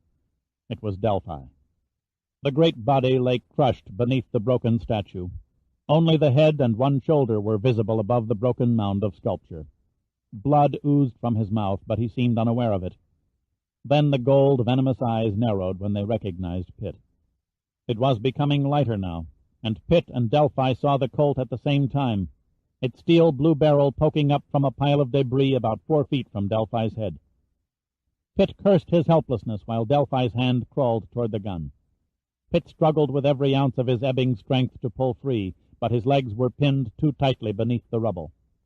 His breath came in great gulping pants. His mind raced with a growing sense of hopelessness. The gun was a good 2 feet closer to Delphi. Delphi's face was contorted with the strain. His skin glistened with sweat. He said nothing, conserving every gram of his diminishing strength. He looked at Pitt again, shook his head as if gripped by an enormous spasm of hatred, and willed his fingers on toward the Colt. To Pitt, the seconds decelerated until time slowed to a sluggish halt. He frantically began pushing the boulders from his buried legs, but each try was a tremendous agony, and he had precious little left to give the effort. Delphi's fingertips touched and clawed at the Colt. The barrel tilted slightly, and he hooked 2 fingers around the muzzle tip and pulled. The gun gave an 1/8 of an inch, but Delphi lost his fragile grip. Again and again he tried, until at last the 44 fell within reach of his palm. Then he clutched the hand grip with such force his knuckles turned bone white. Delphi coughed, and a wave of blood spilled from his mouth, staining the rocks beneath him. But his intent never wavered. His face twisted fiendishly as he raised the gun barrel. He thumbed the hammer back. A grin swept his face, revealing a set of crimson-coated teeth as he leveled the sights at a point between Pitt's eyes. Suddenly there was a movement a few feet in front of Delphi. Pitt watched in stunned fascination as another arm snaked upward from the rubble. Like a ghostly apparition rising from the grave, the arm and its attached hand rose and swung in an arc toward Delphi. Slowly the hand doubled up and closed into a fist, except for the little finger which remained extended. Next, in one lightning motion, the fist fell and rammed against the gun muzzle, embedding the little finger up to the first knuckle inside the barrel. Giordino could not quite reach far enough to grasp the gun. He had jammed his finger in the barrel, knowing that if Delphi squeezed the trigger, the stoppage would momentarily expand the charge and the breech would blow up in the giant's face. Incredulous surprise cast its shadow over Delphi's eyes. He feebly jerked the Colt from side to side. His strength was gone. He could hardly hold the gun level, much less engage in a struggle to dislodge the obstruction. The finger stayed. Delphi seemed to ponder the situation, but blackness was seeping into his mind. For the last time he flashed his blood-covered grin and pulled the trigger. The muffled crash shook the cavern. Several small rocks broke and tumbled from the vaulted ceiling. The right side of Delphi's face dissolved. The mangled gun dropped from his hand, and he fell forward, his head striking heavily on the rocks. Giordino had uttered no sound. His arm and hand were still erect as he unclenched the fist and revealed a thumb and 3 fingers. The little finger was smashed to its base. Pitt renewed the fight with his rock prison. He finally managed to tear himself free. Then he lifted Adrian from her confining position and leaned her against the standing statue. She had passed out cold. "If you're up to it," Giordino murmured through tight lips, "how about excavating me from the ruins?" "Hold on," Pitt answered. He crawled over the rubble to Giordino. Together they shoved away the boulders that had entombed all but Al's face and right arm. "Any other bones broken besides your missing pinky?" Pitt asked. "No," Giordino answered tersely, grimacing from the pain in his hand. "How about you?" "A bent rib or 2. Pitt slipped out of his torn swimming trunks and began tearing them into strips. "Here, let me wrap your hand." "I've heard of giving a friend the shirt off your back," said Giordino, smiling gratefully. "But this is a new twist." Just as he finished, Pitt heard a low gasp where the rock slide ended in the pond. Summer was pulling herself out of the water, her eyes dazed and glassy. She looked vacantly at Pitt. "My father, what—" Her voice trailed off, and the words became jumbled and incoherent. "Rest easy," Pitt said. "We'll be out of here and safe in a few minutes." He reached over and pulled her to him, cradling her head in his arm. His fingers gently pushed the dripping hair from her face. He could see a dark red cut on her temple, which was starting to swell. He whispered a few words in her ear and kissed her lightly on the mouth. The water was rising rapidly throughout the cavern, creeping up the stairway, but Pitt wasn't aware of it. His face was tight with pity for Summer. He wanted to cry out that he loved her, but his lips moved soundlessly. She looked up into Pitt's eyes with an expression of faraway detachment. Her lips moved. She reached up and placed her hand on his chest. "He's dead, isn't he?" "Yes, the rock slide," he lied. But it was only a little lie. The exploding Colt only hastened Delphi's end. His crushed and broken body would have given up the fight within the hour. "I hate to keep coming between you two," Giordino said, "but I think we better make our getaway, if you'll excuse the expression, before the roof falls in." Pitt kissed Summer once more and then rose unsteadily to his feet. He was about to ask Giordino to revive Adrian when she appeared, naked, covered with golden phosphorescence, looking like a gilded nymph. "Do you think you can swim?" Giordino asked her. "I'll try," Adrian muttered weakly. "Al, you and Adrian go first," Pitt said. "Have her hold onto your shoulders. Summer and I will follow." He nodded reassuringly at Giordino. "We'll meet you in the next chamber." Giordino looked around. "Too bad some of our equipment isn't still around. Even if it was, we'd never find it under all this." "Come along," Giordino said to Adrian. "The Albert, Giordino, Great Western, and Pacific Underwater Express waits for no one." He led Adrian gently into the water. He had trouble walking, but swimming came easily. He guided her arms around his bull-like neck, and she buried her face on his back between the shoulder blades. Now hold tight and take a deep breath, he ordered. Then they both disappeared, leaving only a spreading circle of ripples. Summer gazed back at the mound of rocks surrounding the fallen statue. "There's nothing that can be done?" she asked. "Nothing." Grief is a strange emotion. Summer's sad and lovely face suddenly became a mask of haunting serenity, edged by an icy expression of determination. "I love you, Dirk, but I cannot go with you." Pitt stared at her. "That's nonsense." "Please understand," she pleaded. "This seamount has always been my home. My mother lies buried here, and now my father. That's no reason to die here, too." She laid her face against his chest. "I once promised my father I would never leave his side. I must honor that promise." Pitt had to fight to overcome an urge to order her to dive into the water. Instead, he stroked her hair and tenderly said, "I'm a selfish man. Your father is gone, and now you belong to me. I want you. I need you. Even he wouldn't wish you to die to fulfill a young girl's promise." He hugged her tightly. "No more arguments. We're leaving together, and we're leaving now." Summer was still softly crying when, hand in hand, they slid beneath the yellow-tinted water. Giordino and Adrian were sitting on the ledge in the outer chamber when Pitt and Summer broke the surface. "What took you two so long?" asked Giordino. "This waiting around is making me hungry." Pitt remained in the water, holding onto the ledge, unable to pull himself onto its dry surface. "We're halfway home now," he said confidently. "A quick swim to the surface, and then it's off we go for Honolulu." "We'll go up in the same order," Pitt said firmly. "And remember, exhale as you swim toward the surface. There's no sense in any of us getting an air embolism after coming this far." He turned to Summer. The water had turned her green robe into a transparent veil, and the clinging wetness of the material revealed every contour of her body. He had known many women of all shapes and sizes, but they all seemed colorless when compared to this woman from the seamount. His mind was so occupied with Summer that he hardly noticed Giordino and Adrian sliding into the water. "See you topside," Giordino said, smiling. But the concern in his eyes was obvious. There was no telling what they might find on the surface, if anything. Pitt managed to smile back. "Good luck. Keep a sharp watch for sharks." "Don't worry. If I see one, I'll bite first."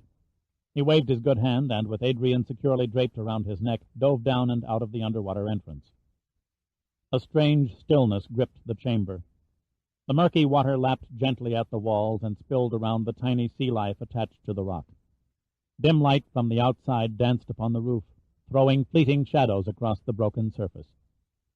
"There's a new life for both of us up there," Pitt said softly. Summer gazed into Pitt's green eyes and caressed his face lightly with her fingers. Then she wept, her mind and being torn between love for her father and new love for a man she barely knew. She struggled within her heart to reach a decision, her long sunset hair lifting and falling with the gentle waves, tears mingling with the salt water on her cheeks. Then she knew what she must do. "I am ready," she said. "You are sorely hurt, so you must go first. I will follow." Pitt nodded silently, yielding to her logic. He brushed his lips over her hand. Then he smiled and ducked under the surface and was gone. Summer watched his naked form glide beneath the rocks and vanish into the sea. "Goodbye, Dirk Pitt," she murmured to herself and the empty chamber. She climbed up on the ledge, arched her supple body, and dove cleanly into the water. For a brief instant she stared at the sunlit entrance to the outside world. Then she turned and swam back toward the yellow cavern and her father. The water became warmer as Pitt rose upward. 50 feet, he thought. That's what Giordino's depth gauge had read when they had entered the small air-pocketed chamber. He peered through the bluish-green liquid, just making out the rhythmic sway of the sun-dazzled surface above. He exhaled bits of breath slowly, erasing the pressure on his lungs and watching with loose curiosity as his air bubbles trailed alongside his head during the ascent. He bobbed to the surface, met by the burning tropical sun. The breath rasped in and out of his lungs like air cycles from a pneumatic stamping press. He relaxed a few moments, as much as his aching and exhausted body would allow, floating in the gentle rise and fall of the swells. His eyes blinked clear, and he searched for Adrian and Giordino, spotting their heads 20 feet away as they rose on the crest of a wave just before they dropped and disappeared momentarily in the trough.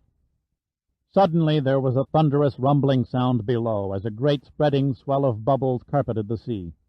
Then the depths gave up a clutter of debris containing shattered pieces of wood, slicks of oil, and bits of torn cloth. It was the final end of Cannoli, the final end of the Pacific Vortex. Pitt looked for Summer, desperately searching each wave crest, but there was no sign of her flaming red hair. He shouted her name, but his only answer came from the distant rumble on the seafloor. Burying his head in the water, he dove back to find her, but his body would not respond. It had long reached its limits of endurance. Somewhere in the watery distance he thought he heard the distorted sounds of voices, and he feebly fought to regain the surface. A monstrous fish. That's the only description his numbed brain could offer. A monstrous black fish rose up from the sea and towered above his head, threatening to devour what was left of him. Pitt didn't care. He was ready. The sea had offered him someone to love, only to steal her back within its depths. Then something caught his arm and gripped firm. Nearly insensible with exhaustion, he looked up.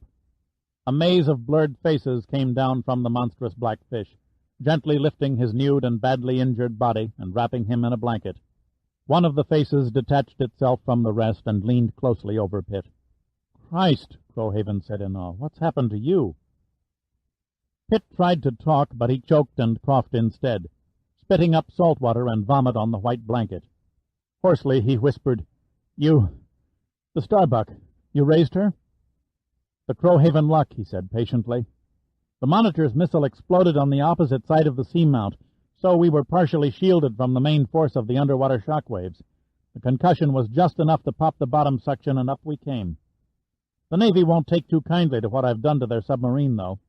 The starboard prop is sheared off, and the port prop looks like a sick pretzel." Pitt leaned his head up. Giordino and Adrian were also on board, similarly encased in the heavy white woolen U.S. Navy blankets. One of the seamen was attending to Giordino's hand. "A girl. There's another girl out there." Crowhaven hovered over Pitt. "Rest easy, Major. If she's out there, we'll find her."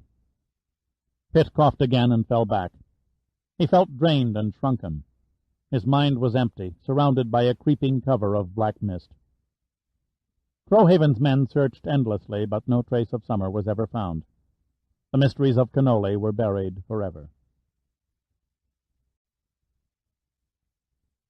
Epilogue. The tide of Cayena Point was coming in. The surf swept the sands just before it touched the feet of the overlooking bluffs. As each wave receded, the clear, tide-washed sand reappeared, while tiny sand crabs burrowed new holes in the firmly packed grains. Pitt stood on the bluffs of Cayena Point and watched the restless waters. He stood for a very long time, even after the tide reached high water and started to ebb. This is where it all began, he thought, and for him this is where it would end. Yet there were some things he knew that stay with a man until his heart hits the last rhythmic beat. An albatross lazily circled overhead in ever-widening arcs. Then, as if sensing danger, it broke and winged away toward the north. Pitt studied the great white and black-feathered bird until it became a small winged speck, finally vanishing in the flat blue sky. The fragrance from the wisp of plumeria in his hand pierced his nostrils. From somewhere beyond the horizon a soft voice seemed to say, "Akamakani Hemapa." The words were carried on the light breeze that drifted in from the ocean. Pitt listened intently, but heard no more. He stared at the bouquet for a moment, and then cast it into the sea, watching as the surf rolled over the white blossoms, scattering them in the foaming sand. As he turned away from the shoreline, Pitt sensed a vast feeling of relief. He began to whistle as his AC Cobra leapt down the winding dirt road, leaving a thin vapor of dust to slowly settle over the empty beach. This concludes the reading of Pacific Vortex by Clive Cussler.